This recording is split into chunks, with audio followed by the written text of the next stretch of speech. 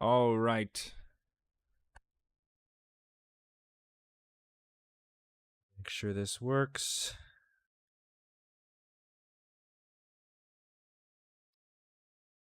Hello. I am back. I am alive. I'm here. I'm waiting for Osa to tune in. Hi, guys. I know you're my biggest fans. You're going to watch everything I make. All right. Let's get this out.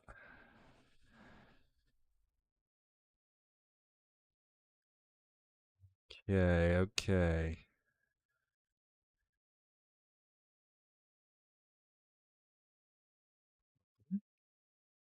Keto. I'm still figuring this out.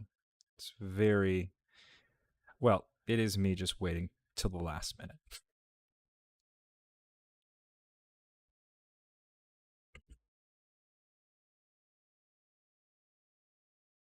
But I tried. A little later than I should have, but I did try.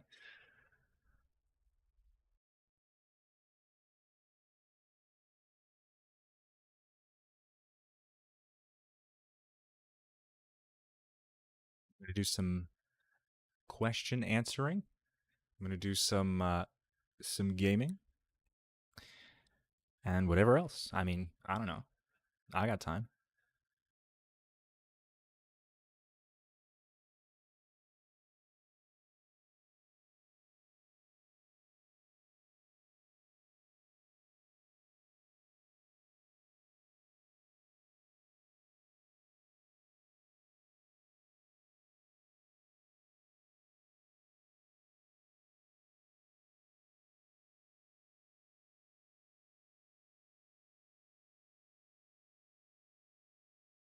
I'm also late, I believe, by like a few minutes, but doesn't quite matter. Let's see. I just want to make sure this gets posted where I need it.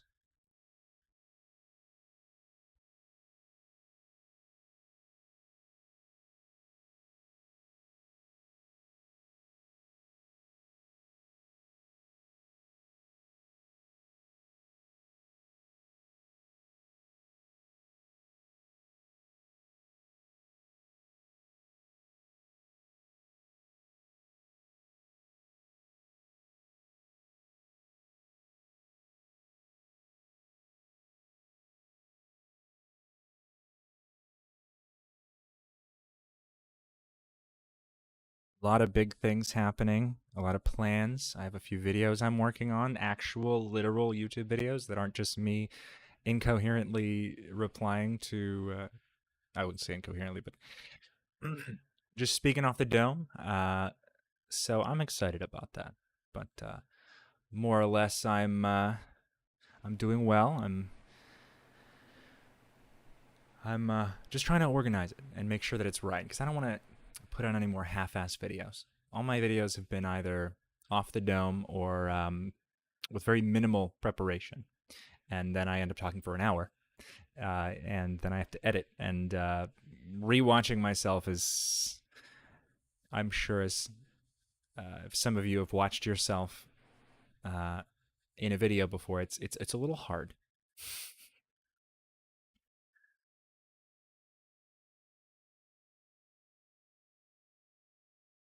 And Happy New Year! I forgot about that. I totally forgot. I mean, I posted what I posted. Um,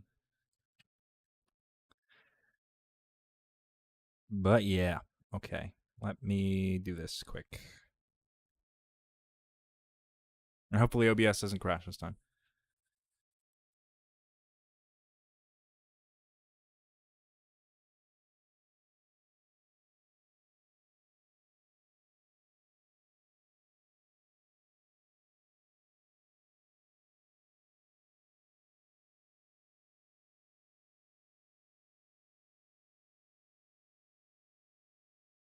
I also believe I turned I was able to turn on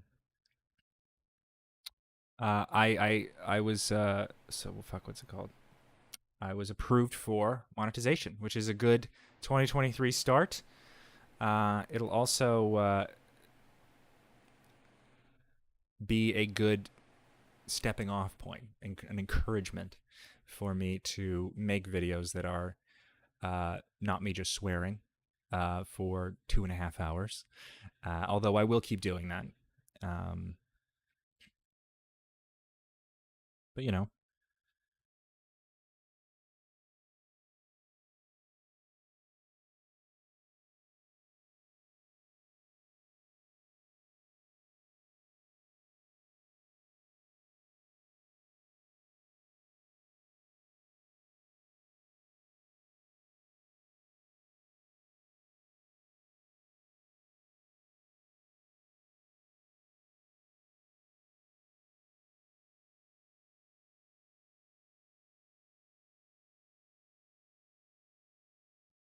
okay, just give that a second. I was thinking about going live on TikTok also, just to get some people there. But TikTok is kind of a nightmare, so I probably won't pay attention to the TikTok.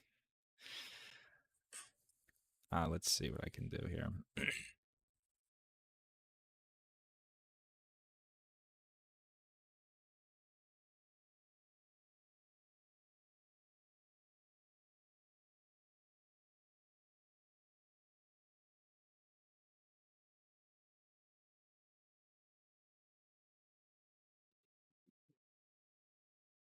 Yeah, I'm not going to stop cursing. I just usually I don't know what to say, so I just fill the space with fuck or shit or whatever.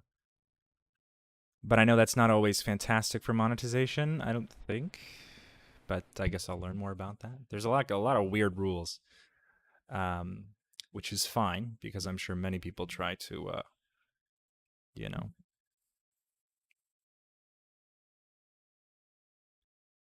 uh, take advantage of that. Do I have any intentions for the new year? Uh, yeah, of course I do. Don't you? What a silly thing to ask. No, I think I'm gonna just start making more videos. Um, I have some interviews lined up, and I don't really know when all of them are happening. Some are still in the works, but trying to be more, I guess, forward with my information.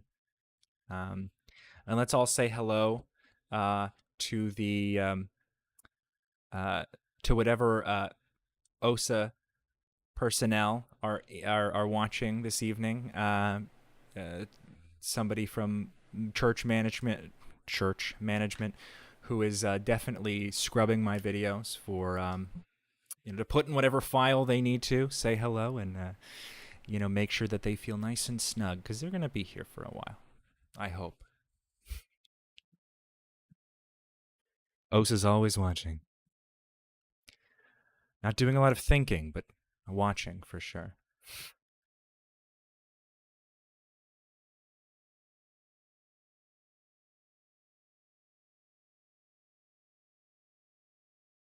Tom Cruise. Yeah, Tom Cruise ain't, he's not a social media guy, I don't think, but oh goodness, do you get that privilege forever? I sure hope so. I mean, honestly, forever as long as David Miscavige is in charge. As long as once he loses tax exemption, I'm sure he'll flee to the Bahamas or whatever. But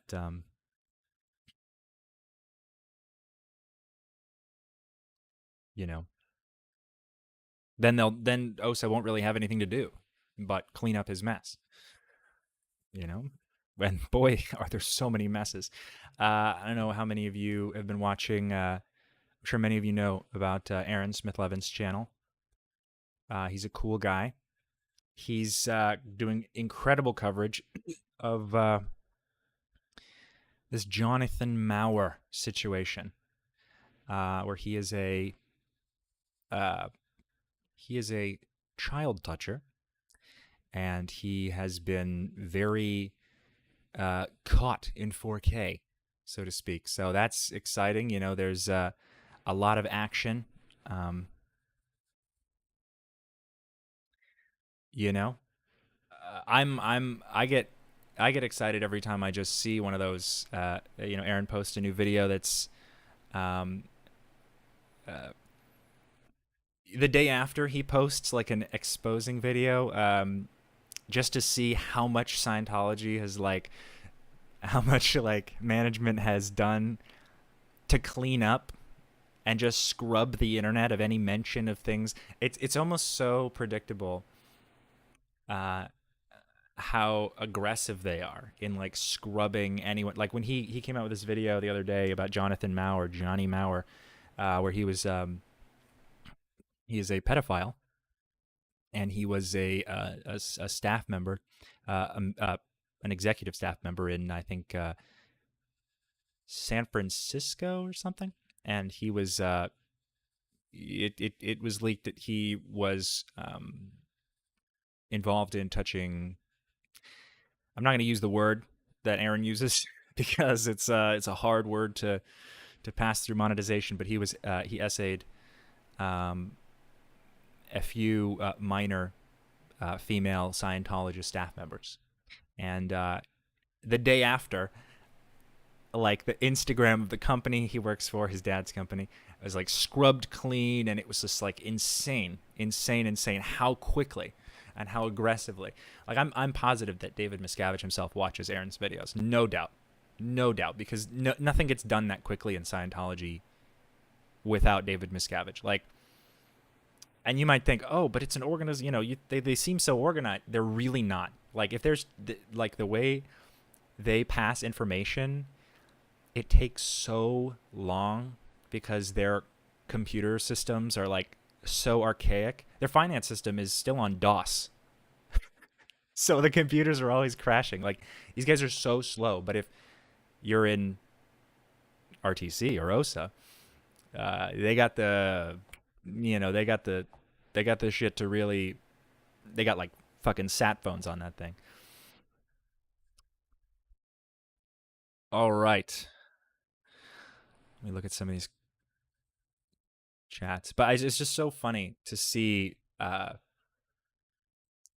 you know, the cleanup, the escaping culpability, like as if they're not like showing guilt by hiding these specific people. Like if I call out just like a random Scientologist's name, nothing's gonna happen, you know, behind the scenes. But if I talk about something that Scientology knows about and that they know is a problem, it'll be gone overnight. But that's something I'd probably compile and make it less live, just to get it right, get the details right, you know?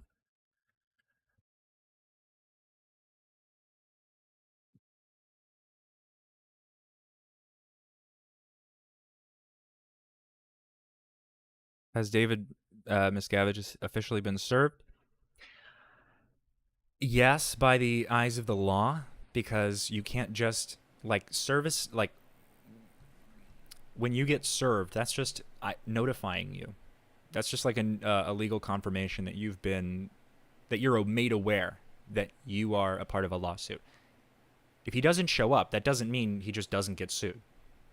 He might think that in his uh, little mind, his little never graduated, never finished middle school mind. But you know, he's still gonna go to jail if he doesn't show up.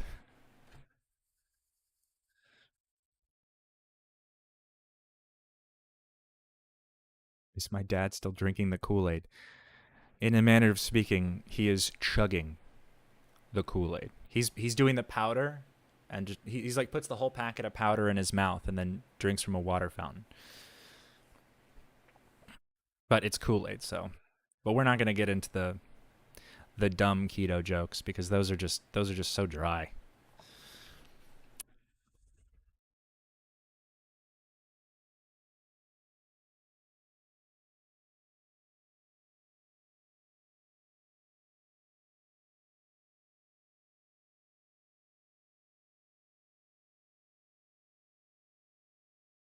All right. Let's see. Is this I don't want to keep TikTok up for long. TikTok's kind of a horrendous mismatch, especially TikTok Live. Oh my god. Do they not realize you're way past fear and censoring? They are in a little bit of a universe of their own. You know, they don't really think in terms of reason and rationale. They kind of have this computational hatred that they can kind of turn on and off whenever they want. So they think that they think they're allowed to be mean because other people are hurting their image, and that's like destroying the world somehow. They're fed a lot of lies about what Scientology is doing on the outside. So they think that Scientology is like, you know, making inroads with government officials and that they're changing policies, and like, oh, Way to Happiness books were passed out and now crime is solved in Colombia or some shit. And you know, when you're in Scientology, you're not going to look this stuff up. You know, they might have handed out uh, booklets in like a public city, but they're not actually fixing things. You When you're at the events, at these like big Scientology events, they haven't had in a long time, like 3 years or something. But they have these just so like manicured, curated, uh, like I want to say like staged or mocked up, like this is what happened. Like it's like the Scientologist walking through the street, and you know he's got the pack of information in his hand, and then there's that the announcer who's saying in a big boisterous voice, you know, local Scientologist went to the mayor's office and spoke with the mayor, and it's just like a little, and you're watching them do it. It's not like it's recorded live. They like, there's like a camera crew, and they have like a guy who's, I guess, pretending to be the mayor, and they have the Scientologist, and they're talking, and I think like none of it actually happened, and if it did, it looked nothing like that. You know, but they and then, you know, David Miscavige writes in that, you know, he can just lie, or he can just write in whatever he wants about statistics, and you know, I remember watching events where they would talk about my org, where I was on staff in Atlanta, and I worked there, and they were saying like statistics and production have increased tenfold, and it's like, dude, no one's been in here. I guess I rationalized it like, oh, you know, they're taking some, you know, old number or something. But no, he just makes up the numbers, and you are just watching a graph, an animated graph go up into the sky, and then everyone's like, and then you just, you know, you just believe it, because what are you gonna do? Not believe David Miscavige? That would be crazy. The most truthful man in the world. Oh boy. Have I watched Wednesday on Netflix? No, I have not watched Wednesday yet. It's on my list. I have so many things I need to watch. But so far I've been like rewatching a lot of stuff.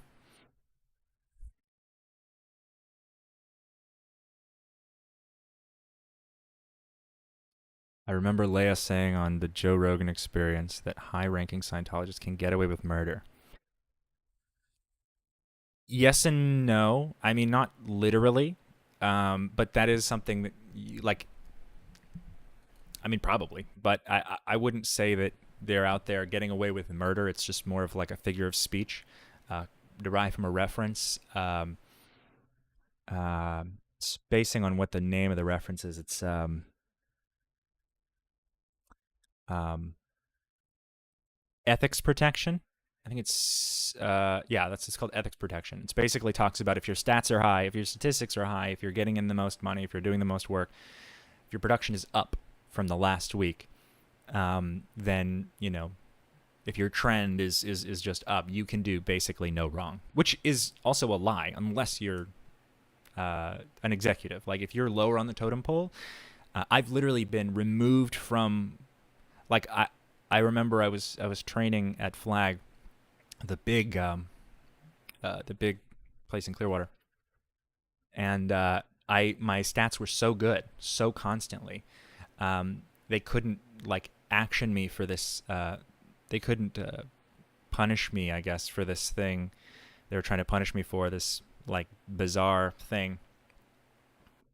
So the guy who was over me, this guy named Todd Pariani, uh, he was what's called the OOTMAA, which is the Outer Org Trainee Master at Arms. It's basically like a an ethics officer or you know your boss of your thought police basically. And he was in charge of all the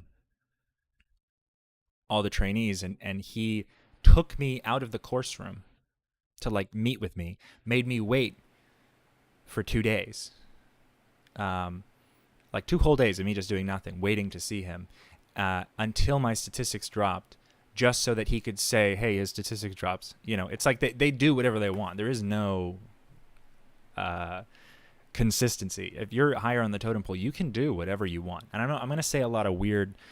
Um, uh, I'm going to use some cult language for sure, just to describe some stuff, but I'll do my best to make sure that everybody understands what I'm talking about. All right, but no. So yeah, Leia has exaggerated here and there, but or it hasn't clarified, I guess, in certain moments. Like you're not literally like taken to a room and you know no one's carrying guns, putting them to your head. I mean, not at least at Flag. I know that they do carry the security. There is armed security in LA, I believe.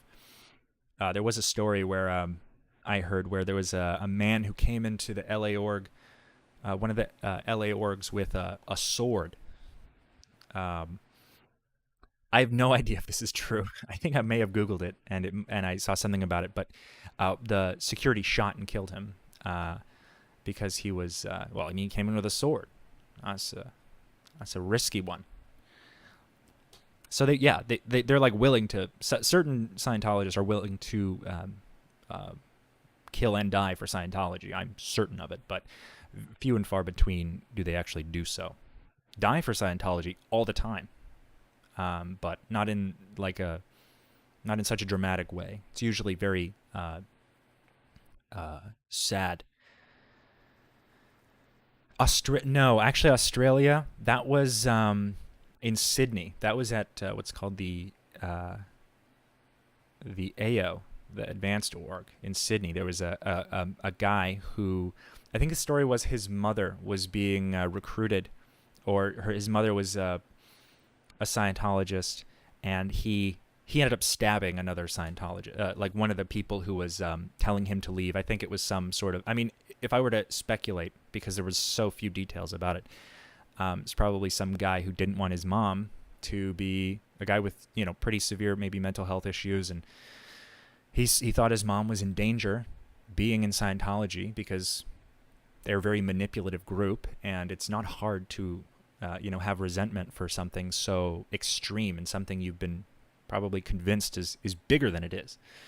So, and he probably was just, he had a mental breakdown and, shanked one. And yeah, a Sea Org member did die. But, you know,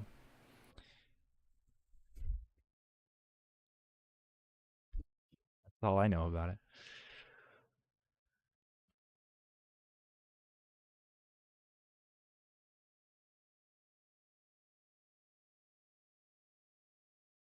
He's been fully indoctrinated, no return. I think you're talking about my dad, right? Ivana. Yeah, he is. I mean, until he realizes that he has been scammed, until he realizes that his money is like not going to where they think his money is going, millions of dollars going directly to David Miscavige's personal luxury and uh, his personal lifestyle. Yeah, no, he's something has to click into where he gets scammed. Like he still is pretty narcissistic, my father. So especially my mother, because mainly he makes the money and she spends it. Um, but he will just buy and spend if he wants to, if he feels like it'll benefit him specifically. Um, but yeah, I mean, he uh, he has to personally feel victimized, which is hard because you blame yourself for stuff. But like the way you can switch from we care about you, blah blah blah, to like you are literally an enemy and have been taught like you can go from loved to toxic evil villain like in the blink of an eye. There is no like unconditional love in Scientology. So I guess this would probably be a little unrelatable to people who had better childhoods or perhaps had parents who aren't in a human trafficking, child abusing cult. But yeah, it wasn't really like growing up with a family. It was growing up with like people who were responsible for you. So he's dug his own grave, and he's gonna, have to dig himself out. All right, let me get this TikTok thing going. Uh, fuck, I should just start it, shouldn't I? Unable to go live. Click. Oh, okay. All right. I'm just gonna use this as a sort of vehicle to get people into here. Let's answer some more questions. Okay. Oh, this is just so zoomed in. I don't like that.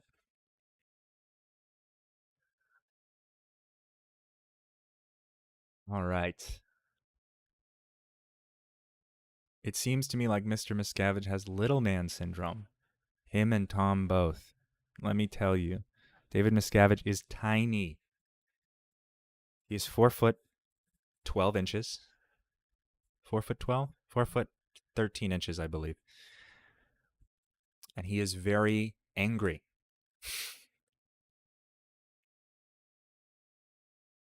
Hello, TikTok. I'm on YouTube right now, so if you want to go over to YouTube and join me, that's cool. I'm probably going to interact less on here because my attention span is not that good. So y'all going to have to just bear with me. But welcome. All right. Um, the way they recruit reminds me of Mormons and how they recruit and gain the ranking. The more they gain ranking, right, the more they do it. It's so obvious what these religions are doing. Every single last one of them. It's so funny you mentioned Mormons because I've had people who will like come into my comments on TikTok and be like, "Oh, but Mormonism isn't a cult. Scientology is a cult, but Mormonism, don't call Mormonism a cult. This has nothing to do. It's like it has nothing to do with each other, you know." And it's really interesting to see. And I mean, I've been there, to see that sort of like disconnection from you and what you believe and what other people like. You look at cults. Like I remember learning about Nexium while I was at Flag at the training in Clearwater for Scientology, and thinking, wow, these guys are this is definitely a cult, let me just set this up somewhere here. But not putting the pieces together, that I was just like, oh man, this Keith Raniere guy took so much from fuck took so much from L. Ron Hubbard. It's crazy, but like in reality, they are literally one and the same. And I mean, Nexium was a little smaller, was like way smaller, and also the leader, like the the leader was also not as creative as Keith Raniere is just like a L. Ron Hubbard wannabe. You watch him like ramble in the Vow. I don't know how many of you have seen the Vow on HBO, but holy shit, this guy is just one of the dumbest motherfuckers I think I've ever seen in my entire life. Just like hearing him talk, it's like he has these like logical cyclical fallacies that just kind of go in a circle constantly. It's so fucking, it's crazy. Oh my god. Oh, it's sliding.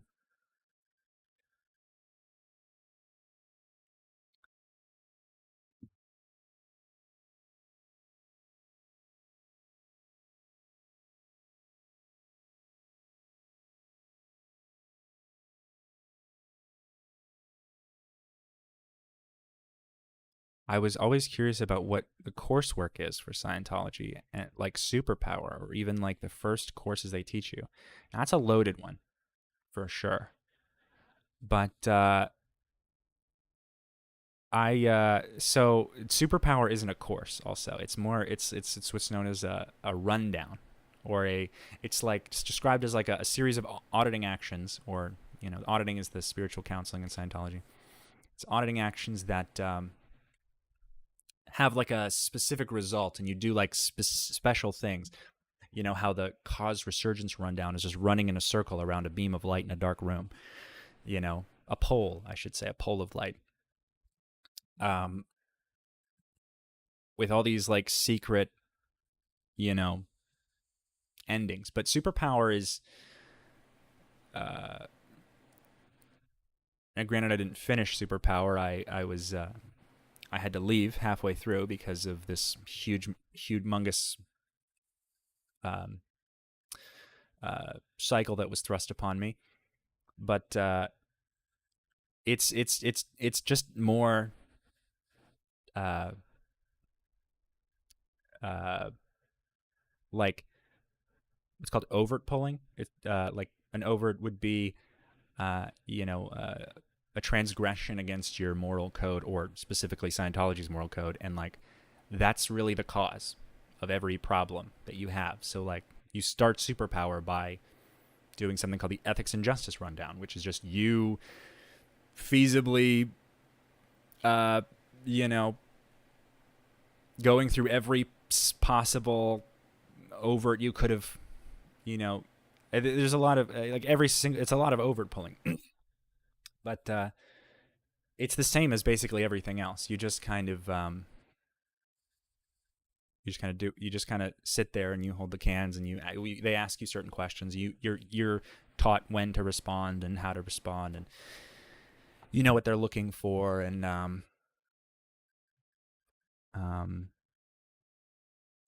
TikTok, Sierra asked me, who am I interviewing with? I'm interviewing with YouTube. You can go live. You can ask me questions on YouTube if you want. You just got to go there. I'm live on. I'm live here more so because I have more followers here. But anyway, but the coursework is just books. It's just like curated references of shit that L. Ron Hubbard said, put in a way like, oh, here's a book on finances. Here's like 10 to 20 references that L. Ron Hubbard said about saving money. And then you do it, and you are supposed to do like, what did you get out of this? And you've paid for it. And there's actually, see if I can pull this up.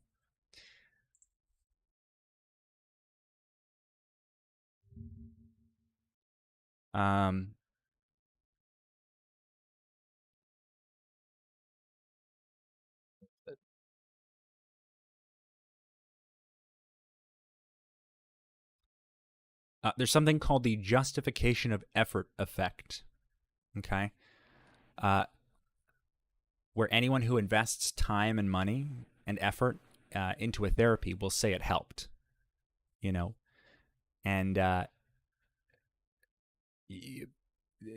this isn't a sort of like, there's a pressure to it also, because you have a group of people who are all smiling and who are all telling you how good it is, and we're all telling you, oh, you're doing exactly what you're supposed to do. Oh, everyone's been there. Oh, I've been there. It's like, it's this aggressive kind of psychological manipulation where, I mean, you might even feel like you got something out of these early courses, because the early courses are only like $60. I mean, $60 is a lot now for just to do a course, But like, it stops being cheap there. The first step on the bridge to total freedom, the list of all the services you can do, is $2,500. That's where it starts. You can do introductory auditing, but you have to buy it in what's called an intensive, or a block of 12 hours of auditing, which again is $2,500. And it stops being cheap there. No one, like, there's even this hilarious lie that you're told in Scientology is like, well, Scientology is at least cheaper than therapy because you'll go to therapy for the rest of your life and you won't get anything because psychology is all bullshit and blah, blah, blah. And they'll just put you on drugs. But it's like, what a naive, like, loaded circumstance. Oh, but someone was saying something about Mormons. I forgot. I in a different train of thought. Mormons, Mormonism actually, because Scientology set the precedent for like how to successfully control people with religion. Um, and I mean, set the precedent meaning they are still doing it today, under the government's nose. They are very willfully against the government and world governments because they think they're all controlled by big pharma. So, you know, Mormonism actually took a page out of Scientology's book and they have something called disfellowshipment. Disfellowshipping. Essentially, it's the disconnection policy. They can now shun you from the group, whereas I'm sure anyone could just leave. Perhaps a more passive religion that is not so easy with Mormonism, or I mean, they got a whole state to themselves, So David Miscavige wishes he had a whole state to himself. He wishes he had a city. He's trying to take over Clearwater, but it's I don't think that's gonna fly.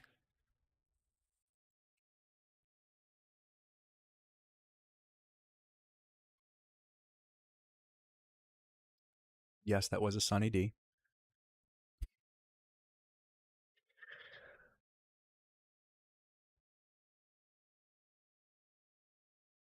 Wants to realize that they've been scammed out of hundreds of thousands of dollars, and that's also it. There's a cognitive disillusion of commitment when you pay for something and you do a little something, you take a little step, and you're like, I'm nervous about this, but I'll try it. You dip your toe into it, and then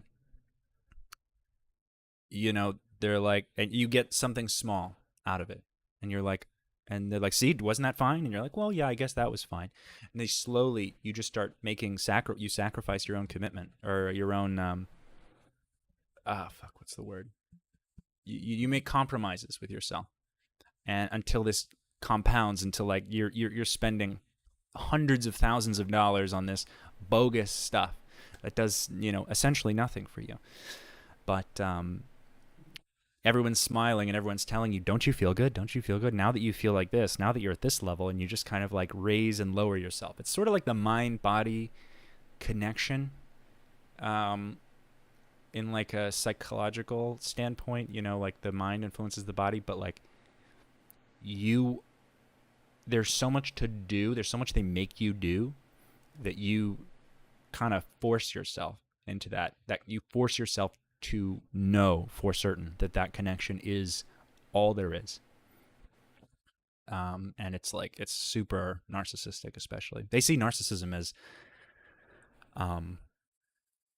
a good state of existence because self-love is, if you don't love yourself, that's what's called low-toned.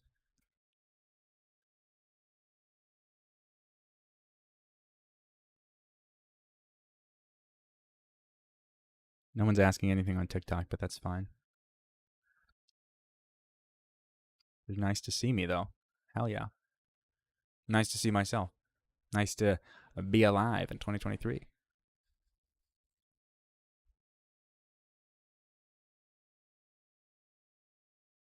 Oh boy, let's see. Where was I?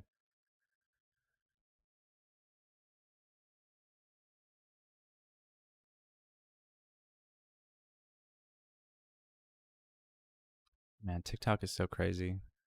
TikTok will show like my videos to like 100 people, even though I have like over 140,000 followers on TikTok. The algorithm is so incredibly messed up. They won't even show my video to all my followers. I mean, I know it's like that, but every time they're like, "Would you like to do a creator survey?" I just have nothing but awful things to say about the platform. Although it is where I attribute most of my notoriety. And I do still like to scroll through TikTok and make TikToks. It's just like there's so many problems on TikTok.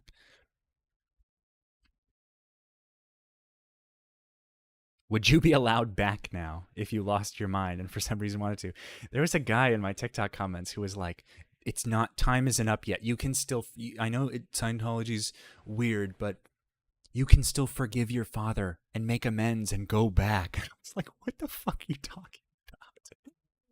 Oh yes, go back to the cult that destroyed your life and manipulated you from when you were a child and restricted you from a proper education. It's like, yeah, that's a great fucking idea, asshole. Like, but it was, I mean, the person who uh, was a self-proclaimed Scientologist, actually a very naive person who I had talked to previously. People who consider themselves Scientologists who come to talk to me usually leave more confused than they thought they would be. There's this. The answer is, if I would be allowed back, you know what they would want from me, for me to go back? They would want me to say some grand statement like, the reason, I lied about everything I said, and, it was wrong. I was under the influence of Leia Remini, because she, God, like, they would want me to basically, like, rescind all of my comments, make some public statement about this or that, like, which is so fundamentally, like, if you knew sort of the structure of what you're supposed to believe in Scientology, that also doesn't make sense, because I would have to lie to say I was lying. I pride myself on not being misunderstood, but also doing my best to not lie, be dishonest. I've lied to myself in the past, and it's only caused problems for me. I don't have to say everything that's on my mind, but I remember these things, and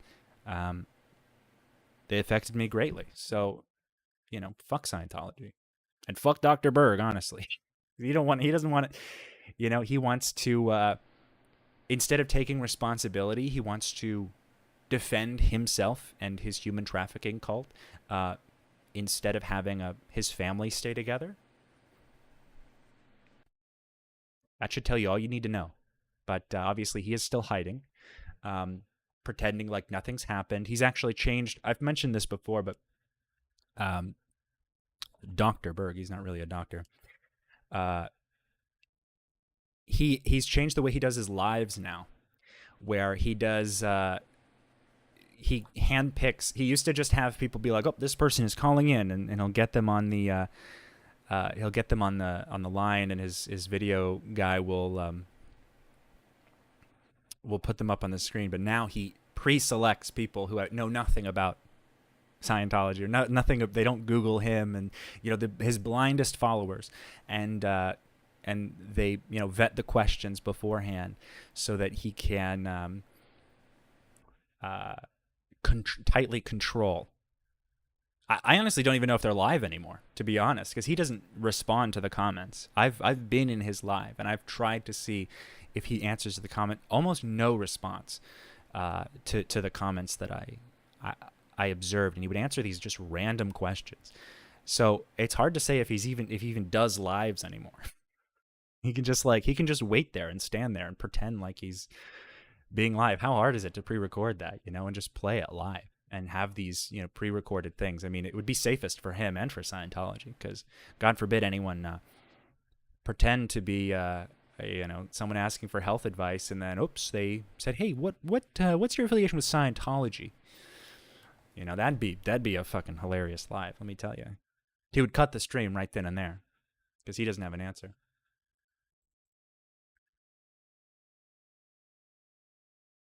David Miscavige is the same height as your tiny grandmother. Your grandmother could probably beat his ass, too. Not going to lie. He is a small guy. He needs, no one would dare hit him if they work under him because they're so afraid. But just about anyone could beat David Miscavige's ass. He is a small man. God forbid he show up to my door. I'm 6'4" and 225 pounds. I don't think he's laying a finger on me.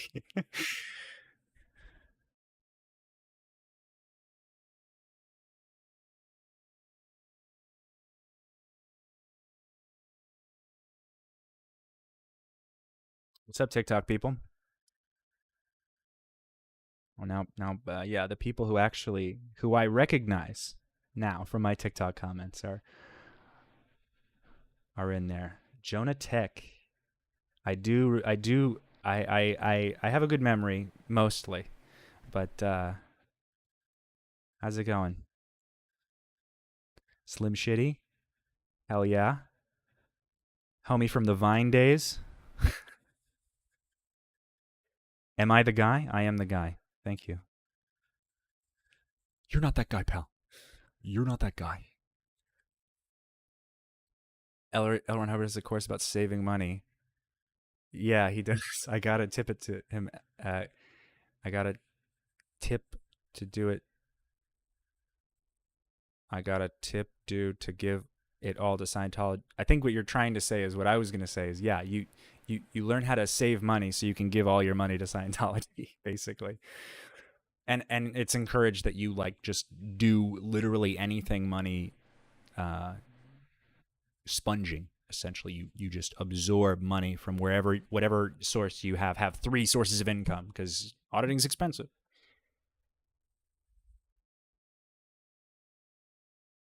Are you serious about what your dad said about his prostate exam? Oh, that was a Christmas gift to the world. Honestly, that is sadly that is one of the few sharpest memories I have, and I'll. Uh,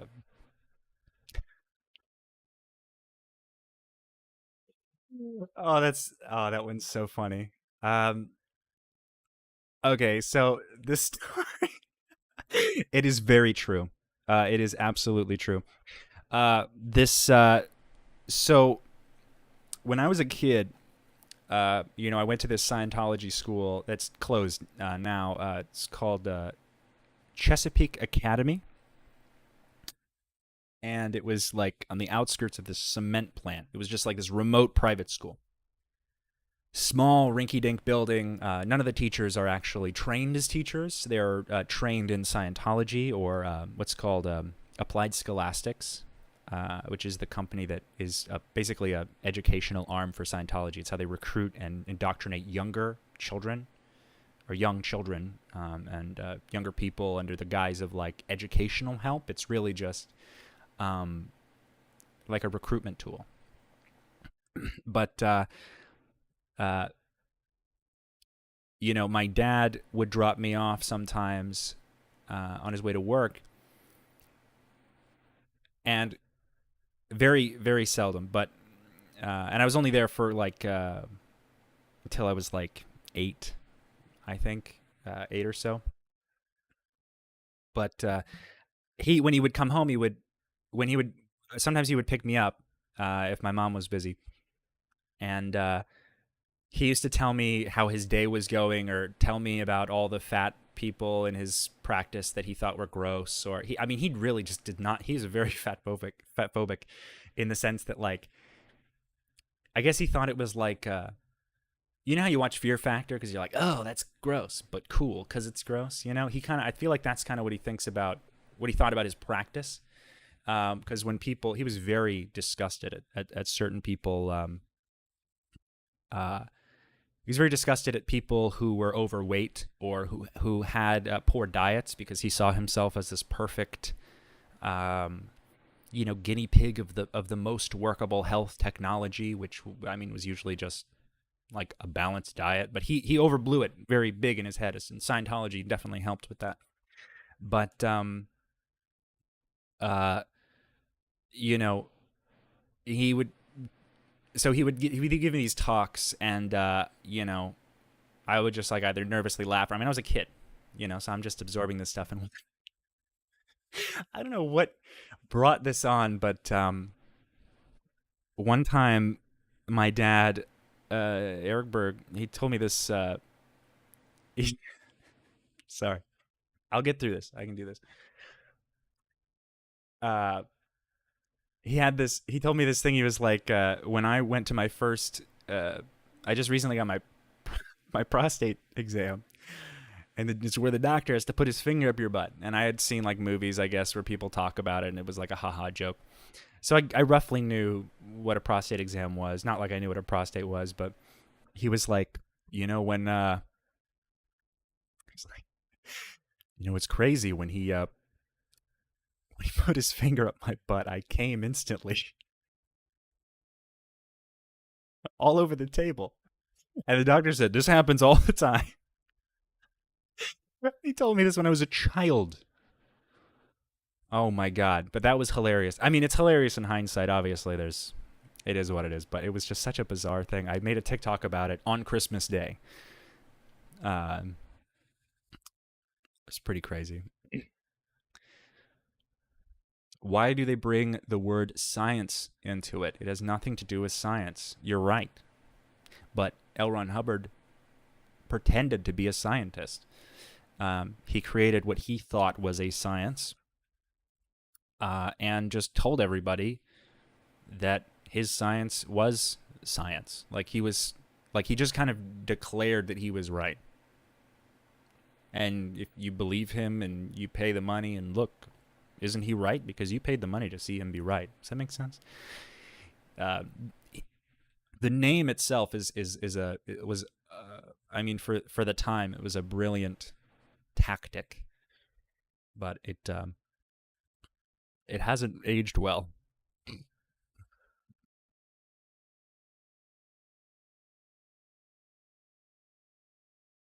I've actually haven't answered many of the.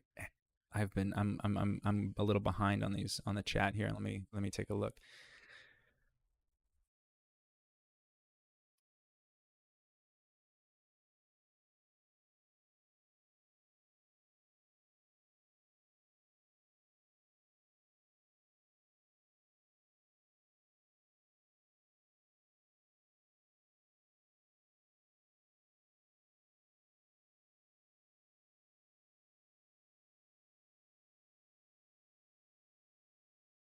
Found there are good therapies out there for trauma. Evidence-based therapy is one I would recommend.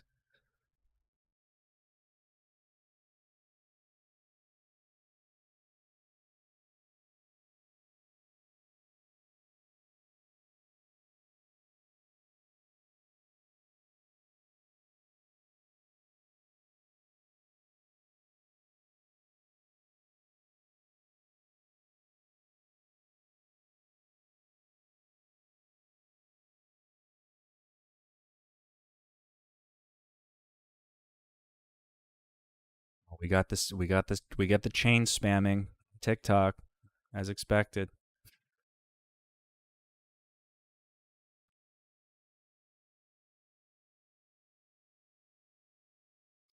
I don't like TikTok because it's too brief for me. I like content, lots of content. You can post up to 10-minute videos now. TikTok.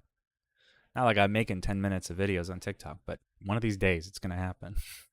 Or maybe I'll get somebody to uh, I'll get somebody to you know eventually I'll get an editor, and they'll be able to just shorten my stuff. But I'd prefer to be more self-sufficient with like making regular content. You know, I need more of a of a routine before I start taking on things like that. I don't make money off of this. Not much anyway. TikTok used to give me a little bit, the smallest amount over like a broad period of time. And since then, it was uh,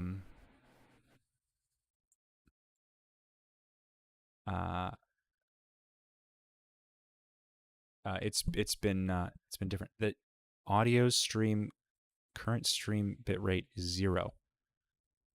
That's not good. Thank you, Couch. Holy shit. I know this isn't much, but here you go. It's nice seeing you live. I intend to be live. I mean, Aaron's like a workhorse. Aaron is psychotic with how many things he posts. I mean, but, power to him. I watch almost everything he does. As partial nostalgia. He's a real nice guy, and he does so much to, uh, you know, for us, you know, ex Scientologists who feel powerless sometimes, you know. But changing the narrative is important because Scientology has no power. They display power, but I think if, you know, if we keep speaking the truth and, you know, using reason and logic and the law on our side, and making people aware of what you're getting yourself into. Hell, Hulk Hogan is dating a Scientologist. That's that, you know. So Aaron made a video saying, Hulkster, get out of there, or at least you know, get away from Scientology. You know, I have a lot to say. I believe that if my opinion is of use to people and will help people understand this sort of group or this type of group, you know, I probably won't venture very far out um, until I have it down. But, you know, I want to just get better at it and keep doing it because I like it. It brings me joy. And, you know, gosh, one of these days, Osa's going to drop a question in here, maybe drop a super chat, ask for my address. And that'll be the day. So thank you, Couch. His name is Aaron. My mistake. Respect on his name. Aaron. Where is Aaron at? That shit cracks me up every single time. Do you think... Let me ask... let me see if there's any questions on TikTok. Do you think Scientology will survive past David Miscavige? I don't think so at all. Because what is it without him being in control of what is right and what is wrong? He's already rewritten so much of Scientology, and like nothing happens without him, which is why nobody knows what's going on in Scientology except for what he is telling them. So I think it'll probably explode and splinter off into a bunch of different sort of fringe groups that all believe like similar things, but they handle it differently. You know, there are even Scientology groups that exist that are not within the ecclesiastical management of David Miscavige. You know, it's and they're just as obscure and they're just as confused as to what to do.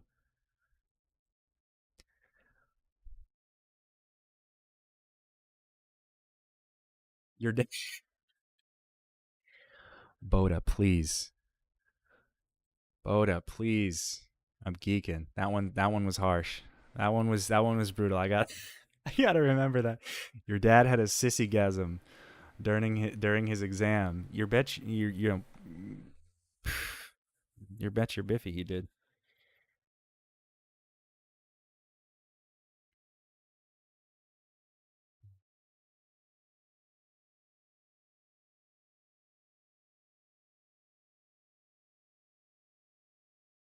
You need to go live every day. I would like to. It is tricky for various reasons, but uh I also have like curated videos I want to make. Um I have some I'm doing a right now I'm working on a Scientology uh TikTok review, like me reviewing Scientologist TikTokers. Not many, but you know 'em when you see them. And you know, there's like it's just such a weird world, you know. I'd like it to be more um, maintained and shorter because I can talk forever. I could talk hours and hours and hours, and ramble about everything and everything and anything. But it's I'd like it to be consumable for most people and not just for people who can tolerate rambling.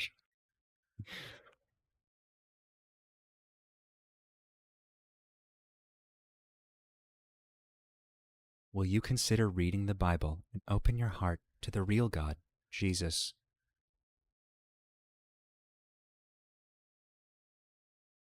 Come on, Vicky. You're better than that. 4,000 religions and yours is the God that is real. Good job, Vicky. Let's give a hand for Vicky. Good job. Good job. She found the one true God. Good for her.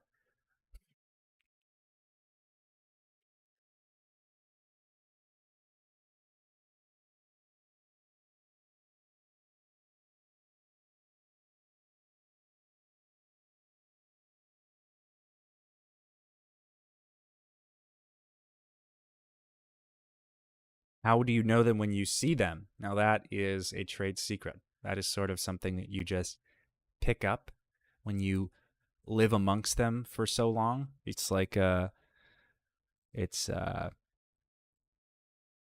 it's kind of wild how predictable they are. But I mean, how do you know a Fed when you see one? It's kind of like the same. Somebody asked on TikTok, "Do I sing?" I do, privately to myself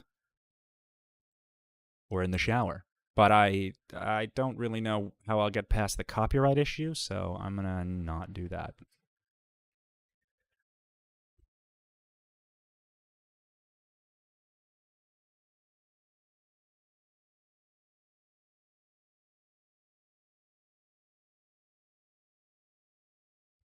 Was I allowed not allowed to eat carbs at home? Were you all made to eat keto? Keto is a very recent thing, guys.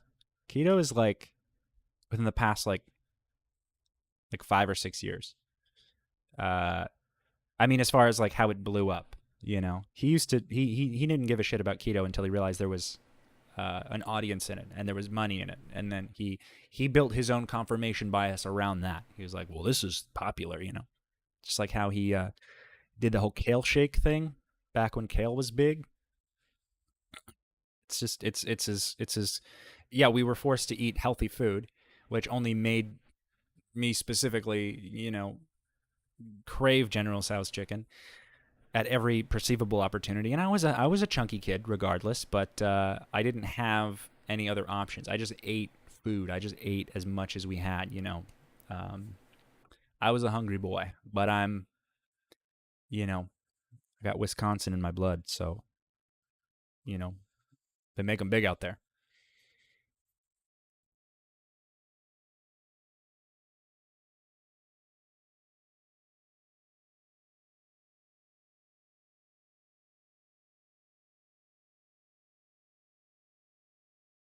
I mean, he also bullied me for being a chunky kid as a child. I don't know if I mentioned that, but like he sort of held it over me as like, well, if you ever want girls to like you, I mean, he was obviously very insecure himself, which is these are projections. I understand why he was a dick, but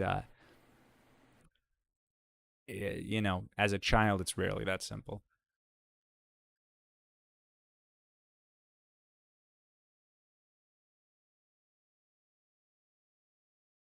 I don't understand why the bit rate is so low. I got to figure that out.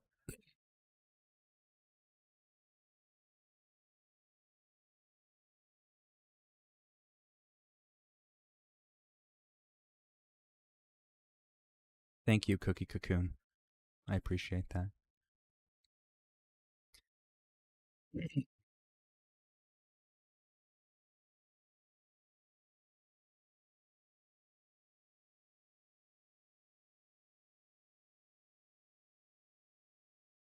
Yeah, the concept of keto has been around for decades, but you know, Dr. Berg only uses the internet for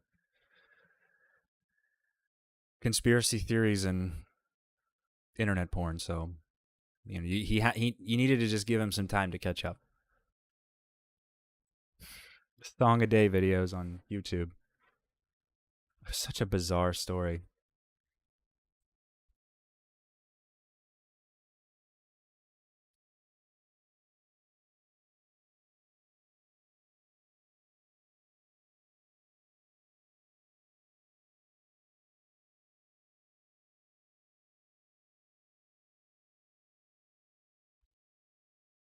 I was wondering, may I ask a question about Karen, my mother? Ooh, She was in his videos and Q&As, but then it stopped, and I never saw her again in his comments. Well, there is a reason for that, and you're looking at him. Uh, my mother is more, perhaps, knowingly narcissistic, and especially she's more social. My father is very antisocial. He's very afraid of people because he doesn't really like them very much. So my mother is like a socially aware demon, so to speak. She's very actively trying to find out what people don't like about her, and she's very actively bashing those people and finding out what their problems are. And she's very, she doesn't listen to anything negative about the world unless it, benefits her own worldview. And she is not interested in debating any of her toxic viewpoints. So when she feels like, if she goes on my dad's live and anybody asks her anything, I'm sure she, retreated quite excessively. She deleted all of her social media for a time after I released my video. She didn't even reach out to me once.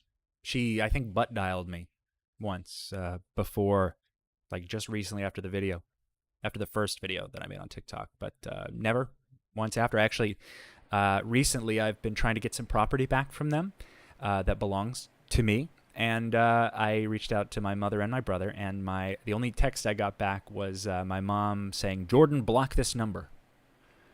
Jordan's my brother's name. So they are very aware of what they did. They just don't care because their cult validate their cult mindset. It's all wrapped up into one. If they're wrong, then Scientology is wrong. And if Scientology is wrong, they're in trouble. So my mother is... You're not going to see my mother saying anything about me in the public. She is going to quietly sort of stay in her bubble. I didn't hear anything on the butt dial. She rang me it was like 3 rings, and before I could decide to pick it up, it was already gone. You were looking better. Not gonna lie, you're looking better than your dad. I've actually heard that from a few people, because for as healthy as he says he is, he's looking rough. The gray, like he stopped using Just for Men, so his beard is graying. I mean, he never used to have a beard, but I think it's like what all these older guys are doing is just growing these decrepit beards. He looks gaunt. He's not looking great. So if you want to look like a ghost in your 50s, then sure, follow my dad's stuff, but it's rough.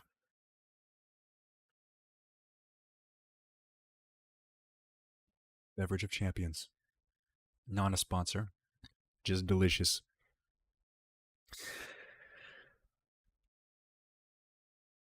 I have 2 siblings. I have a brother, Jordan, and my sister is Ollie. My brother is sort of completely disconnected because he knows the sort of... He works at the church in D.C., I should say the org. I don't like calling it a church anymore because it's definitely not what it is. But org is just like a physical Scientology location. It's short for organization. He works at the org in D.C., so he's not allowed to reach out to me because I am, a suppressive. So he's just playing it safe. Both him and his wife. But my sister is... she did reach out, and she said some very, very negative, awful things to me after my just simply attempting to reach out to her and showing her some true information. She's had some trouble in the past. She's not very consistently stable, so I don't really want to push on my siblings too hard. I trust that eventually they will see, as things progress and as the church dissolves, they will sort of come to their own conclusions. But their lives are their own, and I've given them opportunities to talk to me about it, and they want nothing to do with me. So business as usual, you know?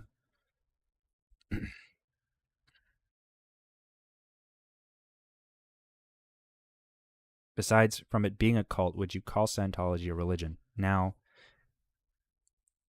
you the words you said.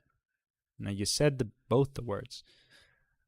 They're sort of inextricable in this sense because the definition of cult has to do with not just the fixation on an ideal or the enthusiasm, but it has to do with there being a mechanism of control, right?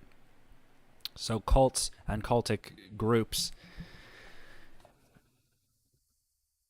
are not always religious in nature, but they act very similar in the sense that, you know, there is a control mechanism. There is a coercion involved that keeps you from being yourself. It's, you know, there's a whole list.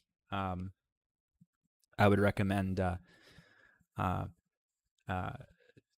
books by Dr. Janja Lalich. She's a brilliant person who has done a lot of information on cult and cultic relationships. She's written several books. I'd recommend from her, and she has a book called Take Back Your Life, and it's actually narrated by Sarah Edmonton, who was like kind of one of the people. She was the main person who left Nexium. I mean, she was one of the main people who like blew it up. And, you know, she was branded. She's a incredible story, and she's actually one of my own personal heroes. So, you know, because I was listening to this podcast before The Vow even came out. I was listening to like a podcast about like Sarah Edmonton's story, and I was like, I just wasn't putting the pictures together. It was kind of crazy. Do you have extended family in Scientology? No, actually. My extended family has been alienated from my nuclear family because, well, they thought we were weird. Or for whatever other reason, whatever other lie my parents told me. My grandparents were my Eric Berg's parents, mother and father, my grandparents, who are the only grandparents I have who are alive now, were very concerned. And they actually once asked my dad if she could put him in contact with the FBI, because she knows somebody in the FBI who could help him get his money back. And he had to handle her on that, which essentially just means we're not going to talk about it, or I can't talk to you forever. You know, as you can see, great family dynamics in Scientology. Does anyone from Scientology stop you from talking about it? They couldn't if they tried, but if they tried, they would fail. So no. And they don't. I mean, I've had a couple Scientologists come into my my DMs or my my TikTok comments, a lot of hate comments through my YouTube. Sometimes by people who I guess want to suck my dad's cock, which is their prerogative, I suppose. But it's pretty funny because they all come from the same stance of hatred or some pre-assumption. I haven't said much. I've said quite a bit, but I haven't said really. I'm really only at the tip of the iceberg here. And still, people act like they know me, or people act like they know more about the story than I do, which is kind of hilarious. How many cult members in Congress? Actually, who was that woman who was just recently found to be working with Scientology? Aaron got the scoop on this. Let me. What's her name? She's a city councilwoman from Vegas.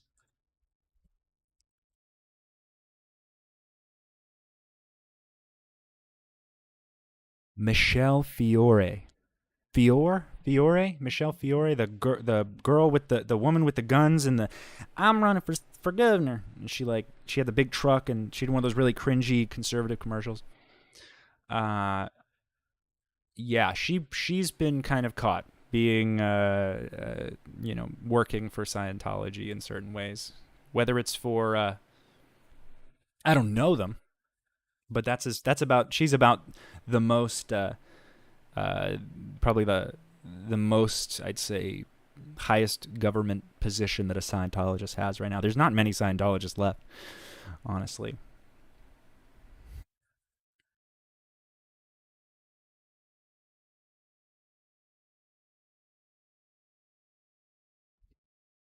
I love this message redacted, and then the same person. I'm sorry for my mistake. I wouldn't know. I missed it. I'm sorry. I forgive you.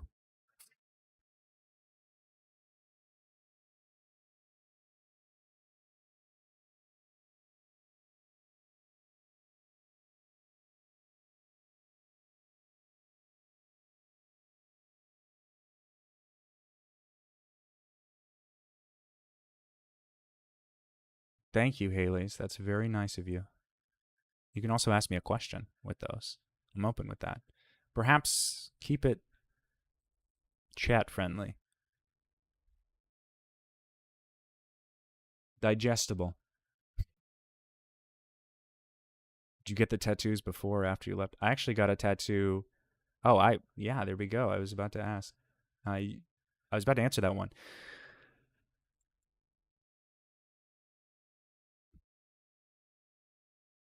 Did I get the tattoos before? Thank you, Yvette, for the chat. Did you get the tattoos before or after you left? I got them before. Tattoos are not strictly speaking off limits. I got one. I mean, I this is a cover up uh, from a shittier tattoo I got when I was 15. But I had I only have two so far. But yeah, doesn't matter. You just can't get Scientology tattoos. Now that is the caveat. If you want a Scientology tattoo, you need express permission from Religious Technology Center. You need to write them a thing, and people have done it, and it's really, really cringy. But people do it, or they'll go, they'll get like symbolic uh, tattoos of something like the infinity symbol, or the theta symbol, or the lambda or something. Your GoFundMe did really great. It did. Don't you want to remind the community about that one? I mean, so I had a GoFundMe. I have a GoFundMe. I guess it's still up, but it's mainly, I was going through a very, I had some mental issues I was working on. Certain things compounded, and thanks to everyone who donated to my GoFundMe, I am in therapy, and I have resources, and I am feeling more in control. And I mean, I do want to thank everybody who donated, because honestly, that was pretty scary for me. But I growing up in Scientology, you are taught kind of that being a victim doesn't exist. So I don't really, it was hard for me initially. I was offered, like, some people when I came out, they were like, you should do a GoFundMe if you need help, and I was like, no, I don't need all that. I'm just gonna figure it out, and I'm gonna chug through it. But it did save my life to get help and get the resources that I need, and to find professional, evidence based uh, methods of understanding what happened to me. And uh, I wish everybody get professional help for things that they unresolved things for their past, because you don't know how much you stand to gain from just letting go of your self assurance and just allowing.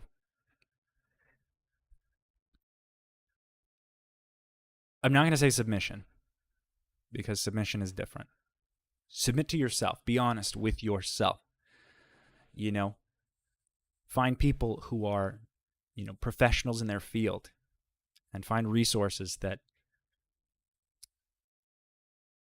have shown to work consistently.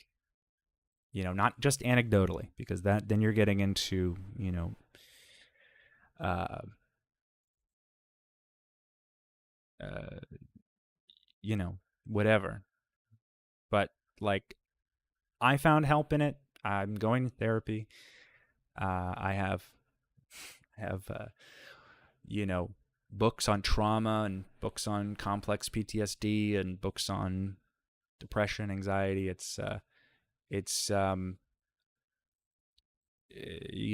always been interested in science and in like real science.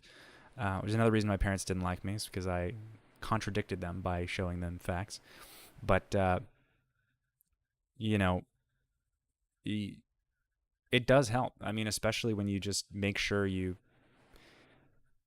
understand that you're a brain in a skull wrapped in some meat and skin. You're a sensitive organism. And you are constantly sort of consciously protecting yourself through like everything you're going through, and like almost through every single age, human beings adapt, whether it's for the better or for the worse. But the adaptation can sometimes be a little too comfortable, so you don't really think you need any of that stuff because you're alive and you're surviving and you're blah blah blah. But you do it doesn't hurt to know how the mind works, and what reactions it has, and things that catch you off guard that you're like, holy shit, this is crazy, but it's normal.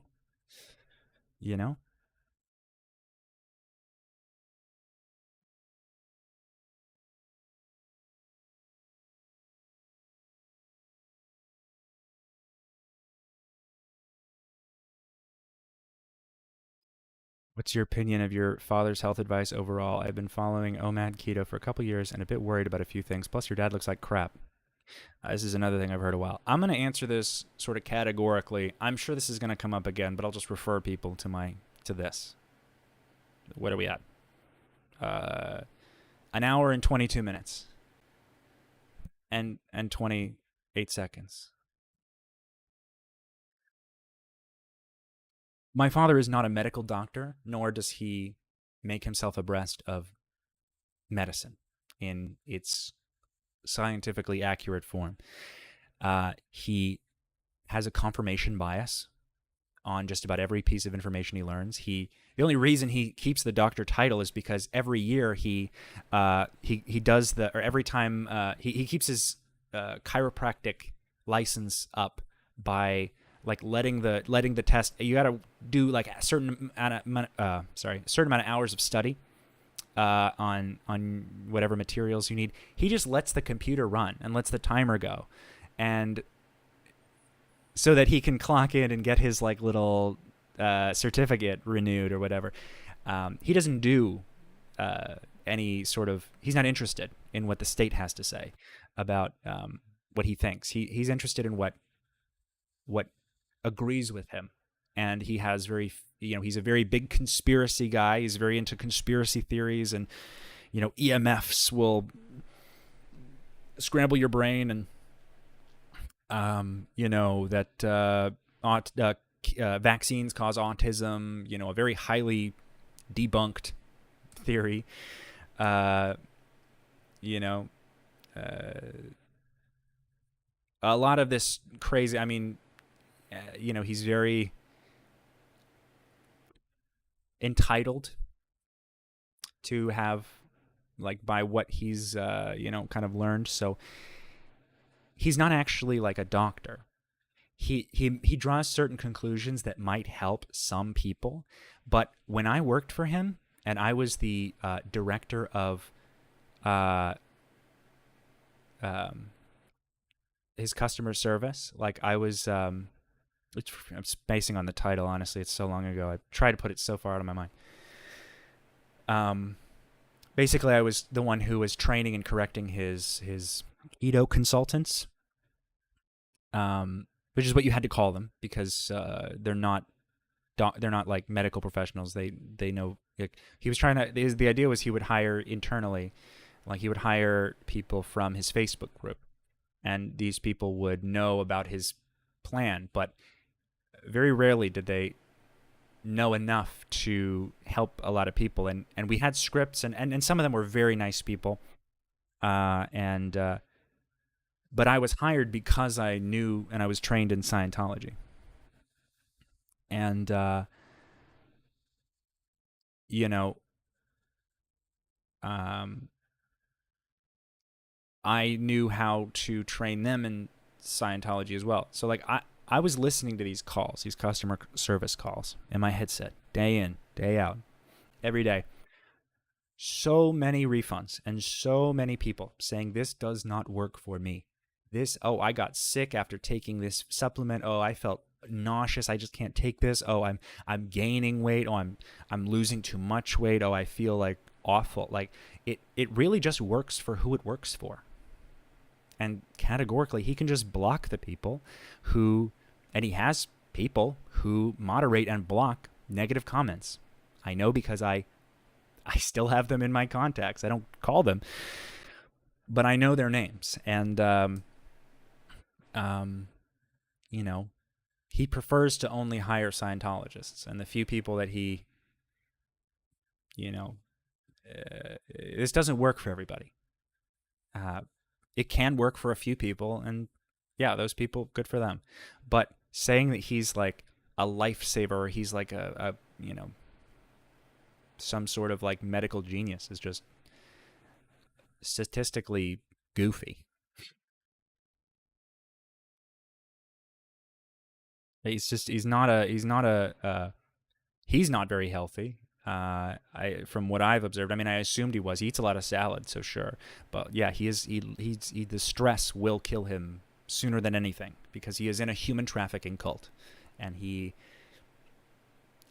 I'm sure, is suppressing a lot of things that he should probably not. Um. But I would say, you know, do what works best for you, but you know, if something goes extreme and it's not if you go to some extreme like OMAD keto, like, and it's not working for you and you feel like shit, probably don't do that. I'm not a doctor. I'm not giving medical advice, but do what works for you, you know? And, unless you're allergic, have a cookie once in a while. Drink a Sunny D. Again, not a sponsor. Oh, somebody here, Joanna. Sorry, I've been getting that wrong this whole time. Was saying, just saying, there's nothing wrong with ASD, which is, I believe, just referring to autism spectrum disorder. It's the science on the autism spectrum is very broad, so many clinicians can't really keep up. The science hasn't really caught up with like the clinical education of the subject. So, but you're right. Autism is a spectrum. It is a very wide range of conditions, and it's not an overtly negative thing. People just don't understand it. I apparently wasn't vaccinated as a child, and I still became autistic. So I was still born with autism or whatever. So, it's, although I am COVID boosted, vaxxed and boosted, because some people don't understand how diseases work. Um, and they think Bill Gates wants to put microchips in their blood, and those people need more than a vaccine. I think they need serious psychological help. But vaccines do not cause autism. But God forbid I'm anywhere near someone with polio. Apparently, I'm fucked. Although I'm trying to figure that out. I'm working that out.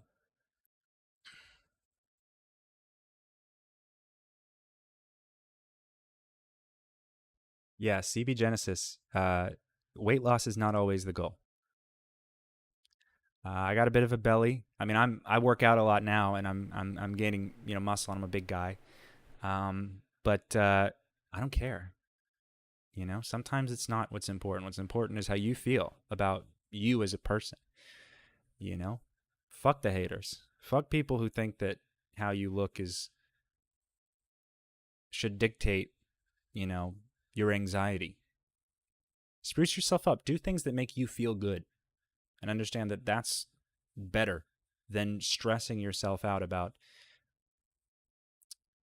you know, I have to look this specific way, otherwise, it's like, relax. Deep breaths, everybody. Deep breaths. In for 4 seconds, out for 4 seconds.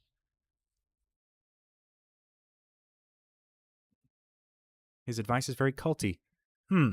I wonder why. Because he's in a cult, and he funds a human trafficking cult, so the cult mindset is very familiar to him. Please be careful with who you trust on the internet. He even followed the Liver King because he thought eating testicles, and he bought the Liver King supplements. The ancestral tenets. I mean, I don't think he did any of them because he's not interested in looking like that. And then the Liver King was, I'd love to be a fly on the wall when he found out the Liver King was roided up to the brim.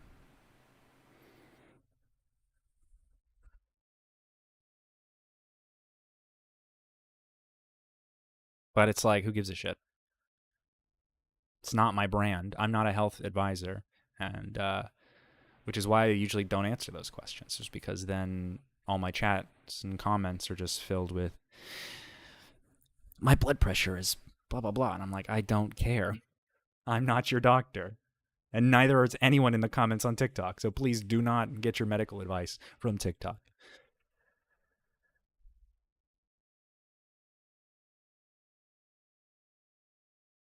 What am I doing now that is bringing me joy? I'm playing a lot of video games. I'm writing recreationally. I'm not writing about my experience. I'm like, despite that, I do like to write stories, and I want to be a filmmaker eventually. I'd like to write, produce, direct. It's a process, and but currently I'm doing a lot of self-care, exercising a lot, eating better, at least than I used to, and getting a lot of sleep. It's very important. Going to therapy.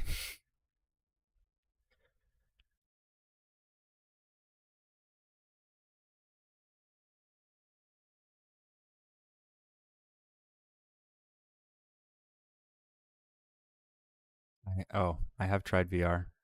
I have VR actually, and it's hard. It's just so incredibly hard to stream. I swear, and it'll crash. My computer's not that good. I need a better system if I'm gonna do some VR streaming. Oh, guys, hot girls here for free. Oh, hot girls here for free. If you guys want hot girls, here's there's your opportunity. I'm gonna block this person.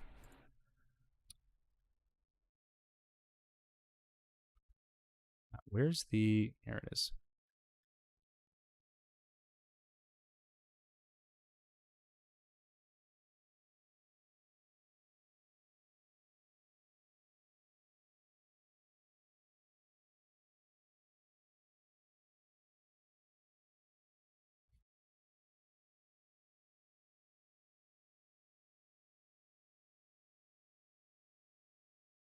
How big is Scientology really? Because it seems like Eric has more followers than Scientology. He does.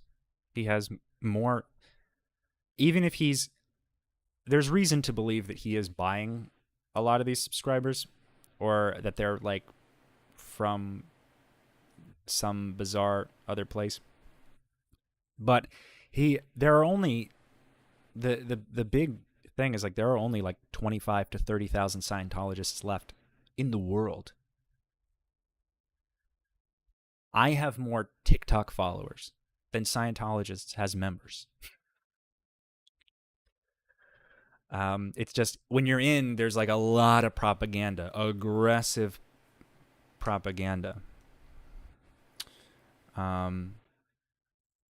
about like how big it is and global expansion. But they're always gearing up. You'll always hear we're gearing up for global expansion, unprecedented exponential expansion. It's like, okay, for how long? When? Gearing up for what? You know, are you ever going to expand, or you're just going to gear up for the rest of eternity?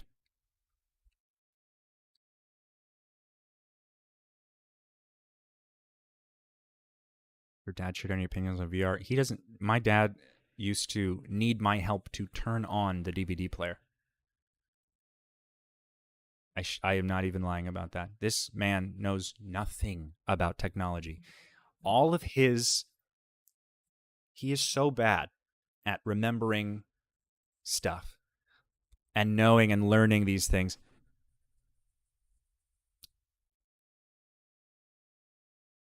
Like he would call me. I moved out. And he called me and he said, "Hey, how do I turn on this DVD player? I got a red box I'm trying to watch." I'm like, "Dog, the button's on the fucking remote. The button's on the... There's only so many buttons on the DVD player. Come on." It's like he's just so technologically inept. I tried to... It was very annoying when he pretended to know what he wanted technologically, because I've known, like, I like technology. But this man knows nothing about technology. So I remember one time he was asking me for a UPS, an uninterrupted power supply, something you get if you have power outages or if you're afraid to lose data. Gives you enough time. It's like a battery backup, but like a short battery, right? I tried to, I sent him an Amazon thing. I'm like, well, this is, he never turns his computer off because he has like a million tabs open at all time, and his monitor is constantly covered in icons. He's incredibly disorganized. He keeps every phone number, password, login in like a overlapped on each other in a Google, in like a what's it called, Word doc that he's had for like 10 years. And he needs his assistant to come in and like confirm which one works and like overwrite. It's just, he's so incredibly disorganized. But he was asking for this UPS. I sent him just one on Amazon that I found. I was like, this one will work for you. And he's like, right, but I'm like, but you'd need like a house battery if you want to like keep using your computer indefinitely through a power outage. Like, it's not gonna, you can't just like, or like a separate like power bank. You're not just gonna use this. Like, computer pulls a lot of watts, so like you're gonna need something more robust. This is just like a temporary save your shit and then log off or turn off your computer, but that's just not an option for this guy. So he's just like, yeah, that's probably not what I need. It was hilarious. And like, I was, my mental gymnastics, I just like couldn't, I was like, oh, okay, it's your money, do whatever. It's crazy. I'm surprised he can even use his iPhone.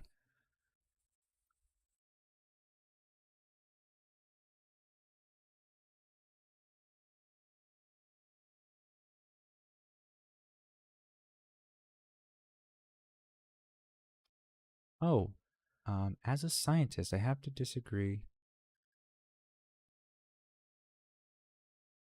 Yeah, you were real close there. You were real close. No medical misinformation in my chat, please. Thank you.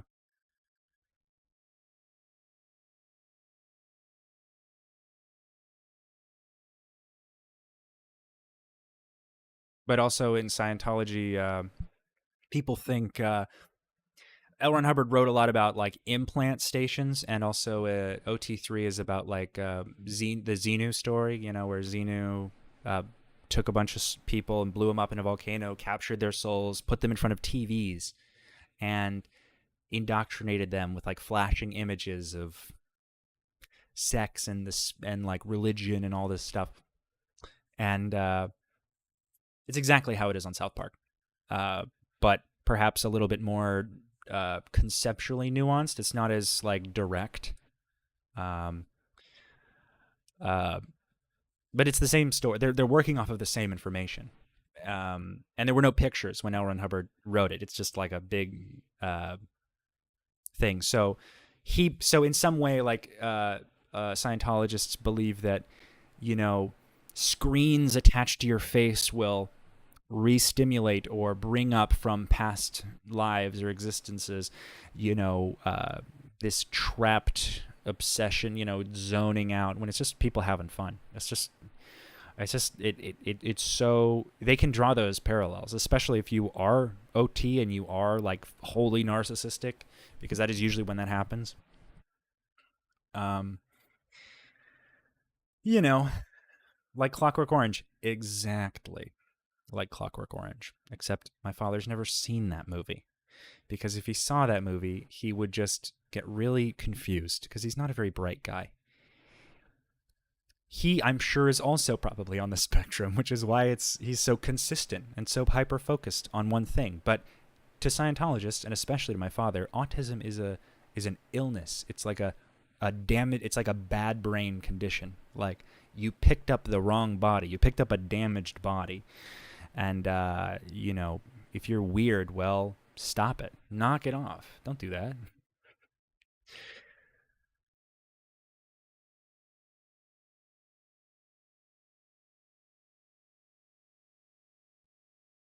Another reality, Scientology mythology could be a really cool sci-fi universe. Instead, it's a cult abusing people. That is correct.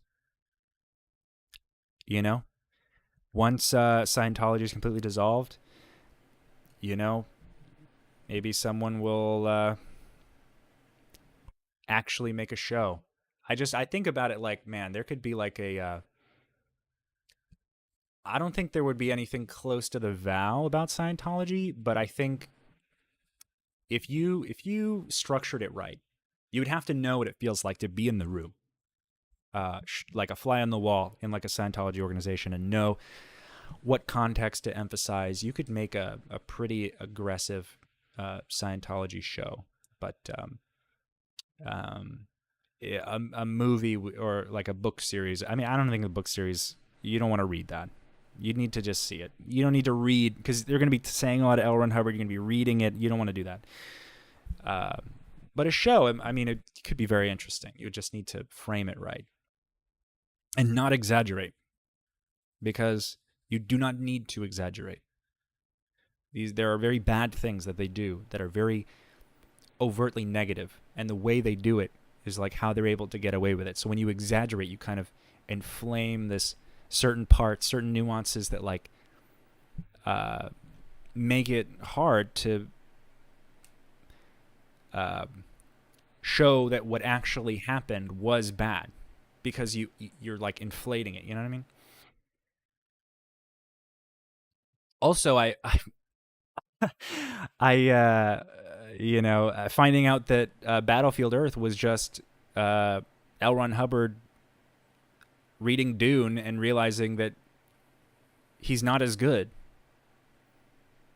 as the guy who wrote Dune, and he was like, I'm gonna make this better," and it wasn't better, because Dune fucking rules, and there's just way too much going on. If you just strip it down, if you strip Battlefield Earth down,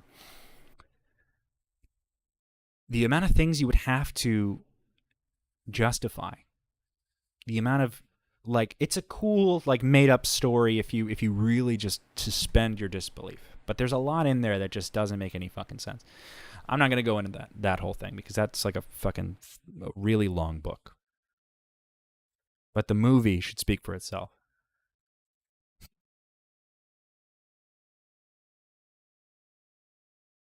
Would you participate in any Scientology exposing documentaries in the future?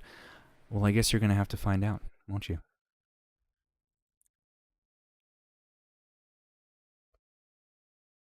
Uh, Haley's, that is incorrect. He is not a vegan.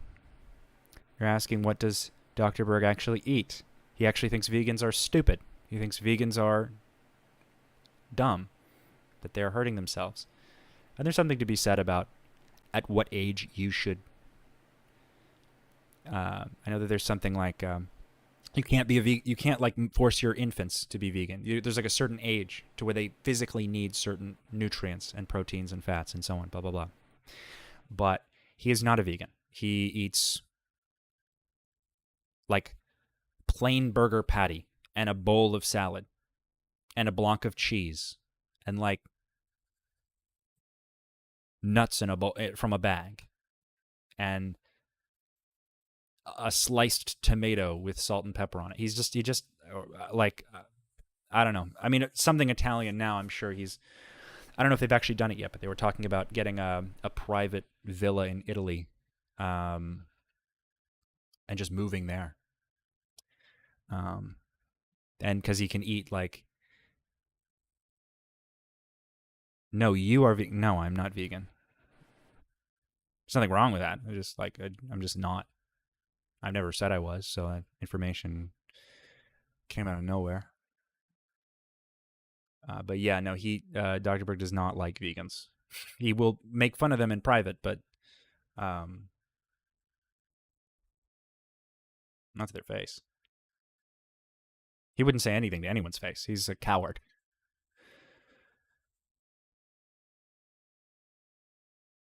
All right. Are we getting into the he ever did carbs or weird scenarios? He's allergic to broccoli. That's all I got for you. We can ask any other questions. We're sort of fixating around his. Here we go. Rosie asks, "Do Scientologists pray?" No.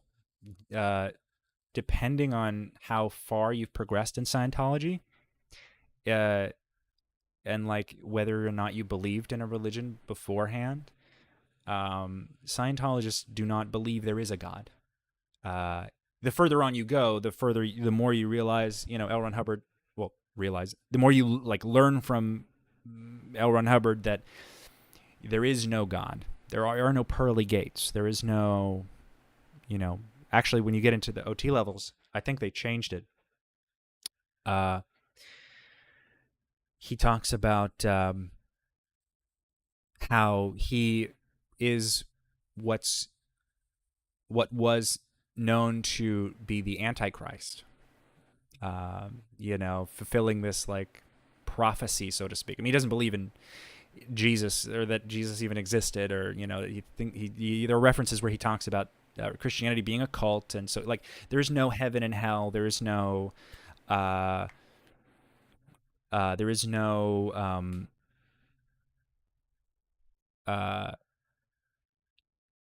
after the afterlife. So in Scientology, essentially, they believe that you are three parts. You are a spirit who has a mind and who has a body.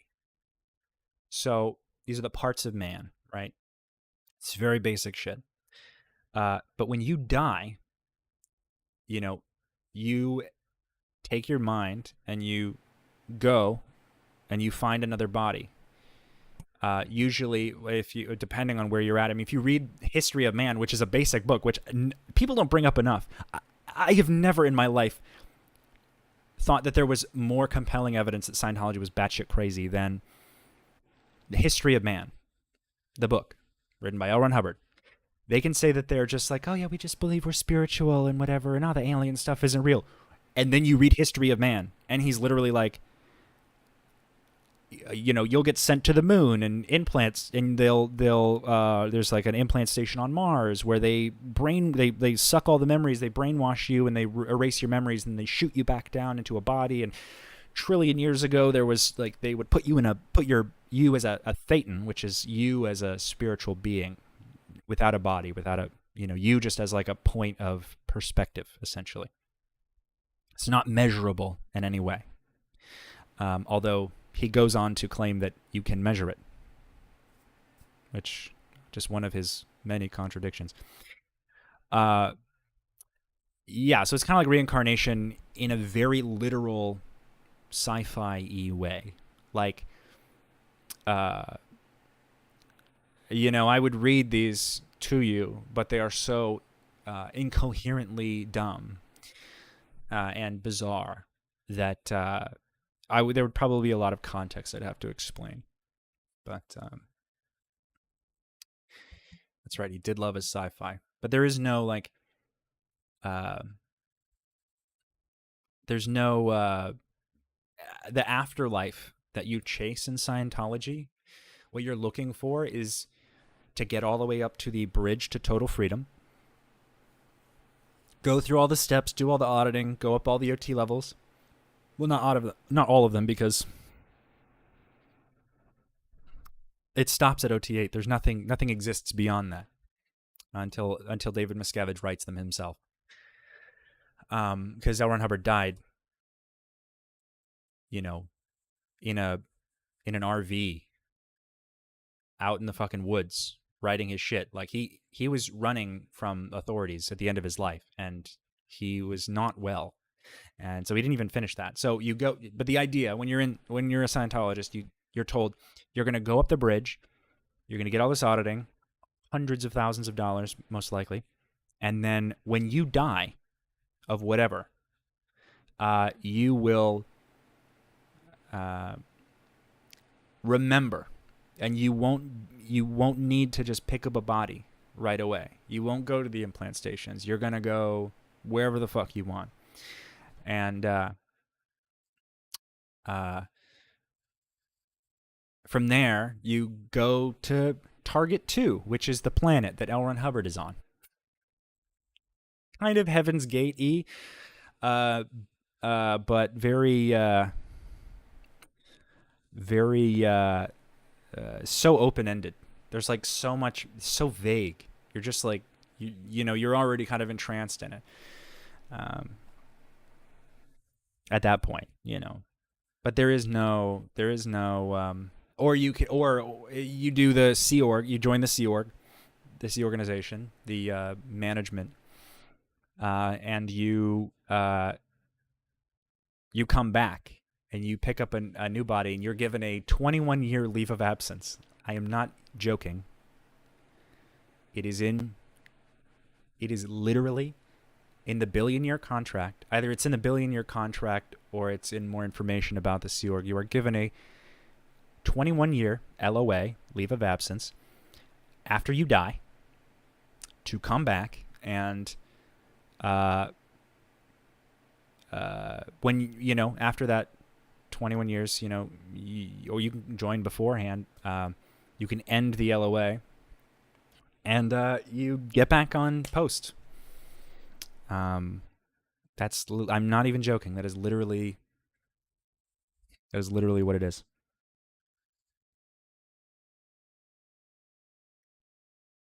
What do you think about? Oh, well, I'll answer this one first, because this one's. Can you tell us why they believe that children are adults in children's bodies? I just did. If you think about it, if you were a spirit who constantly has lived a million lives in a million different places, even before the Earth existed, you're a spirit who's lived millions of lives, but you just forgot it all. Which, in its own logic, should then like invalidate the adult in children's bodies, because they don't remember. They are not developed to that degree anyway. If you're just forced to forget it all, wouldn't that then mean that you're back to square one as a child?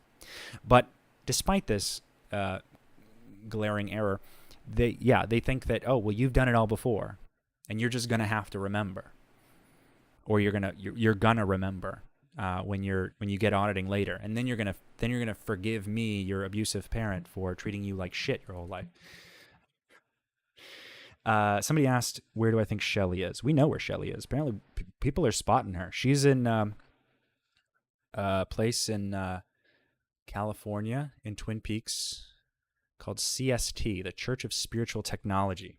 She's was sent there for, I guess, disagreeing or making David Miscavige look bad. And if you call the tiny man a tiny man, or if you call the small man, if you make the small man feel small, you got to go, so to speak. All right. Do I know where David Miscavige is? Or what do you think about the lawyers not being able to find David Miscavige? The law is so complicated, guys. The law is so bizarre because like officially, sure, he's missing, but people saw him at the New Year's event at the Fort Harrison Hotel. People were texting their family members, "He's here. David Miscavige is here." After people knew they didn't know where to find him, they can just lie. You can just lie, as long as you have people who know you're lying, not talking about it. You can just lie. You can just perjure yourself. I mean, they do it. You shouldn't, but they do, and they can, and they get away with it. Not for long, though. Your mother looks threatened or suppressed by him. Bruh. Oh, are your parents still together? Something looks off in their old videos, cooking together. If anyone is in control, it is my mother. I promise you. She must have control.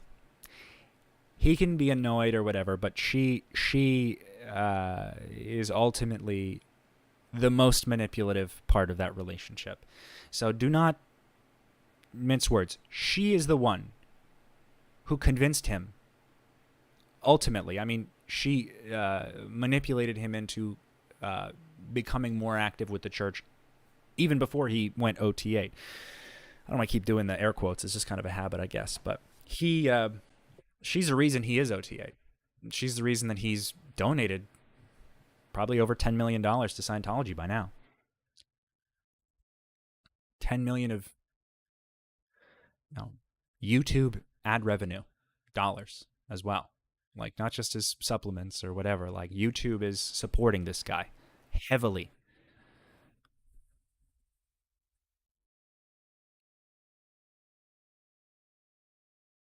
That's crazy. She looks like something's wrong with her. Yeah, there is.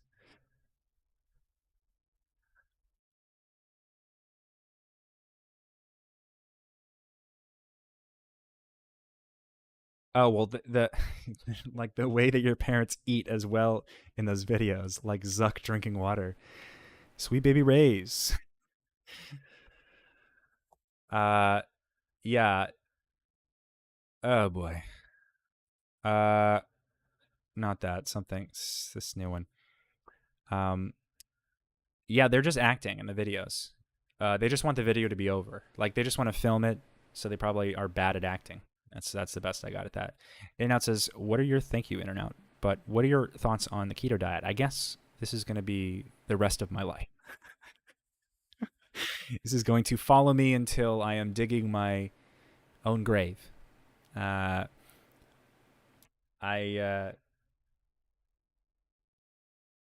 It's up to you, man. I'm not a doctor. I don't care what you do. I know my dad's not a doctor either, and he's also uh, doesn't care if it doesn't work for you. If it doesn't work for you, you're doing it wrong. That's what he'll say. If it doesn't work for you, you are the problem, not him. He's not a scientist. He's not a doctor. He's like the lowest band of allowed to be called a doctor. Like, he doesn't have a PhD. He like barely made it through college.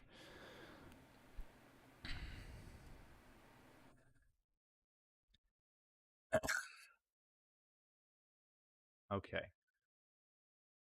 Scientology's like, oh shit. Let's see.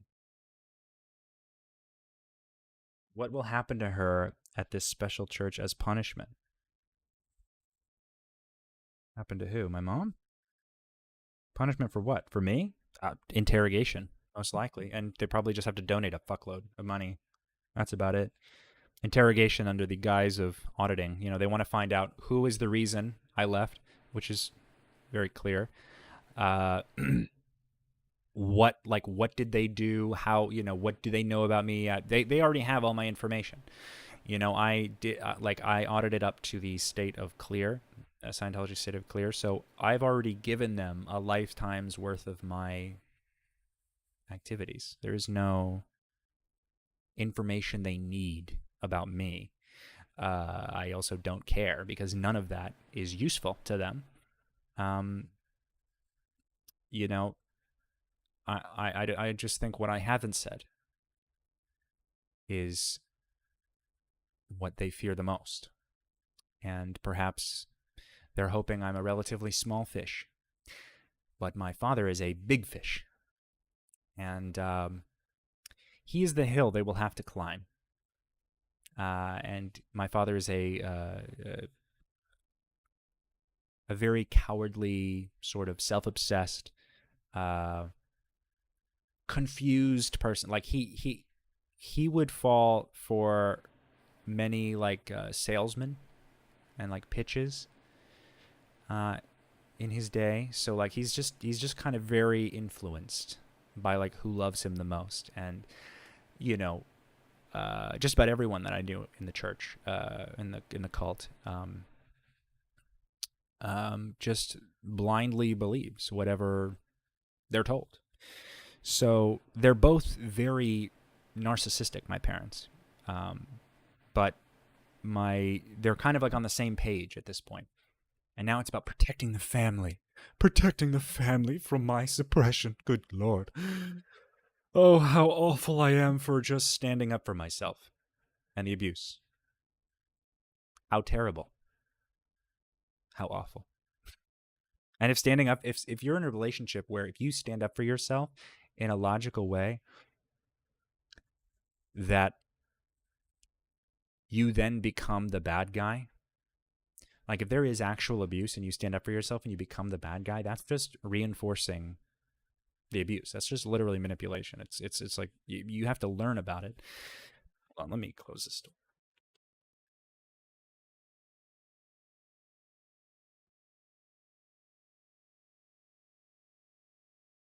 You have to learn about it, but learn how cults work and how the mind works. But it's not that hard. Eventually, in and out again. Thank you. What did you say in a podcast that the reason your father has become thin is because rather than stress, rather than dieting? He's a stressed out guy, regardless of whether it's not for me to say what diet works best because everybody is different and that's not how bodies work. But he can't like separate the two because he's in a cult, and the cult mindset is very ethereally vague, so to speak. So it's right if he wants it to be right. Does that make sense? So he grayed real fast.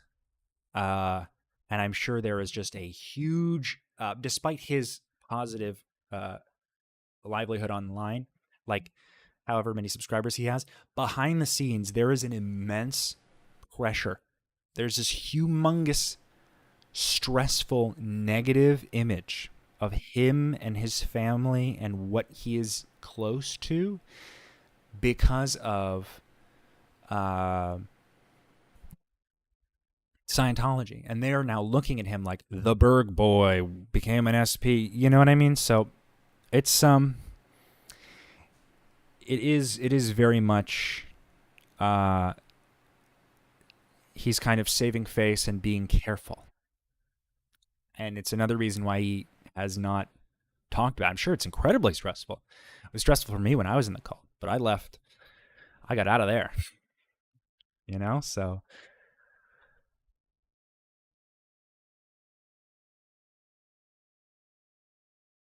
Scientology bill you at all after you left? Fuck yeah.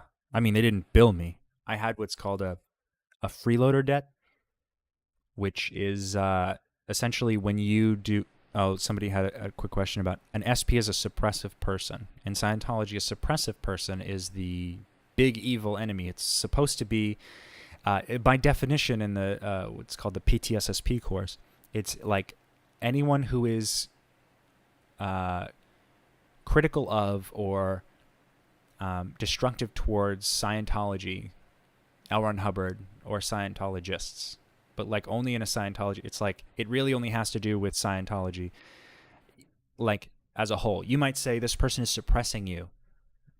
Early on, it's the idea of like you are being suppressed by people in your life. And it's like one of the things they use to like, oh, get toxic people out of your life, then you'll feel better. And it's like this kind of small but simple thing. Eventually, you learn what real suppression is. And it's all about people who don't like or are critical of Scientology as a system, as a goal, because they are being around them will physically make you sick, and you will make mistakes because they are around you. So an SP is just the worst evil in the world, and it's essentially they also consider all psychiatrists as SPs because L. Ron Hubbard was not able to validate his pseudoscience into the medical field early on. So he's just had a vendetta against psychiatry his whole entire career, and his paranoia probably got the best of him. Either way, it developed into a very verbose kind of catch-all bad guy SPs. My dad calls people who are critical of him SPs. And I have video of this, and I posted that video on my Twitter. It's very far back, but he was showing me how to moderate, how he moderates his Facebook. And anyone who is critical or questioning of his methods is an SP and is to be blocked. So that shows you sort of where his, practical mindset is. It's very, very anyway, the question was, did they bill me after I left? When you do courses as a staff member, they don't charge you initially, but if you break your contract, you sign a contract, either a 2.5-year or 5-year contract to be on staff. If you break that contract, you are like this close to being an SP. Depending on why you have to break it, doesn't matter. If you have to break it, you're like this close. But there are ways to stay in if you break it. But they will bill you for every course you did that you did not pay for, or every service you did, any auditing you got you did not pay for. Even if this was supposed to be free per policy, it doesn't matter. They want money, they're going to get money. They're going to bill you because most orgs aren't doing well. So they just charge their staff members for all of their supposedly free stuff. I would know because I was a staff auditor. So I know the policies on this. So they did. I mean, I had a freeloader bill of from Flag of like $70,000 or something like that. But they can't they can't sue you for this. This is not like a legally binding thing. So it's not like that's ever gonna. Doesn't matter. I don't have to fucking pay it. The financials do not add up legally in their favor, but they convince you that it is a way that it is actually not.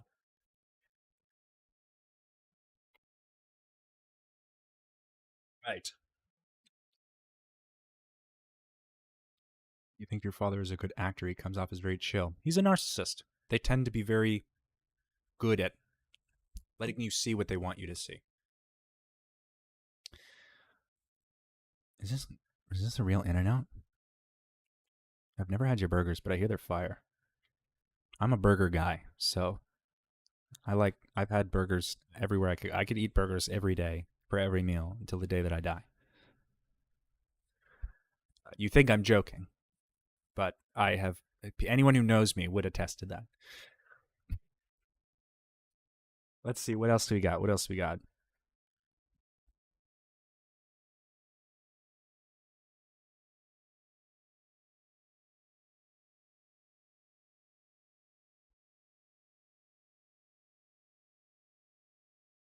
Oh, my Layer Mini episode? God, that was such a mess. I was very early on. I didn't really have all my shit together. But which is another reason that I feel like making videos is a good idea. Because again, I don't like being misunderstood. Although that's easy, I'm sure. I want to be clear, and I clear on my intention and like on my past and on what's happened and who I am as a person, so that people do not have to assume so aggressively. But yeah, the podcast, I could have been better. I did a lot of talking over myself and leading off into different uh, um, tangents, and I didn't know where to start. You know, that you get on a podcast and they're like, "So, tell me why you left Scientology." And I just, you know, I get this whole lifetime of shit. There's so many reasons why I left Scientology. Hell, I was married, not for a long time, but we met while we were training, and she chose the church over me, and now she just traces art she steals on Instagram. So, and apparently, you know, like, and I still feel like everything that I see about the people who are still in validates that I left. You know, I'm divorced now, thankfully, but it was a very toxic marriage, and so like, there's just so many different reasons why that, like, when early on, especially before I was in therapy, before I'd really learned more about what Scientology did, you know, you have these tendencies to talk about and sort of romanticize the parts that you thought that you liked, and you don't really know that those parts are good or bad, or, you know, you don't really know, so you're just saying what you think that they want to hear. um, you know, not to say that I uh, lied. I always try to be very truthful. um, I just it's hard. And so that one and the first interview I did with Aaron, Aaron, Aaron Smith Levin, it was they were pretty rough. But Aaron is a really nice guy, and he took the time to edit it down and help me. And you know, I got to talk to Mike Rinder. He's a great guy, really funny. But just like, a really, I could relate to him, and he could relate to me, and we were just like, you know, he's a cool dude. I've only talked to Leia the one time though. Let's see.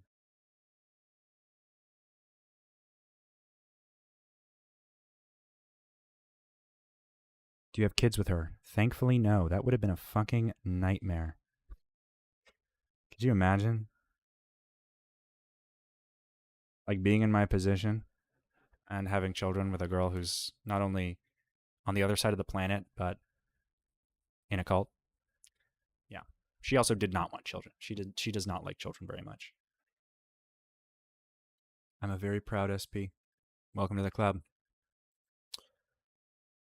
Or I'm welcome to the club. I mean, I don't know in what order we became SP,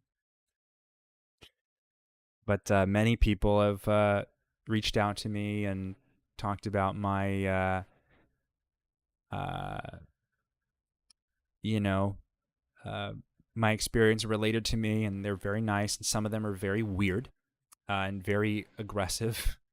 A lot of thirsty Facebook moms in my DMs, uh, who I think saw me leaving a cult and struggling, and saw, yeah, this is a good idea to this is a guy I want to get romantic with. Maybe it's just like a manipulative bone in their body. I don't know, but many, you know, you're allowed to be thirsty, but just don't expect anything to really happen. You know, it's I will allow it, but I will not. You're not getting this. Okay, let's move on. How much money do you think your father has spent on subscribers? Well, now this is funny because he had actually pretty slow growth up until, because before he hit 5 million is when I left, right? 5 million subs, and before that it was very slow. Okay, he didn't even know how to market himself. He's a very bad marketer. Although he thinks of himself as an incredible marketer, but that's like, he fundamentally, like, does not know what is more important to market or when is more important. He's just more concerned about what he doesn't want to spend money on and what he thinks he can do in shop. But he has the money to do these things anyway. I brought up to him, you should do a $5 million subscriber thank you video, because he never interacts with his he never really interacts with his subscribers in like a meaningful way. He doesn't really care about you as a viewer or YouTuber. He just wants you to view his thing, validate his opinion, and that resulting in him getting money. He doesn't care about you. Yeah, but it was like a slow progression of subscribers, and he was at like 4.9 for like a few months, and I was floating the idea, you should make a video, because this is like I worked for him, and I was like, this is good marketing, and it shows people that you care. You could do like a funny little skit. He wasn't, he was kind of interested in that, but he was like, you write it and then I'll do it. I was like, fuck. And I'm literally working my ass off. I don't have time to write this. And I was going through like a million other things, stressed out because of this whole cult thing. And there's just a lot of factors. I was drinking a lot. So when I went home, I wasn't really on work mode,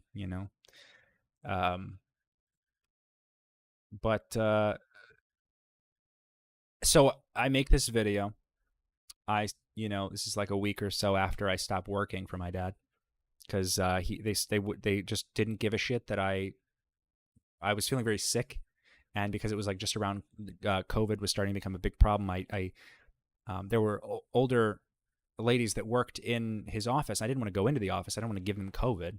Just if I felt like I had COVID, and the person who runs the day-to-day organization, her name is Roxana Trumpitas, and she is basically like his lapdog, and she is as strict as she will just kind of like, if he says yell at this person, she will yell at that person, but she won't know really what to do after that. So she's kind of just like, and she's done Scientology courses at the org in DC, so she is just as culpable. She knows what they do. I've sent her information on their human trafficking nature. She doesn't give a fuck. She'll take the paycheck. It's easier than finding a new job, I guess, in this climate. But I stopped working for him because they were very unreasonable. And they did not give me solutions, and they didn't want to fire me, though, because then they'd have to pay me my last paycheck. You know what I mean? They'd have to give me, they couldn't sever the relationship. So, they were kind of like, I was talking to this HR woman who's actually like my sister-in-law's sister, my brother's wife's sister. And, she just didn't know how to say, you need to tell me that you've quit. And I just didn't want to play that game. Anyway, I'm off topic here. I stopped working for them, for him, and I made this video. Shortly after, because he was at 4.9 mil, he reached 5, and he did like this short, half-assed 5 mil video, the least he could have done. For all the people who are literally flooding his pockets.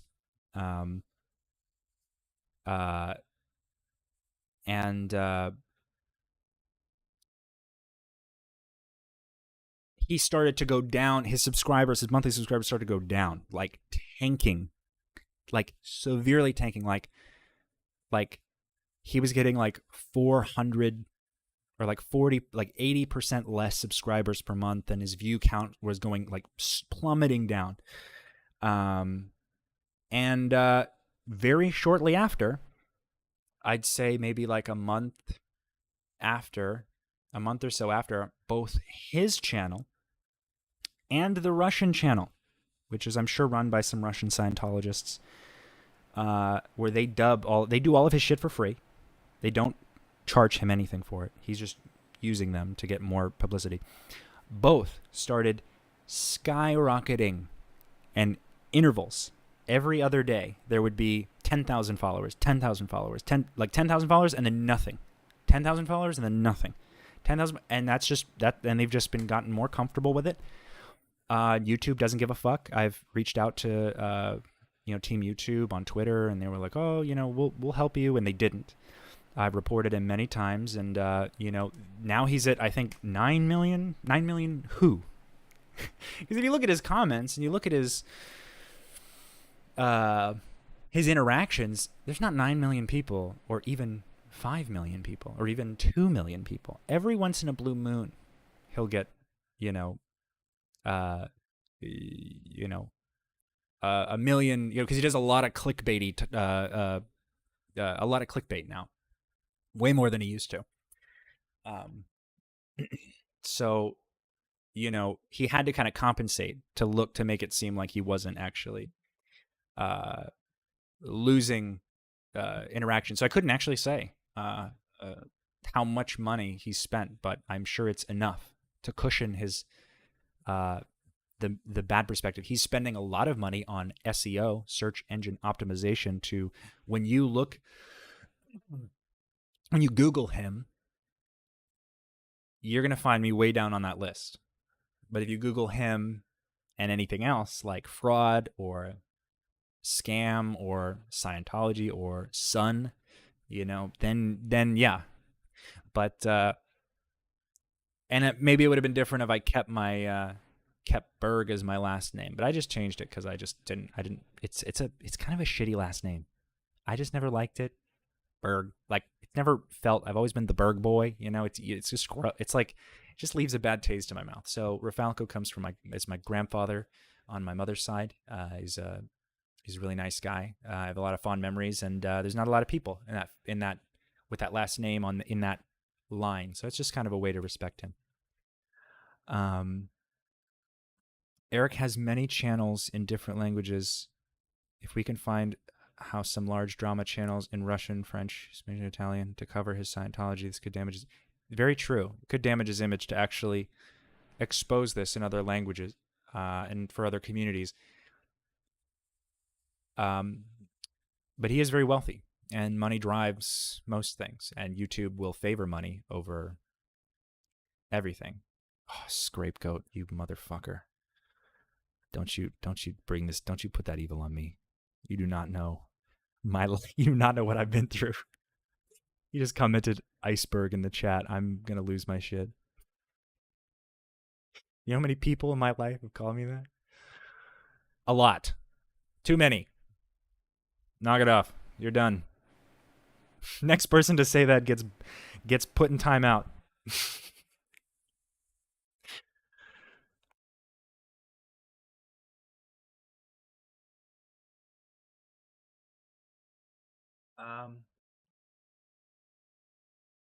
How have I been doing since leaving Scientology? Thriving or struggling? Happy? I am happy. It's a struggle. I mean, it's a struggle for everyone.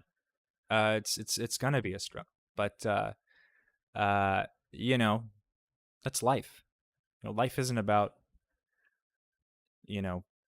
where you've been. It's about where you're going, what you're doing. Anyone at any point, if they, even in Scientology, if they feel like they've been doing bad things, or they've done bad things, or they've had a bad life, at any moment, at any time, you can just decide to do the right thing and to change and to be a better person. That is literally within everybody's capability. We have... Boda, I'm sorry. You're walking on thin ice here. Anyway, anyone can, even my dad tomorrow could wake up and say, you know what, fuck this. I'm going to find out what Scientology's not telling me, and I'm going to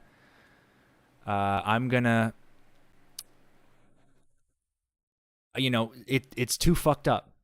I gotta stop this. I gotta get some distance from it. I gotta learn. I gotta talk to some smart people. I gotta see what I don't know, because it's too fucked up. I'm giving them all this money, and we're just constantly fucking failing all the time. And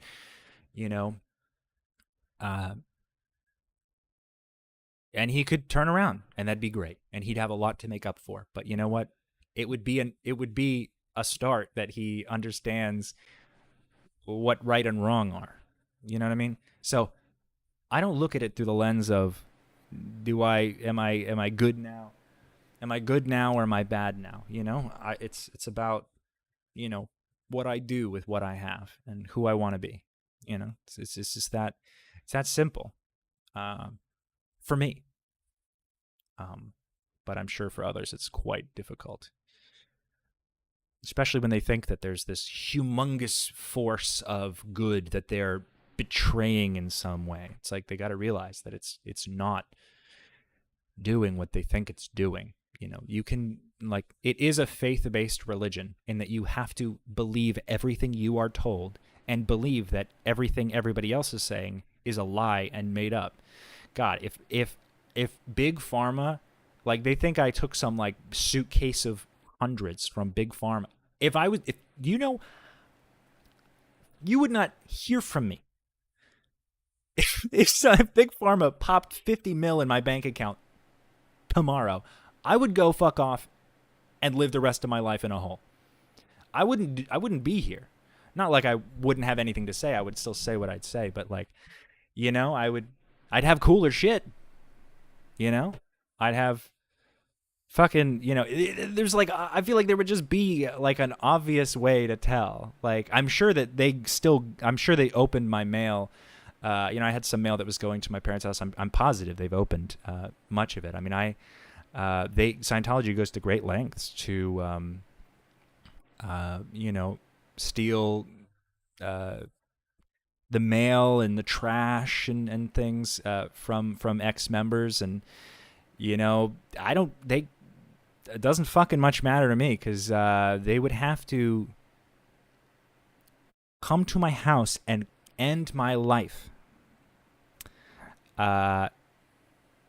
you know, to stop me from saying the truth.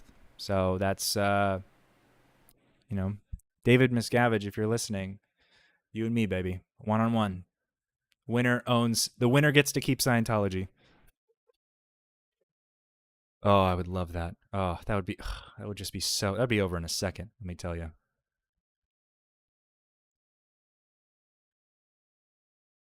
CB Genesis, I would be gaming. I would have like 9 monitors with those big pharma checks. Let me tell you, 9 monitors, SLI 4090s. I'd have that 8K fucking VR headset that they don't even use for game. You know what I mean? Like, God, life would be so much simpler. I mean, but then again, like, once you leave and big pharma doesn't knock on your door, you're like, oh, well, I guess that was all bullshit. And you're like, yeah. People who left are like, yes, it was bullshit. The Pimax, yeah. Oh boy, that's not even for gaming. Valve Index. I'd have the Ready Player One. I'd have the fucking haptic boot suit with the carbon fiber crotch inlay. Oh yes, I asked, your father was once scheduled to be on Dr. Oz, but then suddenly uninvited. Do you know why? I know exactly why. And he's actually attempted to talk about this, but he doesn't have enough of a spine to, like, he doesn't trust people. So he doesn't think that he doesn't want to give too much public information, people, like, control over what he knows or like what's happening in his personal life. My parents are very private people. My mom more so. She thinks, like, you don't tell anyone anything about the family or anything that happens in the family. Oh, you are gone.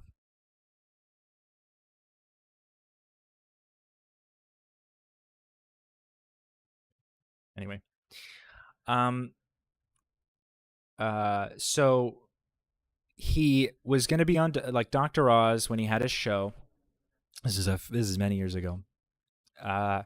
He had this this script that he wrote up, and he put in a joke even to make himself funny because he was going to be there. I mean, this is when Dr. Oz was talking about shoving crystals up your butt to, like, fix whatever. And um, he was ghosted essentially by Dr. Oz, and a couple months later, he watches Dr. Oz. I think it's a couple weeks later. You watch Dr. Oz, and they just had some other guy on who did what my dad did, and they used the same script. Now, he says it's because he said it was for some other reason, but I'm pretty sure it's because Dr. Oz didn't want a Scientologist on his show. And people knew even back then that he was a Scientologist, but he was sort of like controlling that very aggressively and like keeping it down. And he had some vague explanation for it here and there in official settings, nothing too public. But so they basically took his script down to the joke that he made, and just had some other guy say it. And he tried to sue them, but I think he lost because he sent them the script. Like he did a lot of stuff wrong. So I don't think I think Dr. Oz. Dr. Oz is a walk in the park compared to my dad. Not like I agree with Dr. Oz, but good Lord.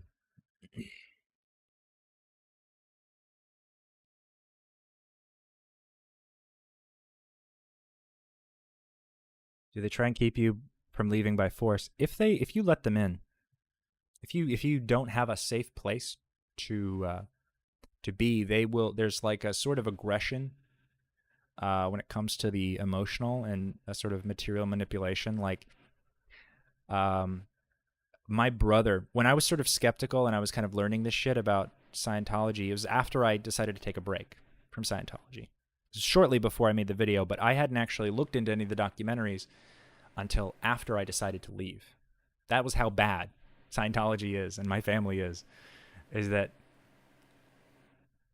I ignored what everyone else was saying about it and just felt abused by it on its own right.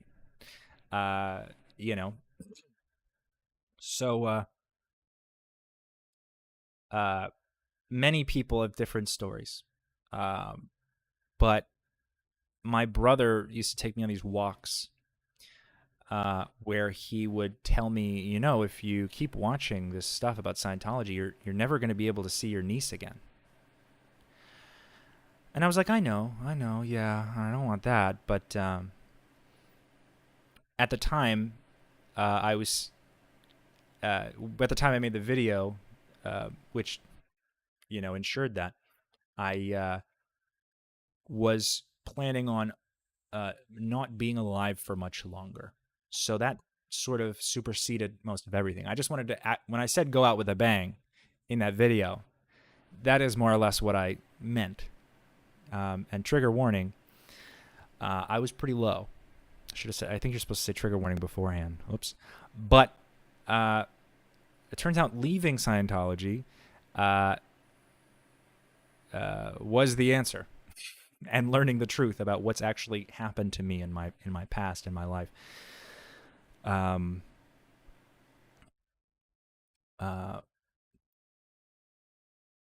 Haley says, my sister is a narcissist and she ruins my life and makes me do what your top says. Oh, overthink. Well, you should consult a family therapist on how to handle this and perhaps get help with a clinically trained professional to get her to address these issues. Otherwise, you can just karate chop her right in the pussy if you wanted to. I don't care. It's not my life. Be safe. Maybe that's bad advice. But you can do whatever you want. You can handle it in whatever way your family dynamic works. I'm not a guru of any kind. I'm just a guy who's learned from his and others' mistakes.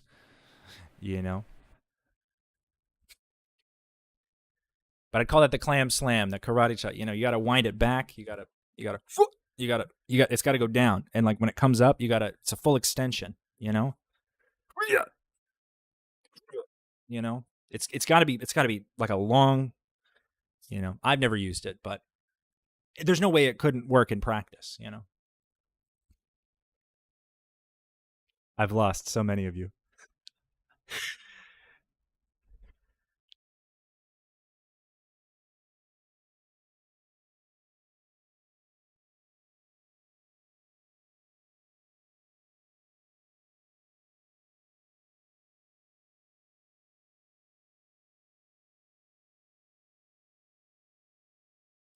I've been doing this for 2.5 hours. I'm going to take a very quick break.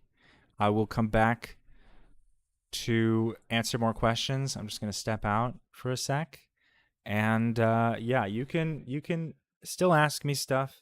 Probably going to end the TikTok live, to be honest, just because uh, my phone battery. But yeah, I will be back shortly.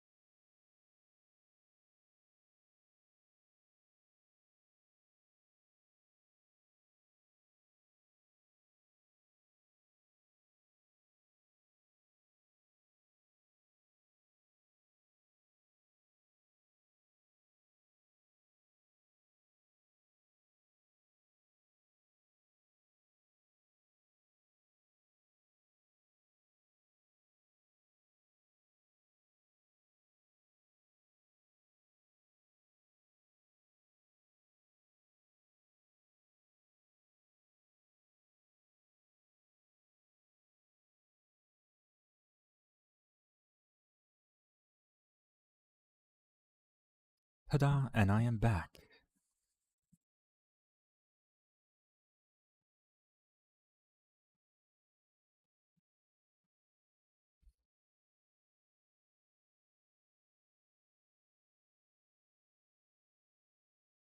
Comedian is who you should become. Interesting way of describing. It's a very regal description. I dub thee a comedian.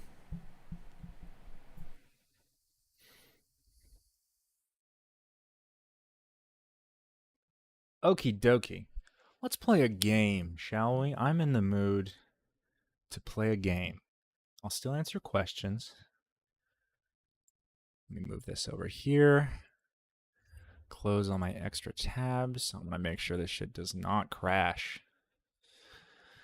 I have a lot of games that I could play, but I'm not really sure what works best. Something that doesn't eat up all my RAM, because I do not have a lot of it.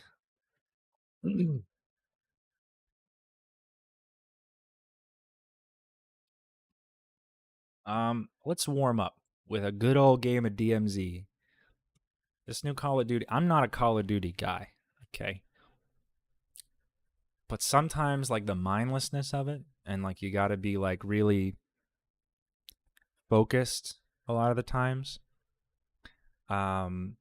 You know, it can be interesting. And the DMZ is like one of their new game modes. I fucks with it a little bit. I fucks with it quite hard, actually. Very frustrating. Impossible sometimes to win, but it's a good stress reliever. Yeah, all the people who don't like games are, I'm going to lose them all now. It's totally fine.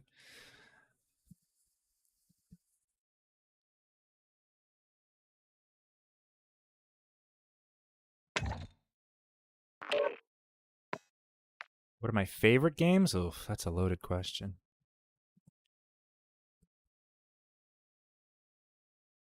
Do I play Overwatch 2? I don't play Overwatch 2.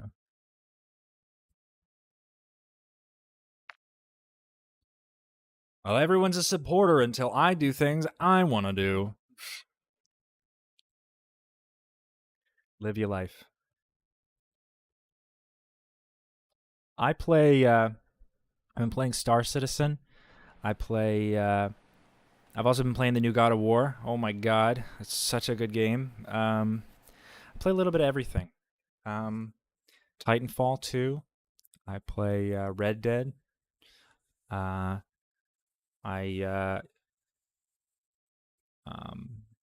and I like trying stuff. I do play a lot of Blade and Sorcery. That's a really fun one. But it crashes constantly because VR is a bit robust on the old system.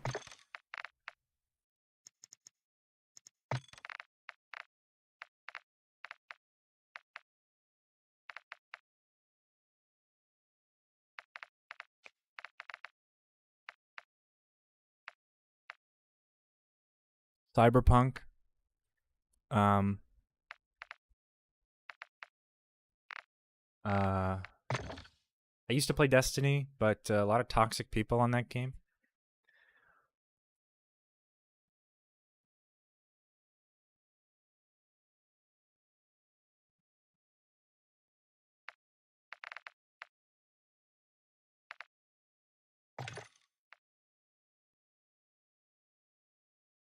Let's see. Let me just whip out my library.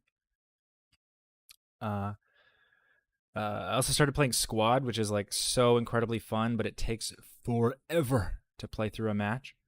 The Division 2. I'm a huge fan of Civ. I played Civ 5 and Civ 6. I played Civ 6 like hundreds of hours of that. It feels like longer. Um,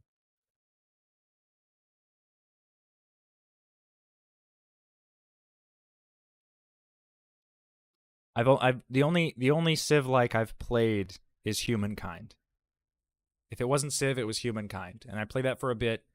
Got very cluttered, but I do. I haven't played it in a while.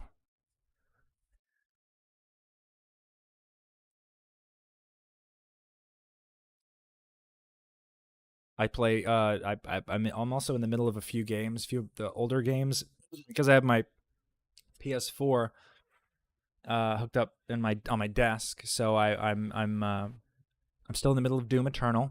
Haven't brought myself to finish that one yet.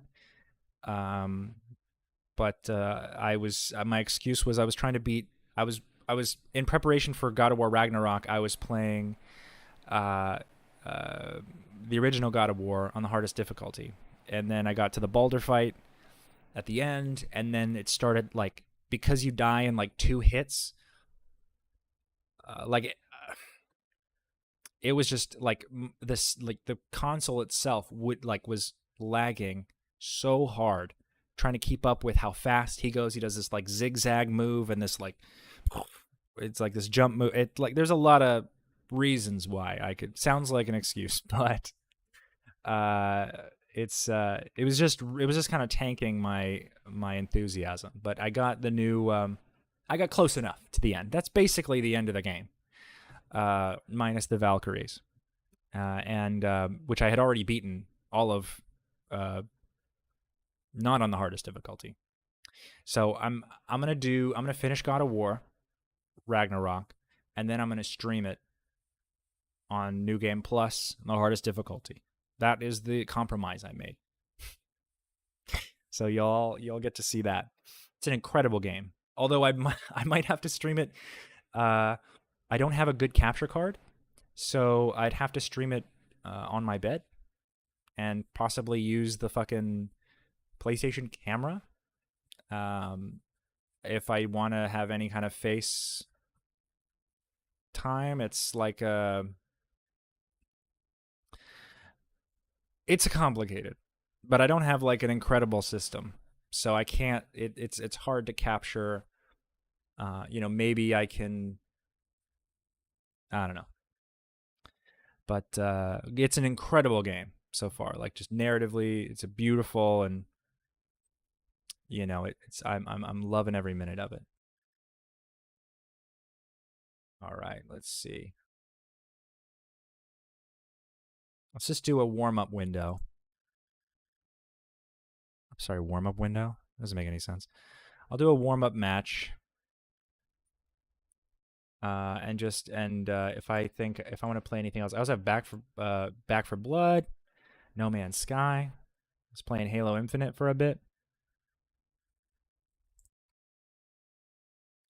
Okay, and let me just make sure the audio works.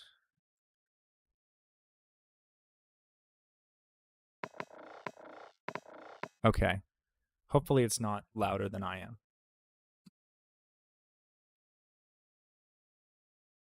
Yeah, I can stream it from I can stream it from my the PS5. I just can't like I'm not at a desk. I'm not sitting.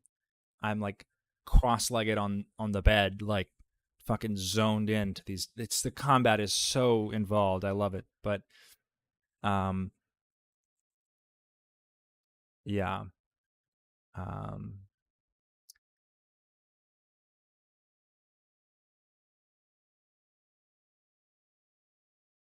am I into politics at all? What a loaded question.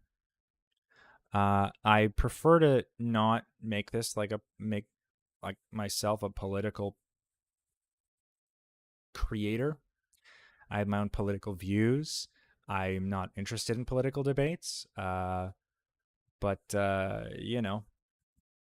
I'll watch a Hasanabi stream every now and again just to you know shit on corrupt cops who do stupid things. Um, but he ain't gonna talk to me.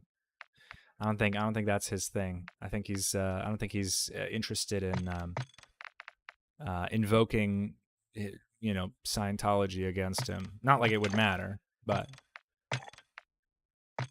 that would be funny. All right. Icarus.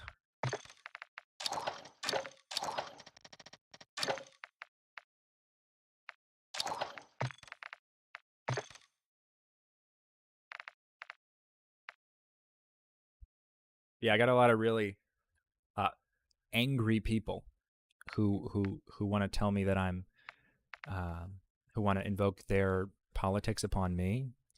And you know, it's just not the vibe. You know, what happened to, you know, what the people want?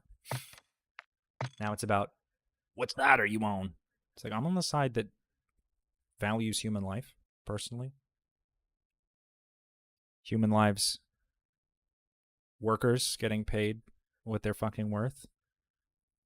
I don't want to have a, you know, I don't need billions of dollars to be happy. Does that answer your question?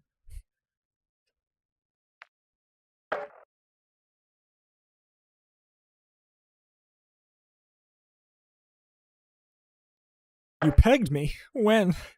Oh, God, was I asleep?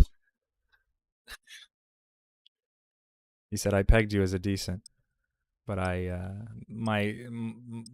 humor brain goes far beyond just, I can't just receive a comment. I have to take it all the way in my brain.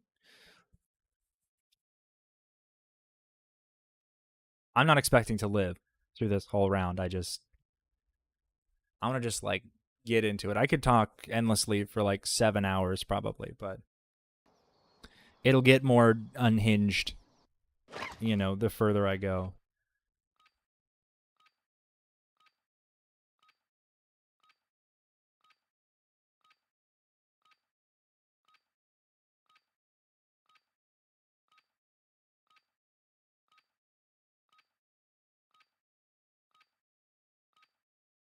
Welcome to Al-Mazrah. Exploring, looting, and securing intel will open access to missions and targets. Expect resistance from local forces and watch for other So operators this in the game AO. mode is less Call of Duty than it's ever been. You basically just go in, extract some stuff. Let me lower my graphics. You lower, you go in, you get some shit that you need, do some missions, and then you get out. Rarely does the latter occur. But we're gonna try. We're gonna do what we can. I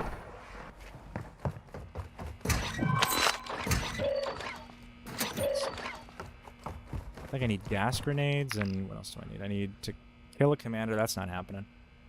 Travel to Al-Bagheera Fortress. Al-Bagra Fortress.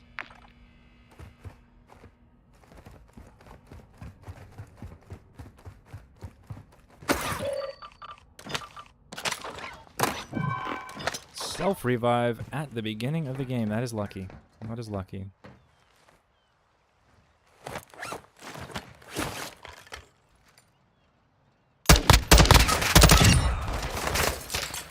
That's not good. Nope.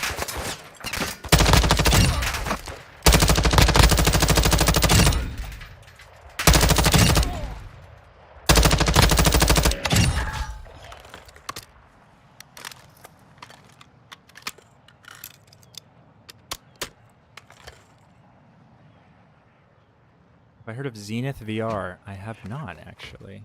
I don't know too many VR games, only because like if I can't play it, like if it won't run, which is most games, then I'm less likely to play it.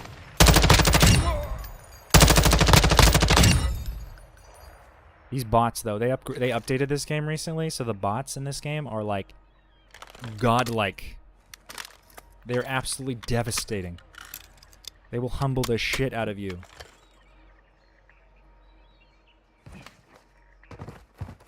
I have the... Okay, so it's not my graphics card that's the problem, though.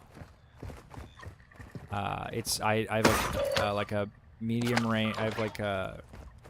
I have a 3070, but I only have like 16 gigabytes of RAM and like a pretty starter card, like an equivalent i3 CPU. So I'm not like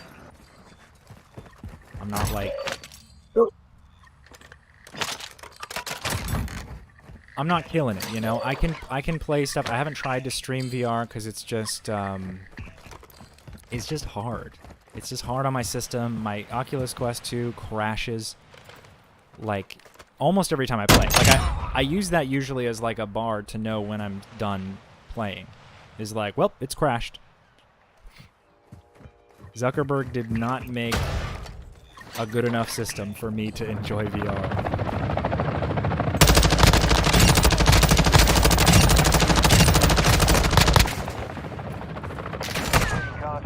Oh. Cash to buy gear Where? and upgrades.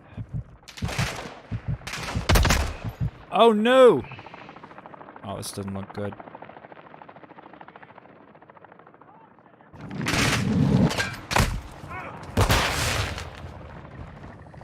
Back in, we're back in. Okay, okay. Oh, they're coming through this door, for sure.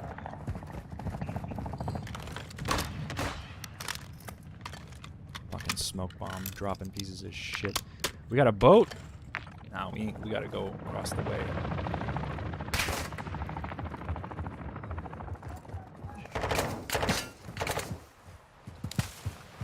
I'm getting out of here. I ain't risking it. I want to bring this sniper back, and it's not happening if I leave.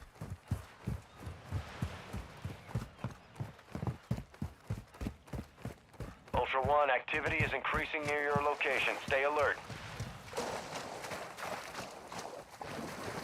Like, I'm sure I could stream VR. It's just then you see my tall, goofy ass whipping those things about. You know, it's not. I have hang-ups, as you can see. Oh, I do need this. One of my missions need this. There's a boat. Where's the boat? The boat's right here.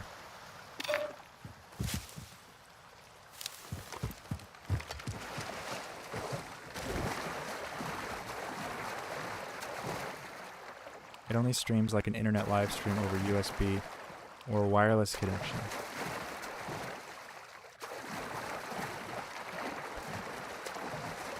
Your dad would cringe so hard at the EMF radiation. It's funny that you say that because my dad, when he got really into the EMF stuff and he bought into that whole shit, because there is no legitimate science that agrees with that whole conspiracy, because it's not ionizing radiation.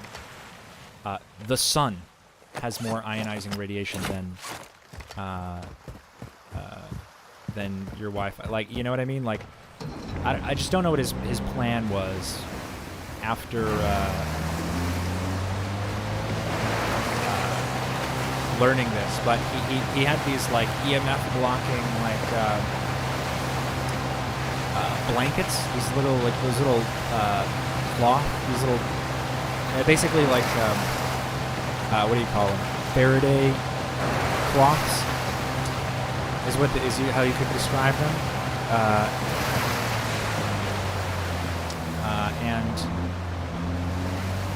he put them over the Wi-Fi router to like stop the Wi-Fi from, you know, interrupting his sleep or whatever. But it's like, dog, you don't know how Wi-Fi works. There is no Wi-Fi if you are blocking the signal. If you put a Faraday cage over a Wi-Fi box, you might as well, like over a router, you might as well just cancel your subscription to Wi-Fi, because there is no internet being broadcasted through your house. You can't have one. You can't be a fucking nut and want technology that disagrees with your nutty bullshit.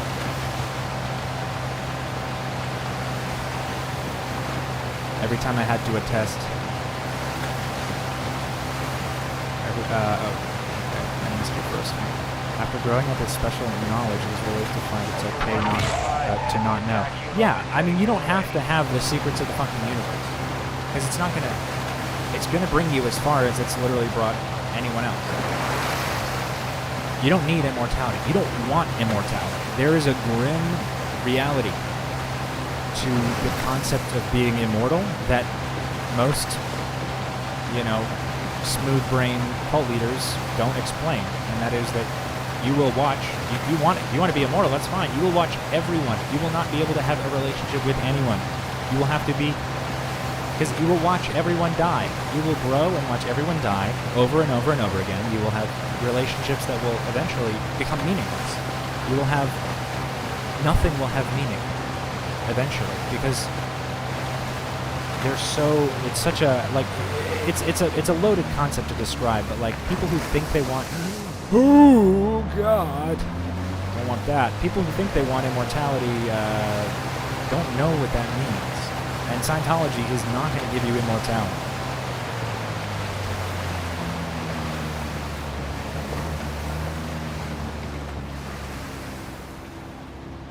There's a ladder. I just want to tag people here. I don't want to do anything fancy. I just have to tag people with the recon drone. But I know there's a team here. I know it. Last time I went here, I got fucking destroyed.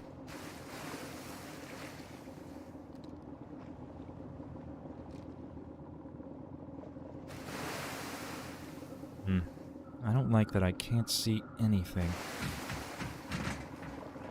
I mean, this is like a fortress, so I'm not going there, but...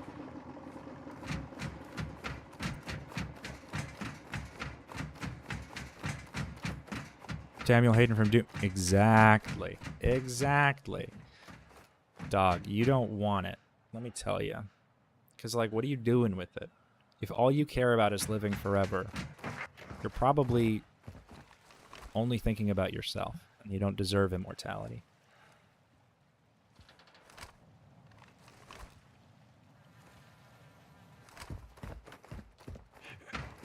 And you're not trying to give it to other people. Like people who crave immortality are not...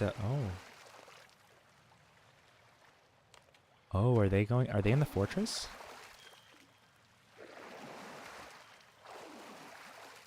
Oh, I think they are. Ooh.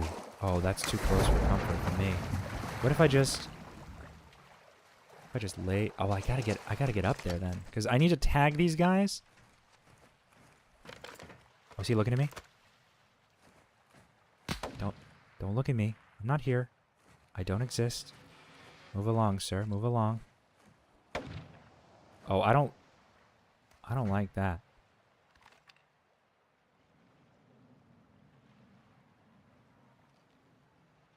Yeah, these guys are fine, but these guys are losing their shit.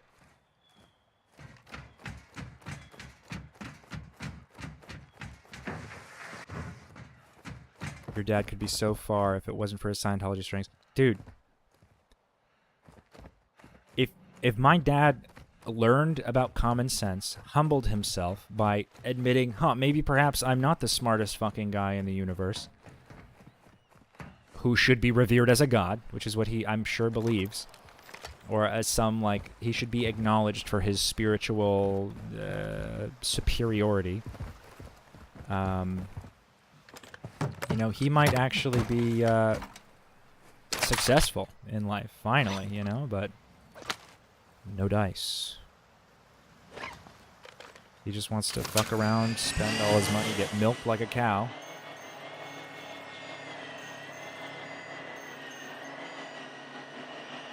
Let's go. This is what I needed. Okay, out of target range, yeah.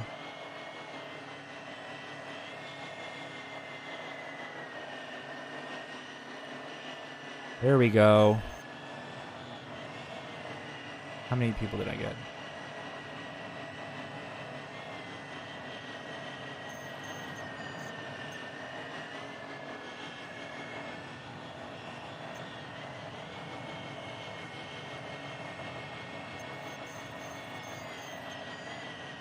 Oh, this is fucked.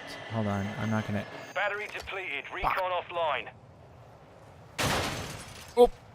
Just spooked me. Alright, now time to ski-daddle. Because... I can't get that. Just go back to my boat. Like a good little boy.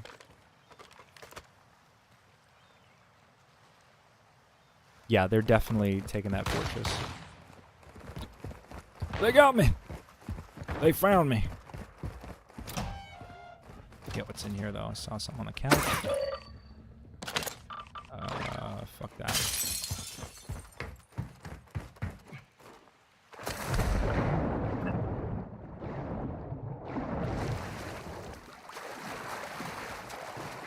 Plenty of OTs have their own batshit past life thing. Dude, tell me about it. I've audited some people who told me some crazy shit, especially during NED. New Era Dianetics, it's like all the past life auditing that you do. You can go past life at any point. Like, it's like permissible. Like, certain auditing practices, you're not allowed to, like, go to your past life. And, like, just to explain away a problem. But, New Era Dianetics is the place where you need people to go past life. And, Longshoreman's duffel bag. Okay, I gotta remember that. But people tell me some crazy shit. I mean, I've said crazy shit, but like, some people just need their past life to be like this heroic thing. Oh, that's why I have such high aspirations. It's because in my past life, I was a king who was good to all of his subjects, or oh, I was a being that floated around and gave and cured diseases. So. Can't get me. Dog, the worst thing Scientology could do to me is stream snipe. That's all I'm gonna say. That's the worst thing that they could do. Another team. If I get a Hunter Squad contract on me, I'm ending the stream instantly. Shouldn't have left where I was. This is spooky. Let's do something simple. Let's do oof.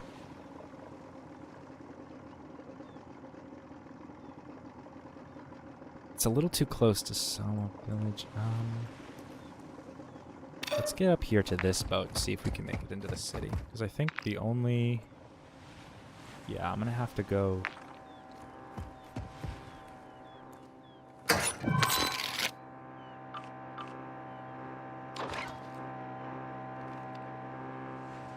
I'm gonna let them go. But now I'm kind of nervous. They're allowed to do their thing.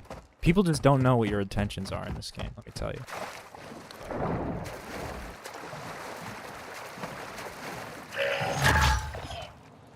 Readings from Belgium. I was a huge fan of Eric Berg but after watching your videos I changed my mind. I'm glad to hear that. Some people will watch the first video I did and be like, yeah, but you didn't. I'm gonna need receipts. And then I'm like, dog, just literally keep watching. I provided so many receipts. You just gotta keep going.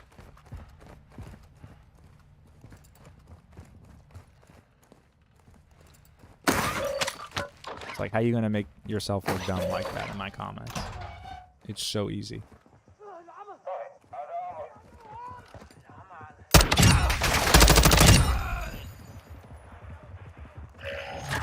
Oh, no.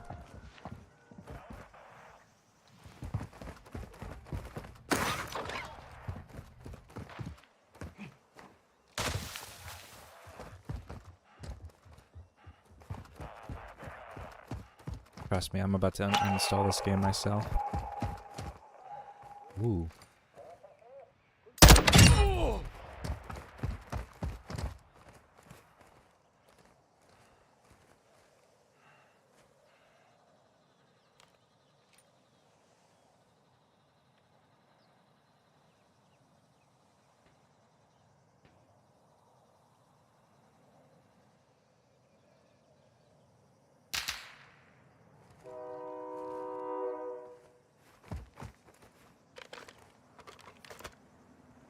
What do we got?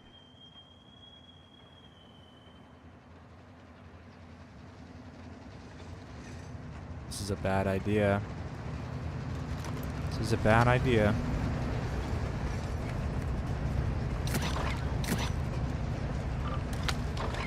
Didn't need that.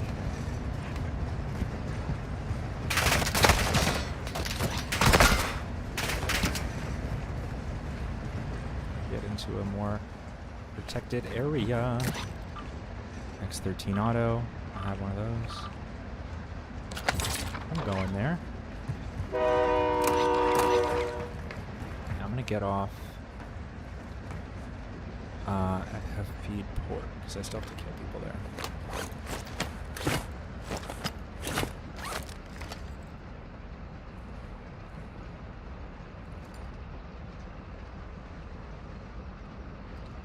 Elon Musk is a wannabe fucking cyberpunk CEO. Like he wants to have all the brain chips that make him smarter. Thinks that it's gonna help everybody. I'm not impressed. He's done fuck all with Twitter.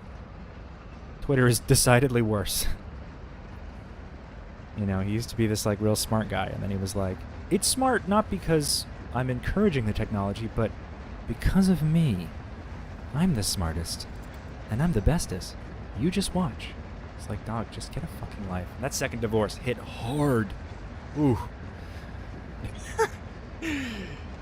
Fell off so hard.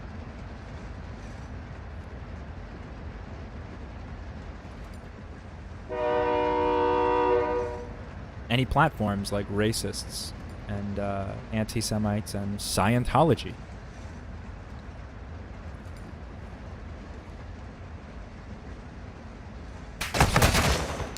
No. I don't want none.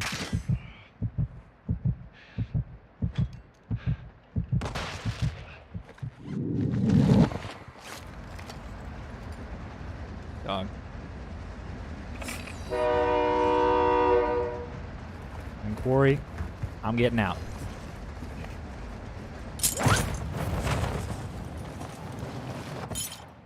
Oh, feed port. I jumped off too late. Yeah, look at that concurrent viewership go down hard. That's okay.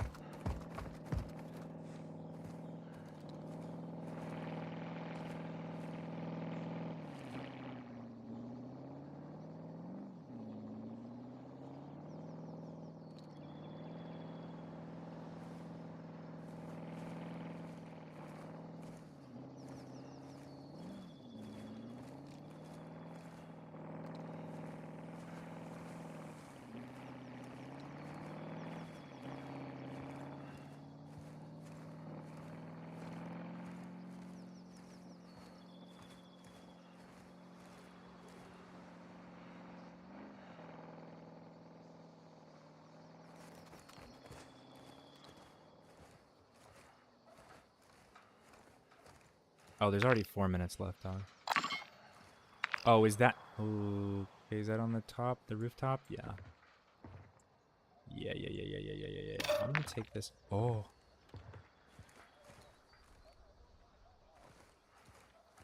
We're just gonna creep away here. We get this card, and we're gonna head to the expo. Okay.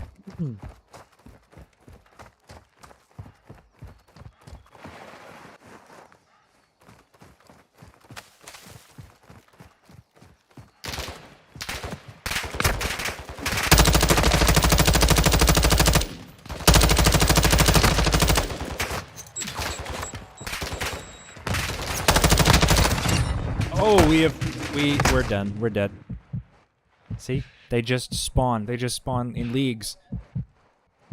And I've lost everything. Ultra One actual. High winds are increasing in the Ah, AO. what a Move to great an extract. game.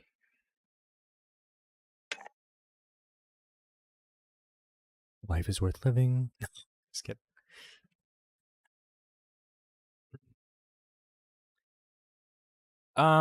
This game sucks. Let me play something else. Honestly, I'd understand even if it was just a player, a team of players doing a mission, and they have to kill me to beat the mission. But these bots are out of control. I have a couple games I'm gonna try, but let's put.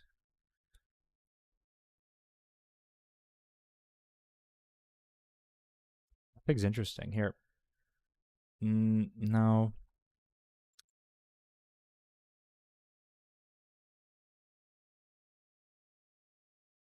Here. Let's put on some Division. I'm okay with that. I have stuff I haven't done in that. I do not have Risk of Rain.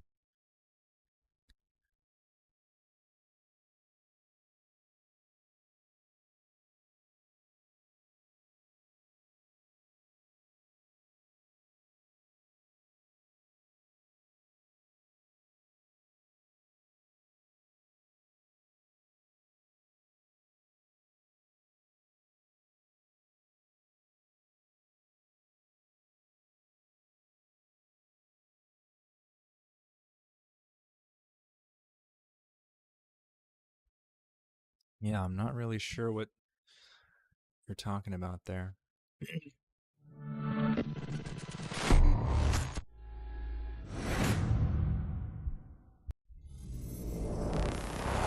Any more Scientology questions? I mean, what about you, OSA rep, who's contractually watching this?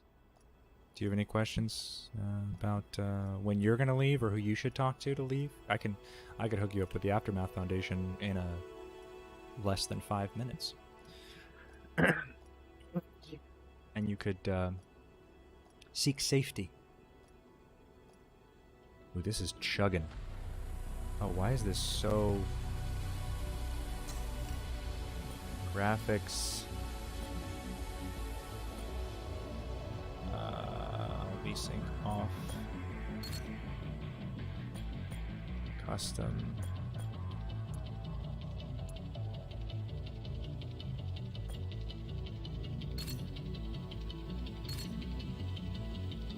Something is making this game... Oh, okay. Monitor. Look at the resolution.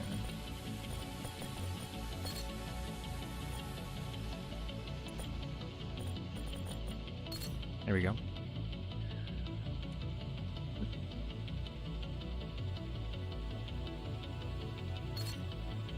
Unparked?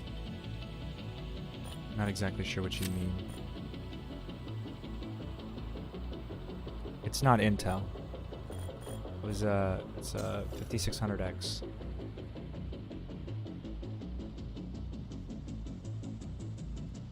All right, let me game capture.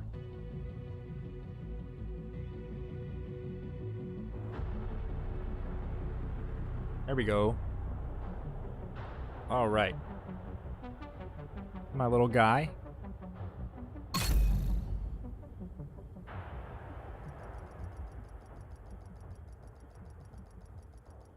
Lisa P, I have no fucking earthly idea what to do about your blood cells. I'm not a doctor. Safe I'm area not detected. I just assume that what Dr. Eric Berg told you was mostly incorrect, and you should find a doctor, a real doctor who studies medicine, okay, who is licensed in medicine, or licensed in who knows how the body works, and you should go ask them, because I'm not the guy to answer these questions.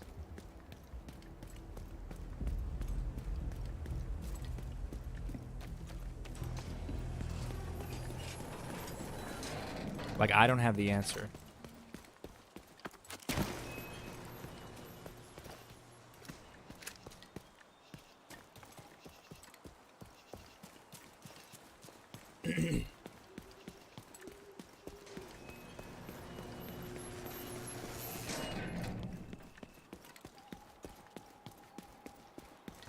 If you want to know what,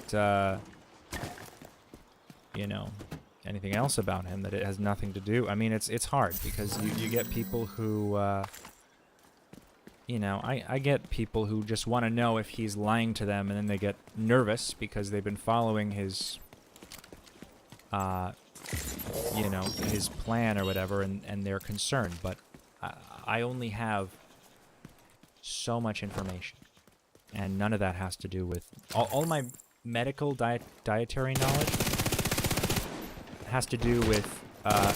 came from a guy who barely finished college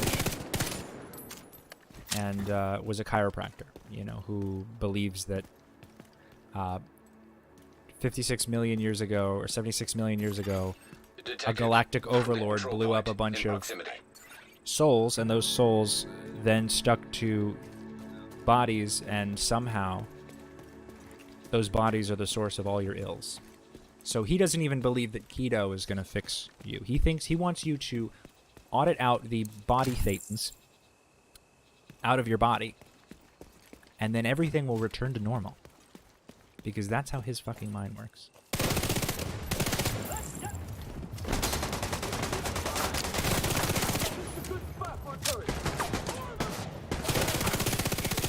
Base interest detected.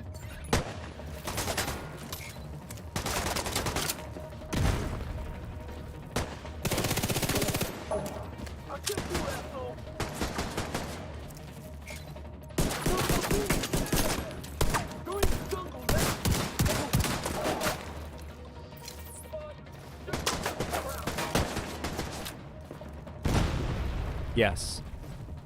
Eric Berg is so heavy on B1 because L. Ron Hubbard said vitamin B1 is the most important vitamin that's ever lived.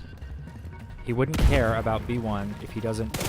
you have to take it, copious amounts of it in Scientology is because it gets depleted by auditing processes. Whatever that means. So, they make people take a lot of it. That's why he likes it so much. It has probably... I mean, it's an essential... I'm sure it's an essential vitamin, but, like... in the way that he wants you to think about it, benefits L. Ron Hubbard and his teachings.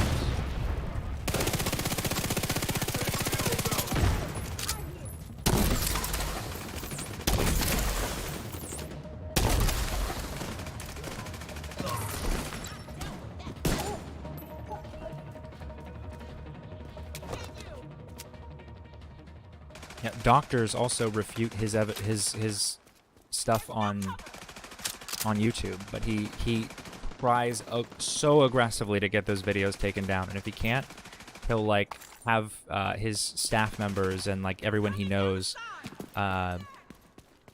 everyone he personally knows, like write disparaging comments about it. I mean, he thinks that everyone who disagrees with him is like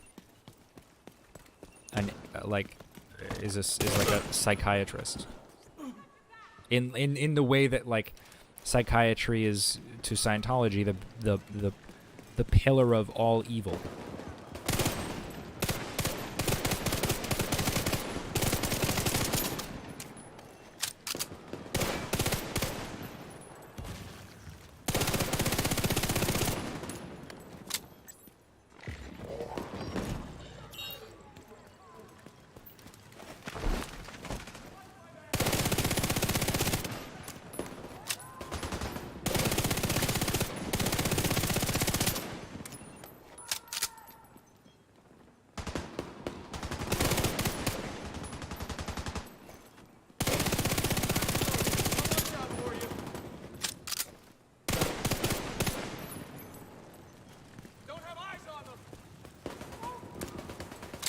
Gotcha, big guy. Come here. Here we go.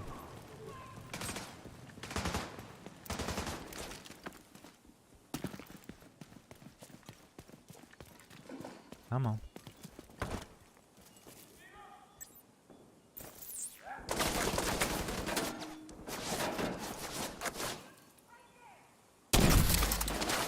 Ooh. Oh, did I miss? No, I got him. Incredible. Incredible. Where does he learn to aim like this? A mystery. Come back here. Come back here. Does my father have any interests outside of Scientology and health and fitness? Actually, up until recently, I would have said no, because he is extremely one-dimensional. But, like, even when he talks, like, what he wants to talk about is, like, all he knows. And also, like, conspiracies. He really likes far-right, he's a very far-right wing Republican. He's very extreme, like most Scientologists. I mean, there are Scientologists that I knew who knew nothing about politics and still voted for Trump just because the church asked them to. Sorry, the cult asked them to.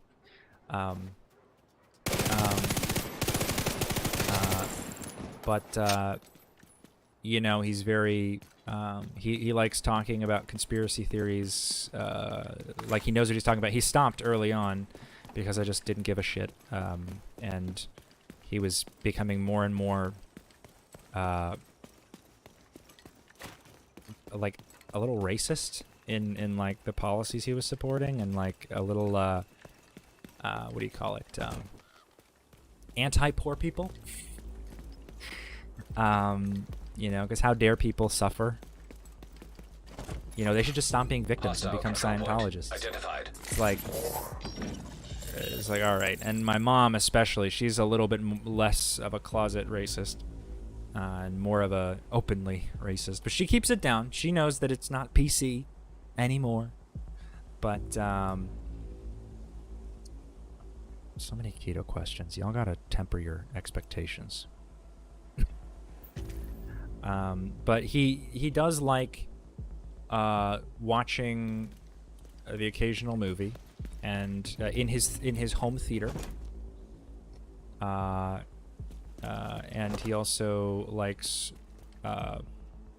talking about Italy, because he paid $100,000 to go to a Scientology fundraiser in Italy, and for a good period of time, that's all he would fucking talk about. And he was talking about how you can eat the pasta in Italy because it's good for you, and I'm like, I don't care. I'm not going to Italy. He never took me to Italy. I don't give a shit. You know?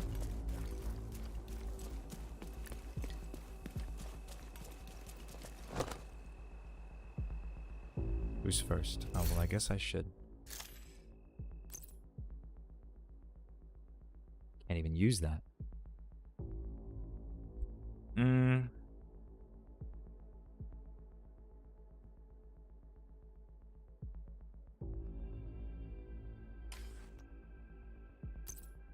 Yeah, no, he does what he wants. He just wants your money. So he has to keep the same. He doesn't he will break his own rules within his own reason, and then, I mean, people get a little crazy in his, he attracts, because he is very pseudoscientific, he attracts a lot of, people who expect a little too much. But at the same time, he doesn't believe these things. Like, despite,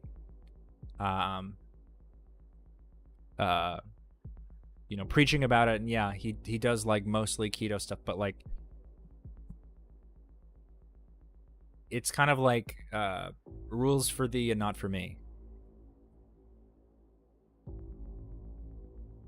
I don't know what he eats now. Whatever he's eating now is not making him look any better, let me tell you.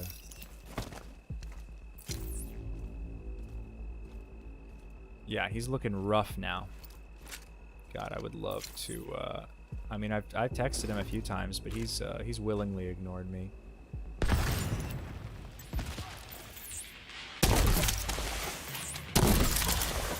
Oh, that's a big boy. Oh, he's got a. Oh, yep. Let's get some friends in here. Reinforcements en route.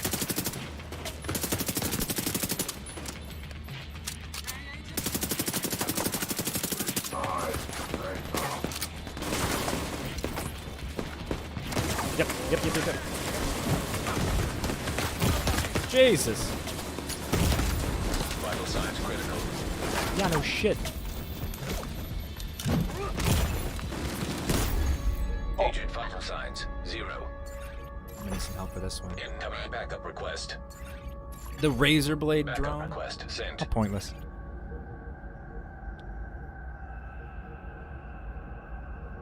He doesn't Haley's, he doesn't personally, he said, I wonder if he read what I said to him. He does not personally read any messages that his people sent him.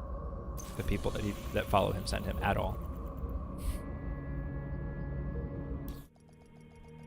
He doesn't care. Unless you're saying he's like unless you're complimenting him or calling him like a god or something, or like saying he's saved your your life. Like, people forward him good stuff about him. He has specific people whose job it is to only forward him good information about himself.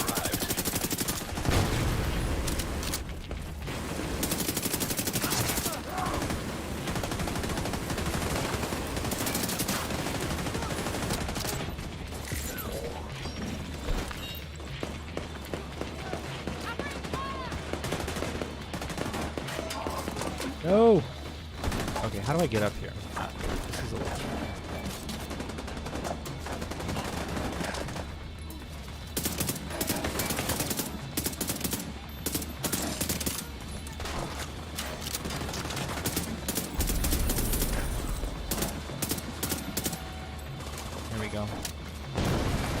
what I wanted.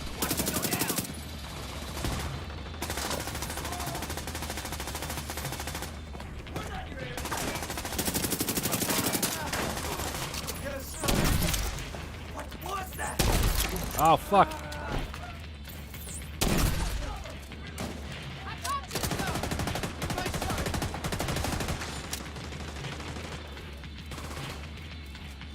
We need to destroy it! He's got drones. Oh, shit. Did my game crash?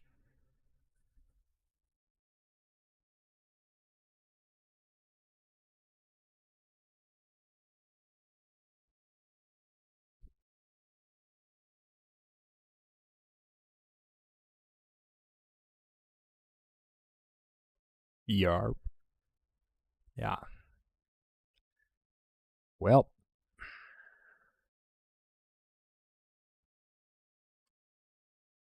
Fun. See, now with Big Pharma money, this would never happen. So, Big Pharma, if you're out there, slide me a bag. Ya boy needs a 40 card. A 40 series card and some major monitor improvements. Dude, I could be gaming at 8K. Except it's a fallacy, really. Oh, okay, I see. I have some open tasks that I should not have open. Some shit that's eating up my RAM, probably. That game does eat up quite a bit of RAM. Let's look at these. Let's look at these comments. Chats, whatever you want to call them. I keep my mouth closed for so long sometimes because I look relatively emotionless for a lot, but that's just like my resting face. So sometimes like I open my mouth and it just cracks because it hasn't opened. So sometimes I try to open it preemptively, but I guess it looks a little weird. But that's why I'm doing that. Blah blah blah. Scientology heavy on keto. Only because Eric Berg is.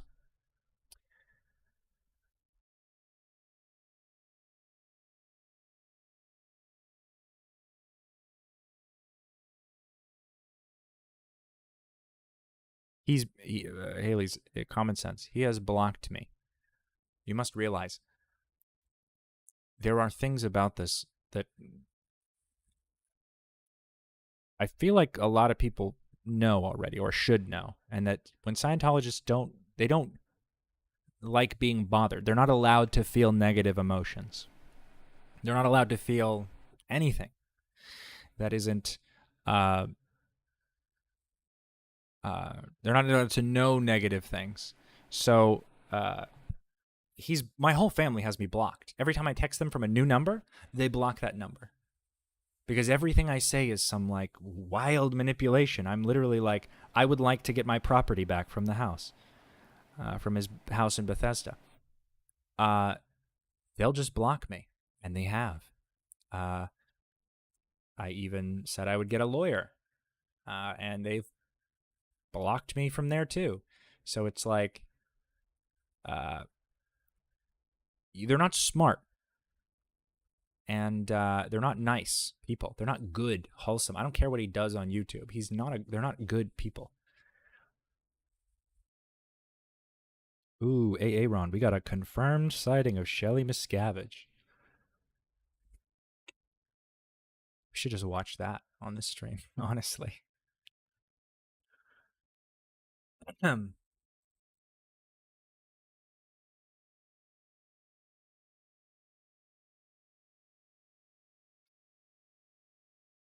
Takes.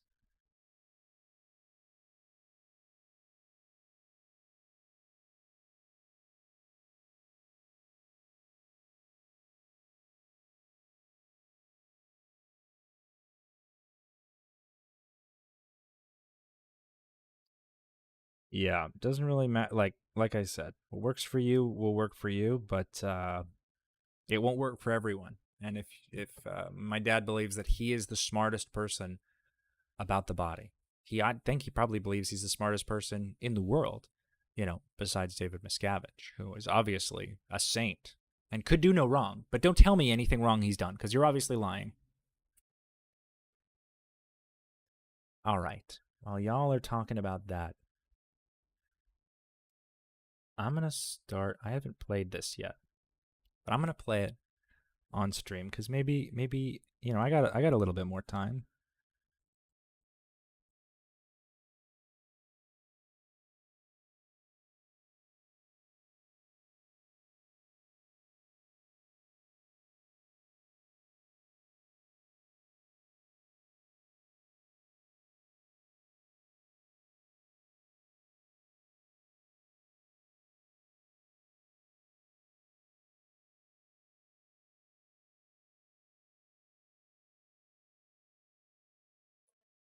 Ugh.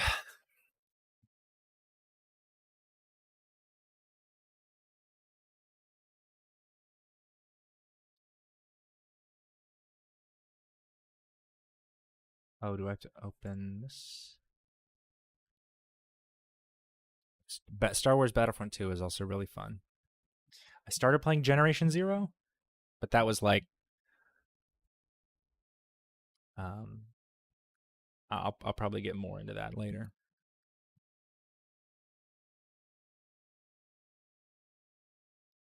Really, can you come to the UK and do to my sister for me like what you said? I just wish she didn't have my nephew. He says, poor Haley, I think he knows more than us, and he's only 5. Haley's, I said see a professional clinician. I sympathize with you, but I am not a clinician. I am not an interventionist. Achieved with CryEngine. Oh boy. I am not, I don't have that. That's just not how, that's not what I do. That's not what I work. I'm not like a licensed counselor trying to find ways around it, or, if you feel like there is something wrong, there are, especially in a non-American, not in America. Oh, you heard it, didn't you? Oh, you want me to karate chop? Oh, I can't. No, sorry, I'm unable to karate chop your sister's pussy.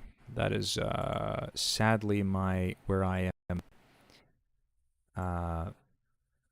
It's not my. Oh shit. It's not something it's not a service I provide, sadly. Let me fix this, I think. Audio, video, graphics. Get out of here. Where's the 2060? There we go. I thought you meant like intervention or something. I was like, I can't do that. I need specifics, if I'm gonna, should we do optimal settings? Do we trust CryEngine?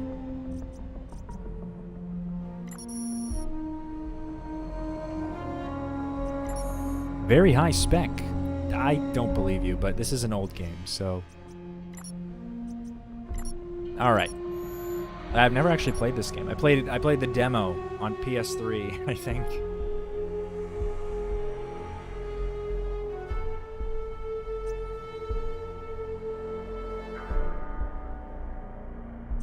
All right.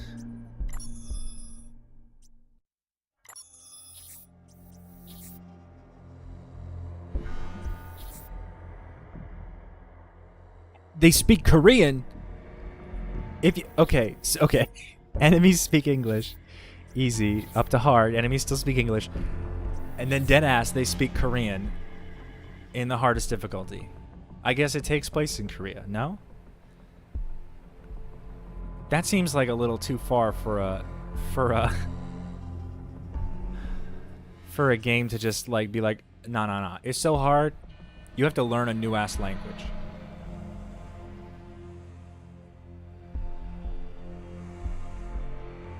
That's wild. We're going hard though. Let's go in hard. Don't clip that. I didn't say that. I said something else, probably.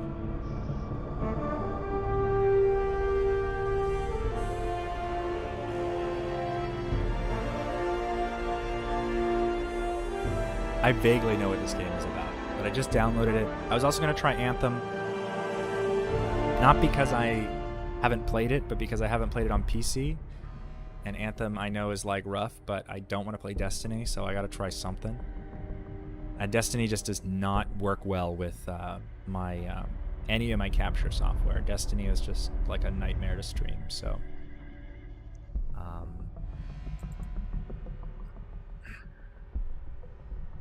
It's the next best thing.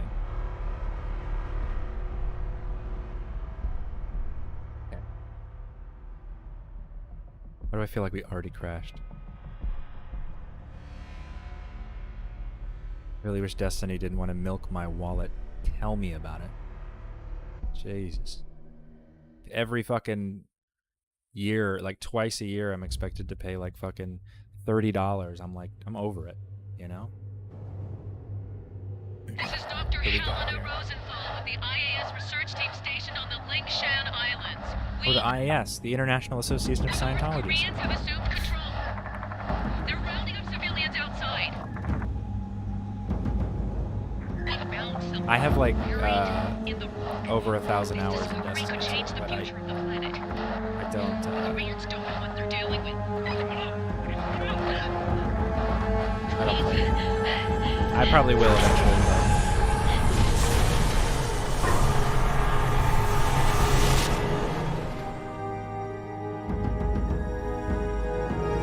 Seven days later from seeing a bright light.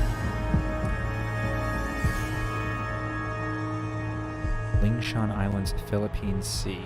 Okay.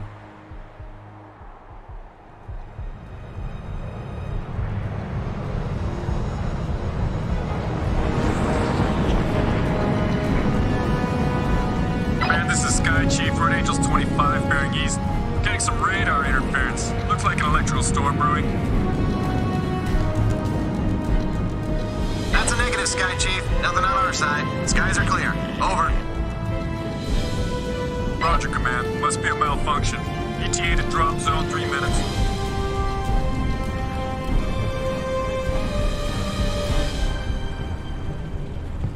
Hey, Nomad, you still with us? Okay, listen up, gentlemen. Intel reports a significant military presence on the island. We have the element of surprise, so let's use it. The North Koreans can't know we're here. They won't even know what hit them.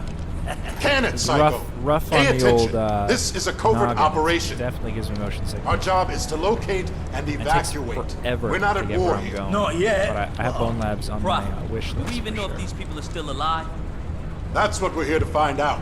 We lost contact with Dr. Rosenthal a week ago when the Korean military locked down the island.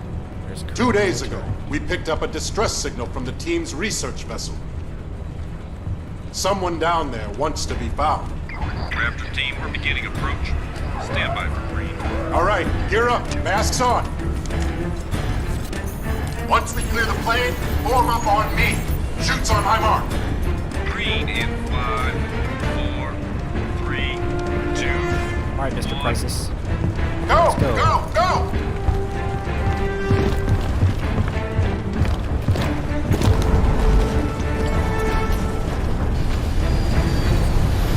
See you guys at the LZ.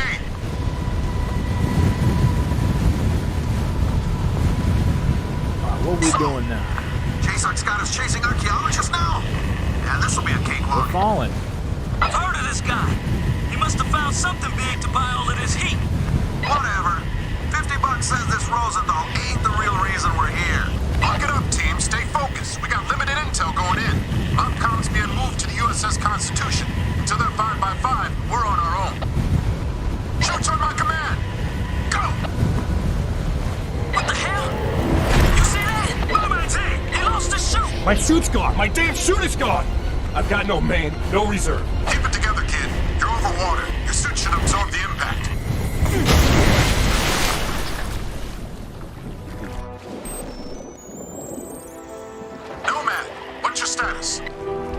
I'm okay. But my HUD's scrambled. What the hell was that? I don't know, but you missed the LZ. Make your way to the beach. On my way. That. Did anyone hit the LZ? You guys are all over the place. Check in. Psycho here. Couple Down guy. and on the move. Justice down. Proceed to LZ. Sorry, I didn't know Aztec, scare I you. have negative visual feed from your unit. Report. Aztec, report. Damn it. Prophet, I've made it to the beach. You hit the water pretty hard.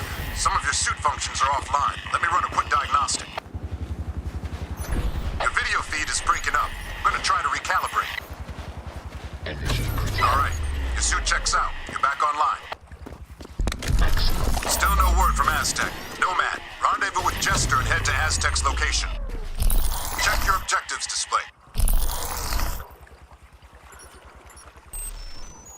Okay, North Korean...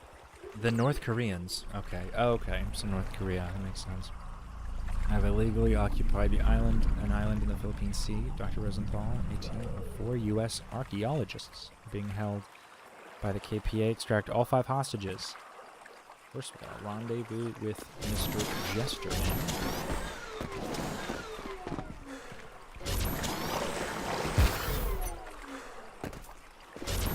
I'm wholly aware that the Scientology and Dr. Berg shit will be more interesting to many people, but frankly, fake fans, if you ask me. No, just kidding. I just also have a life, so okay, so here's what we're gonna do. We're gonna change this.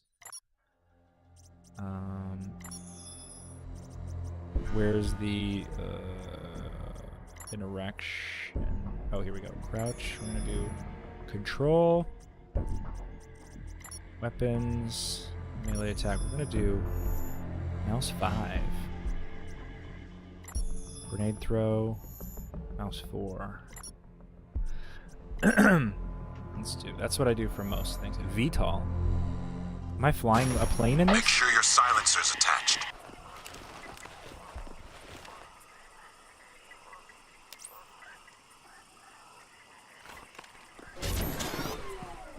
Careful, Nomad. Enemy contact up ahead.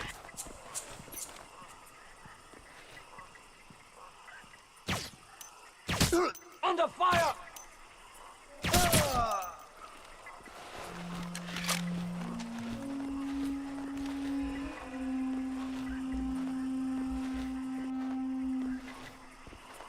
Yeah. I can imagine your dad losing his mind in his old age trying to design a health suit. Yeah, he's not that bright. Get him! I don't really think he would get that. Loading! Come on now. Squirrely son of a bitch. Okay, there we go. Jesus.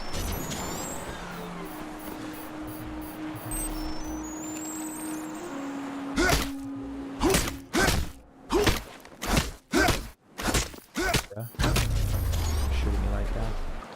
Disrespectful.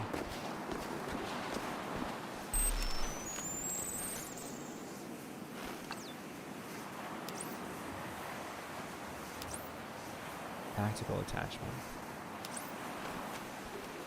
Okay, shit. Fuck, his sprint is like crazy. He has like a spa room where he has like light therapy stuff and like foot massagers. It's kind of creepy, but he spends a lot of his money on useless shit. So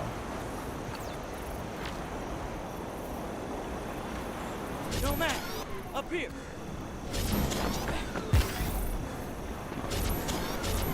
Come on, let's get to Aztec. he said up here. Dog, I'm on level field Glad you with got you. Aztec. KPA, 4-man patrol. Have you been compromised? Negative. But you're close. Wait, something's...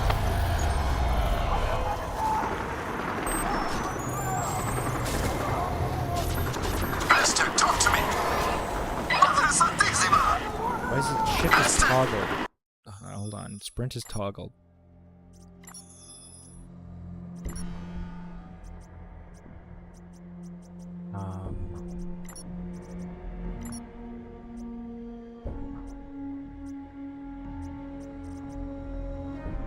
Sprint. Yeah, okay. It's toggled. Game setting. Blood. Oh, no. Weapon inertia. Sound off now! No te mire mal! No te mire mal! No te mire mal! Prophet, help me! No man, Chester, get to him now! Go! Go! Okay. Ow. Where we going, dog?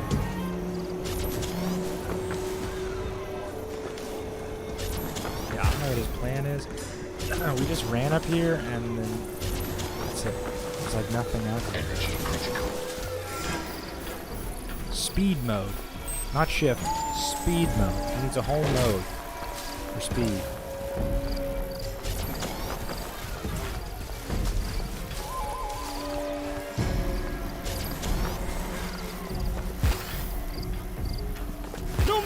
We gotta find Aztec! No man, you better come on. You never know when you'll need it. Damn, what is that? My holiday was nice.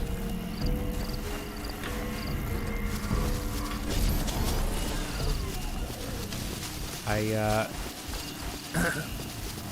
spent some time. Oh shit! Didn't expect that. I spent some time, you know, doing what was important. Jesus. What the hell happened here?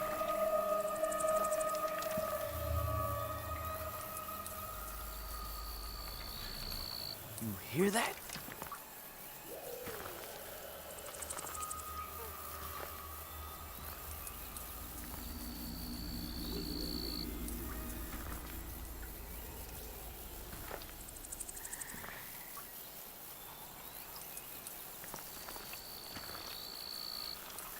I don't like this, man.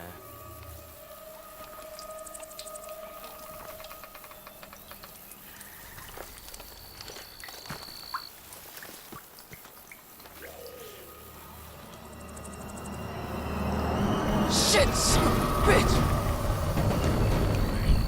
Okay. Chester, report in. What's Aztec status? Dead, boss. That looks rough. Damn it! That looks like a What hazard. the hell is going on out there? I don't know, but I don't think we're alone out here. What have you got? KPA? Negative, sir. We got 4 dead Koreans, but there's no way Aztec killed them. Something else took these guys out. Tore their bodies up bad. Damn it. All right, pay your respects and move on. Rendezvous at the landing zone. What about Aztec, sir? We just gonna leave them hanging here? Negative. I'm gonna vaporize. We can't allow the Koreans to get their hands on that suit. Stand back. Damn it. I'll never get used to that. Oh, good. So my Adios, suit amigo. can just vaporize me. That's good to know. Chester, take care of his equipment and cover our tracks. Nomad, move out to the LZ. Got it, boss. I'm on it, Prophet. Hold on. I'm seeing movement ahead. Switch to cloak mode.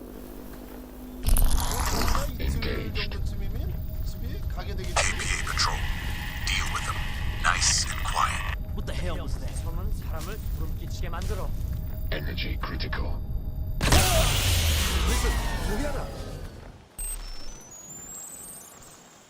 I see you!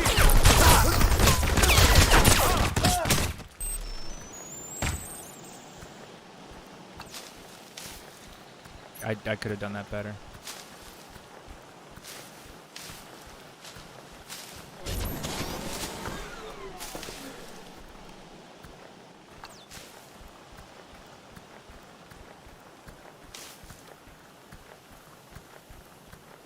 Nomad, I just lost our comsat to JSOC. Our whole tactical display's down.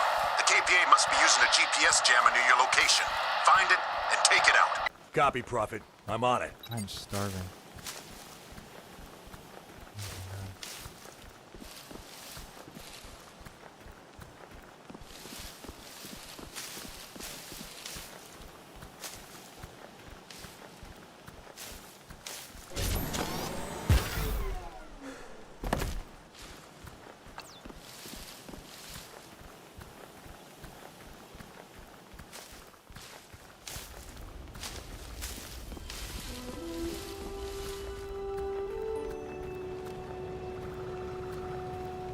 got KPA patrols down on the beach. Use your binocs to tag them before you run in blind. I see a large transmitting array. That must be the jamming station.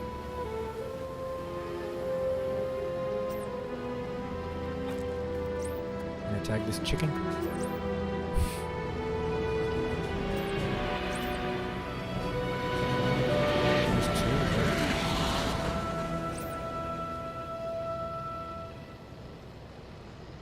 Oh.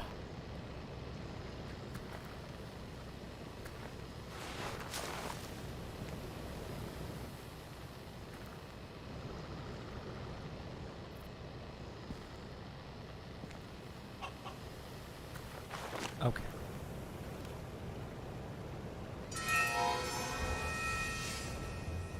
What's that sound?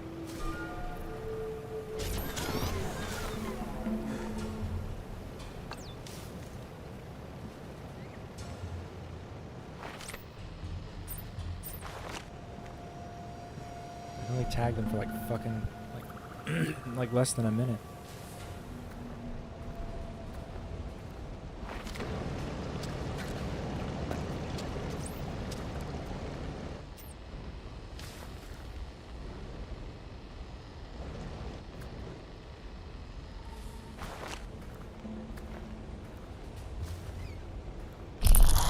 Engaged.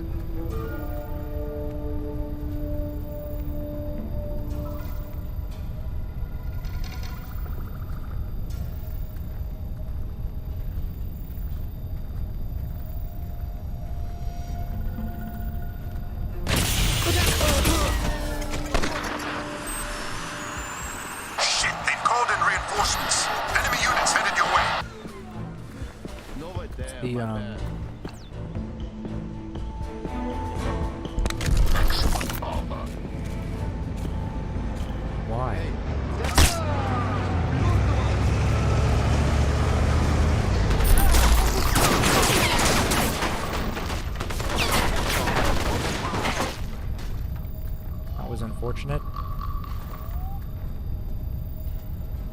Nomad, we're blind here until you find that jammer.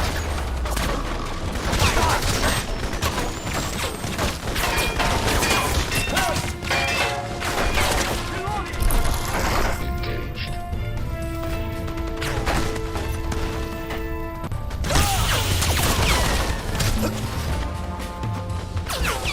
Shit.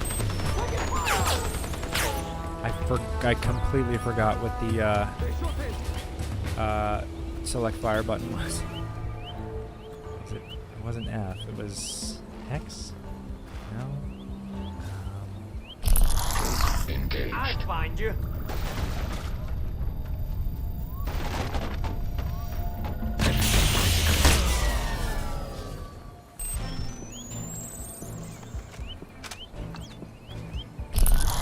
Engaged. I lost it. I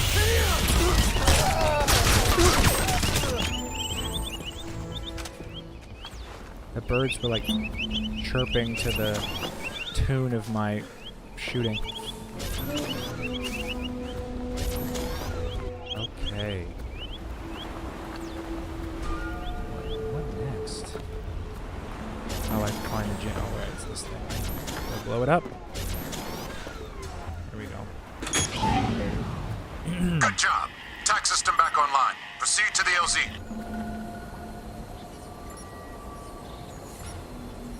That way.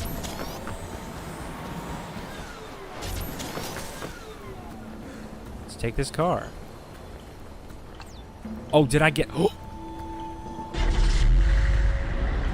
I dead-ass shot him from that distance. That is incredible. I thought it was empty. I killed him. The LZ is overrun. Psycho and I are moving to the signal location. Nomad, there's a checkpoint blocking the path up the valley, so deal with that first. It's like Far Cry. Transmitting the coordinates now.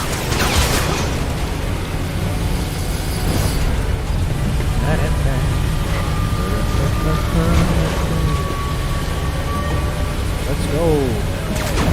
Sorry, bud.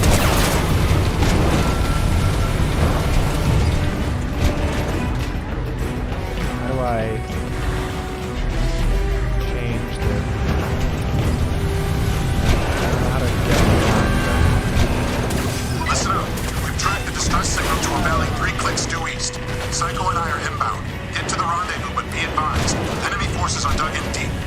Copy, Prophet. Yeah, this is so much easier. Nomad, I'm reading a lot of enemy activity close to your position. Keep a low profile. If they spot You got it, Chief.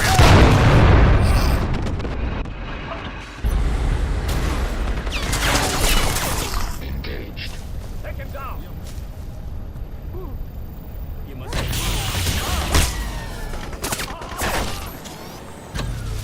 Nomad, I'm reading a lot of enemy activity close to your position. Keep a Reading low that too. profile. If they spot you, they'll call in reinforcements. Engaged. Oh, they've spotted. Where is he? Where is he? Damn, these AI are crafty.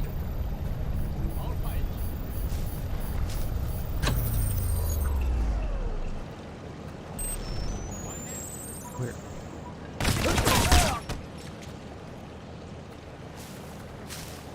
There's also Crisis Remastered. So this is apparently, like I remember that this was like the benchmark for every system. It's like, but can it run Crisis? And now it's like, well, can it run Red Dead on Ultra 4K?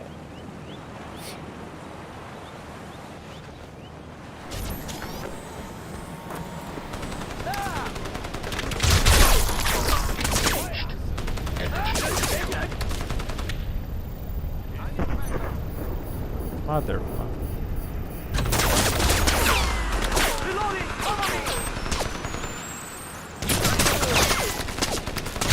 Switch to armor mode and find cover. Excellent armor.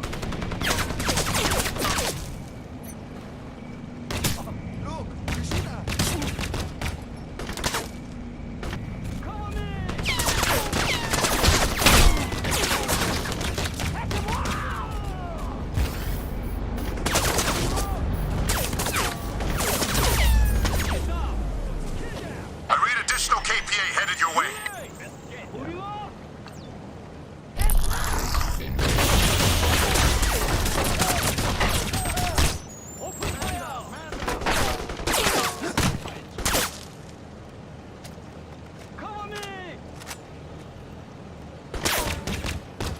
Come on now. Loading.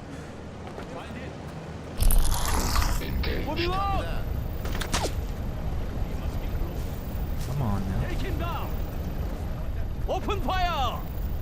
Cover me. Ooh, I'm sorry. Come on. Engaged.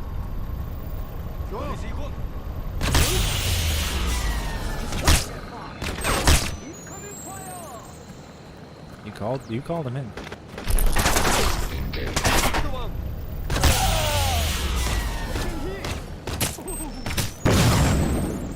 I didn't even shoot that.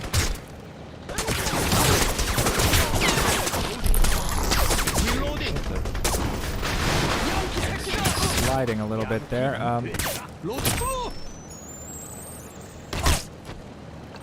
Dunzo.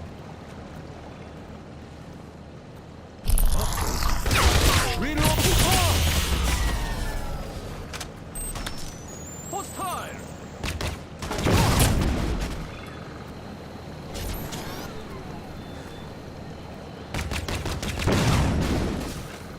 Jesus. This gun, this game, like everything's destructible. Speed mode. Nomad, JSOC indicates that the KPA have a command post on the Eastern Peninsula. I need you to infiltrate and check for intel on enemy emplacements. I'm uploading the coordinates now. Roger that. We're short on time, Nomad, so make use of your speed mode. Speed mode. So goofy.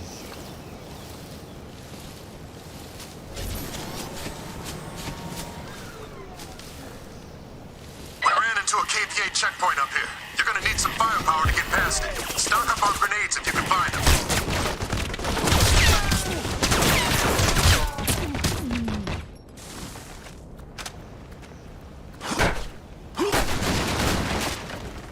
Oh, checkpoint. There's a checkpoint up here. I see.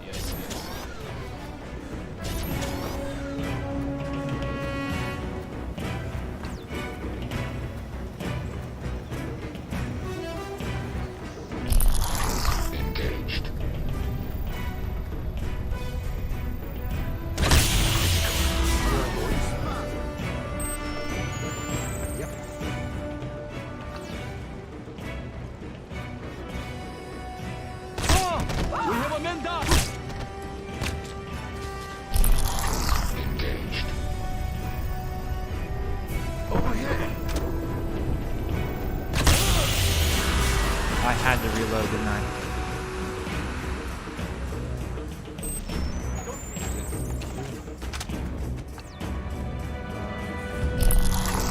Okay, well, here they come. Alright, we got grenades. Hell yeah. We got this gun. I like my gun. Why? Select grenade. Oh.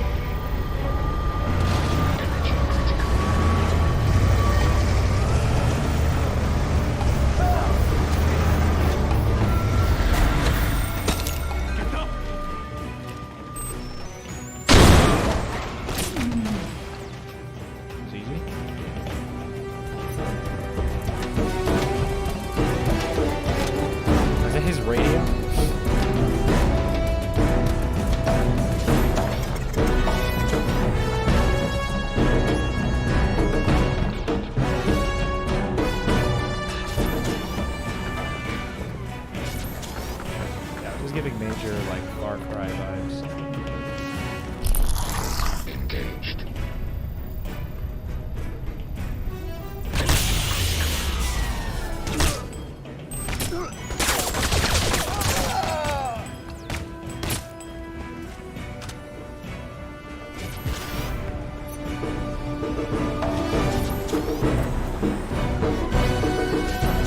The music gets like louder in like weird spots, so I feel like it's coming from.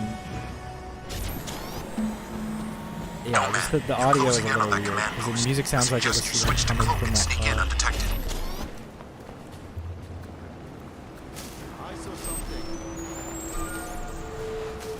Yes, I realize many people are tuning in from across the world. Get some sleep, people.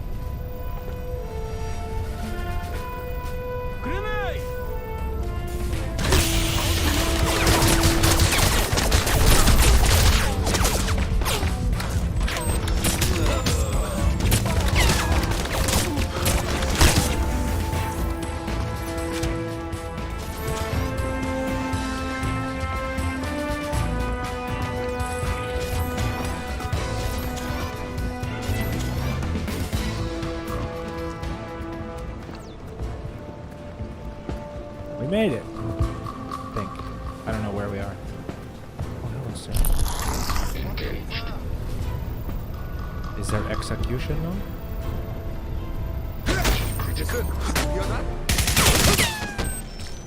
There's not. I hurt myself going in speed mode. Engaged.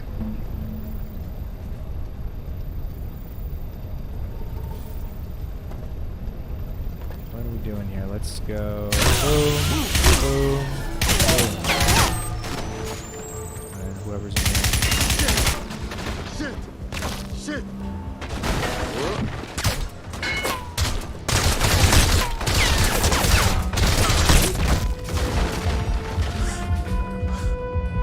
All right.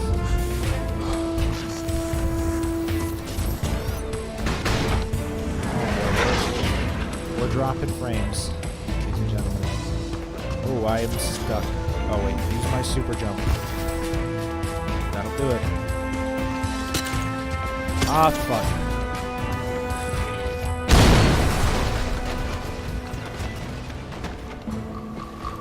Exchange with shotgun. So analytical.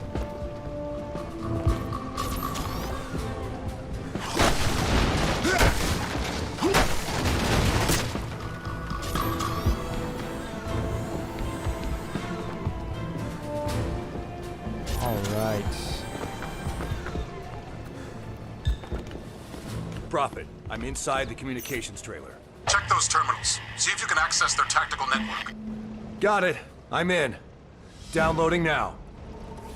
Got the intel. Proceeding to rendezvous. Good work, Nomad.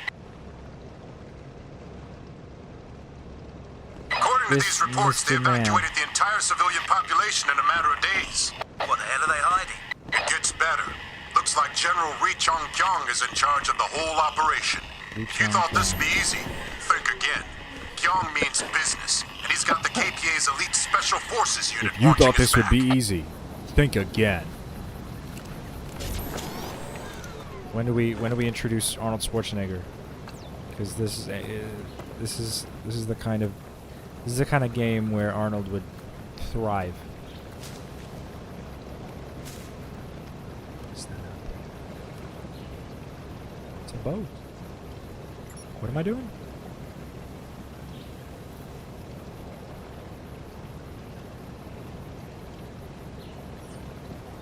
Could have yawned away from the microphone, but I'm confused. What am I to be doing? Okay, I might play this on my own time, to be honest, because I am starving and I'm exhausted. I got a grenade.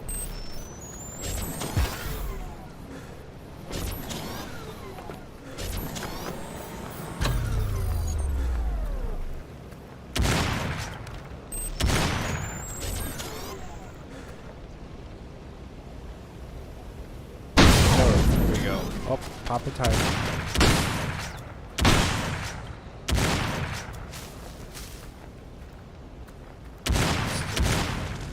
Interesting. And now I'm out of ammo. Great. Great. Energy critical. Interesting. I like this game. I think this game is like Far Cry, but with way not made by Ubisoft, made by a company that seems to actually give a shit. All right.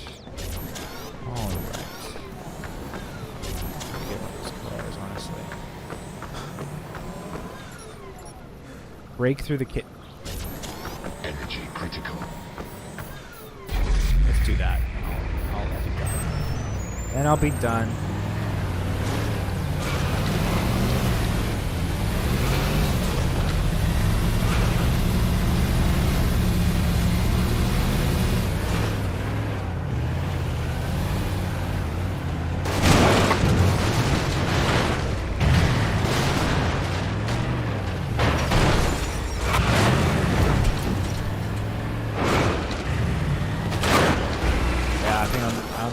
Through here. All right.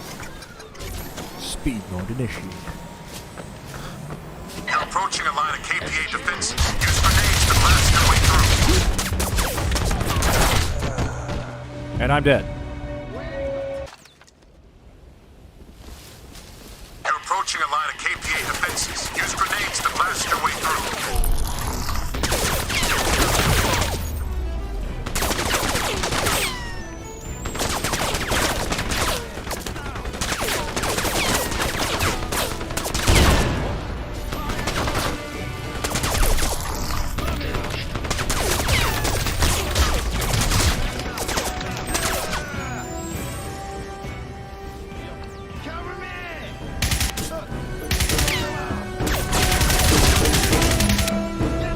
Speed mode.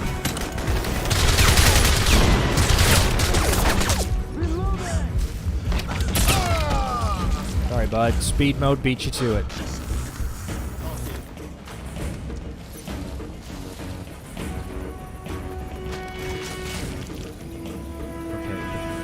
Okay, I'm maybe confused.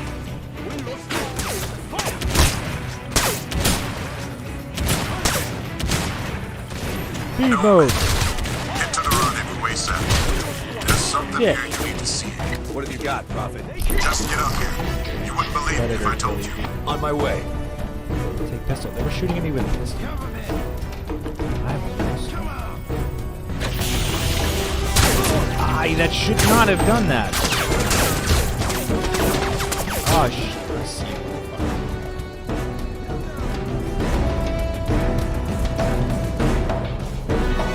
I disagree.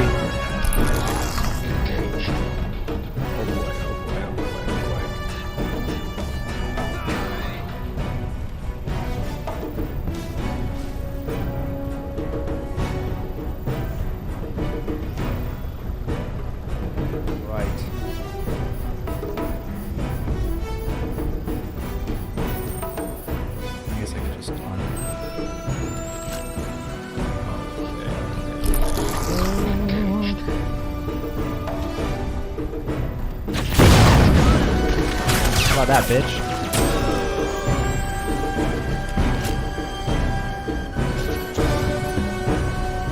Yes, all but one. We'll take the whole goddamn shotgun.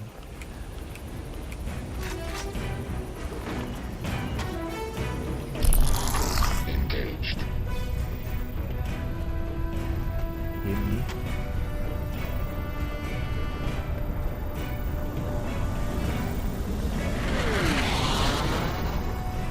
What the fuck was that? Energy critical. Very well. Davis. Okay. Alright, alright. Give me what.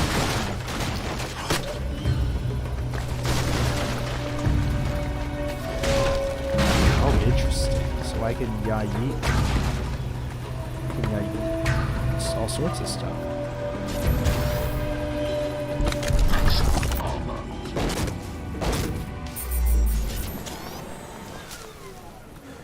Alright. Gotta break through. We gotta go up here. Energy critical.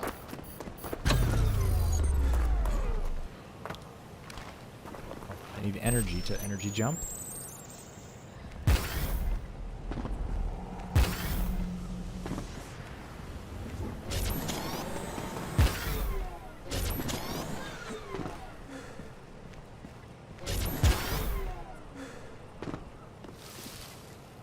Okay.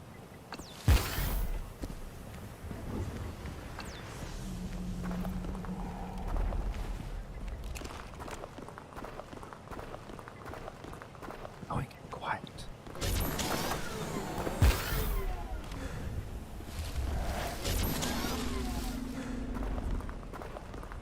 What killed those guys? Is there like, are there aliens too? I think I remember there being aliens in this game. Oh boy.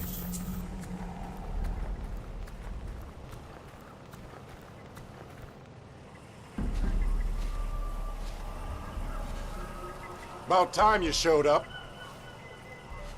You believe this? Looks like someone had a little trouble parking their boat. We seem to have hit a dead end. I've lost our secured channel to JSOC. Too much electrical interference on this island. Hey, boss! I got something. Topographic map. There's an area highlighted. This valley here must be where the excavation site is located. You caught How that so can you be perfectly. sure? I'm not, but it's all we've got to go on. We need to get moving. I'm not going anywhere until you give me some answers. I'm not buying that locate and evacuate bullshit anymore. Yeah. Since when do the North Koreans have themselves a motherfucking freeze rate? Damn straight! I feel like I jumped into a bloody comic book here. I've told you everything you need to know. That's Yeah, are bollocks these and you guys a know it. military Aztec crew? is 'Cause dead, I wouldn't and be we ain't questioning, got the like, first idea what how killed is it him. not I saw supposed him to up question close, their- boss. He was mutilated, ripped in two. Their, I mean, what are we dealing with here? Cause it their ain't just commanding Korean. officer? Jester's right. If this Rosenthal guy was a Probably a proper spy nut, squad. we wouldn't be here. Cut the crap, Psycho. You've all been fully briefed. Our job is to find those people, and that's what we're going to do. We're moving out now, What the and that's in order. Something's here.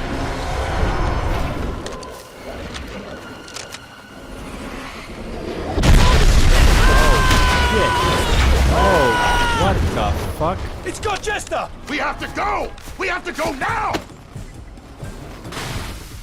Whatever the fuck that was. Come on, move, move! Did you see it?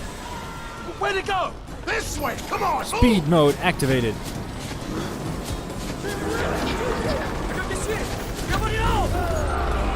Did you see that thing? Did they just steal their souls? Keep after him, go, I'm a girl I used to know. Okay.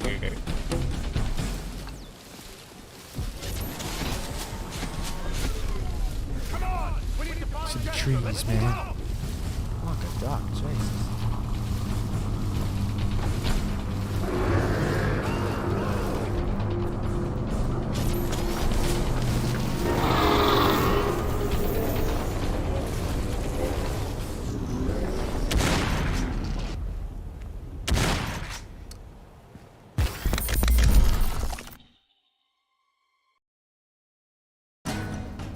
I just thought it closed, so I was just gonna shoot it randomly. Ugh. Let's find out what the fuck this is, and then I am done. 4 hours, 4.5 hours. It's a good start.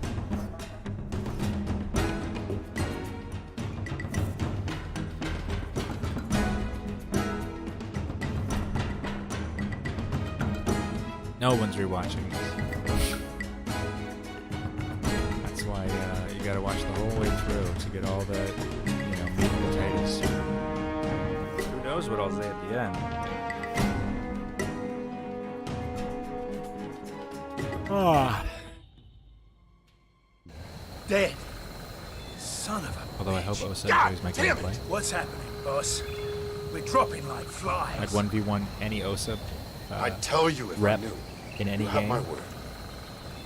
Stand back. Like the now. floor. I'm gonna vaporize. So long, mate.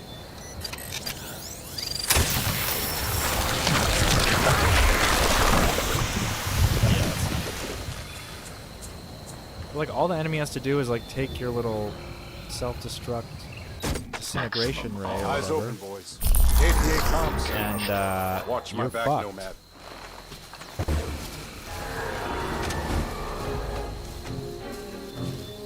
Where was that ammo? I didn't see any of that ammo anywhere.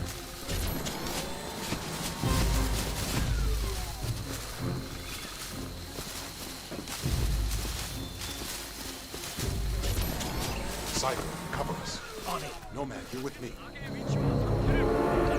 God damn, nothing but bodies. Area looks clear. Move in on that tracer. You're gonna access the KPA secure channel. Okay, I Nomad, you thought I and was Cycle gonna secure collect the some perimeter. intel, but I'm just gonna fuck up all their computers. All right, listen up. KPA are holding a civilian hostage in the village about a click ahead. Could be one of Rosenthal's crew. Nomad, I need you to infiltrate the village and gather any intel you can. I'll stay here and monitor incoming comms. Your priority is to find that hostage, understood? Understood. Cycle will provide support as soon as we're done here. You got it, Chief.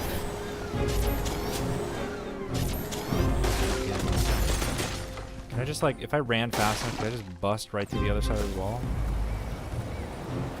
I bet I could. A couple more times, I think I can get through. I'm not using any more ammo. Checkpoint reached. And there's my car. All right.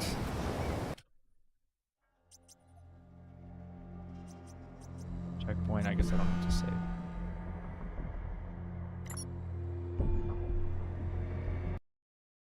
Okay. Oh, I am exhausted, but I've enjoyed the stream. I am gonna go eat some food, and I'm gonna do this some other time. Stay tuned for videos that are not live, more curated videos that I'm working on. Also, yeah, take it easy. Fuck Scientology. Good night, everyone.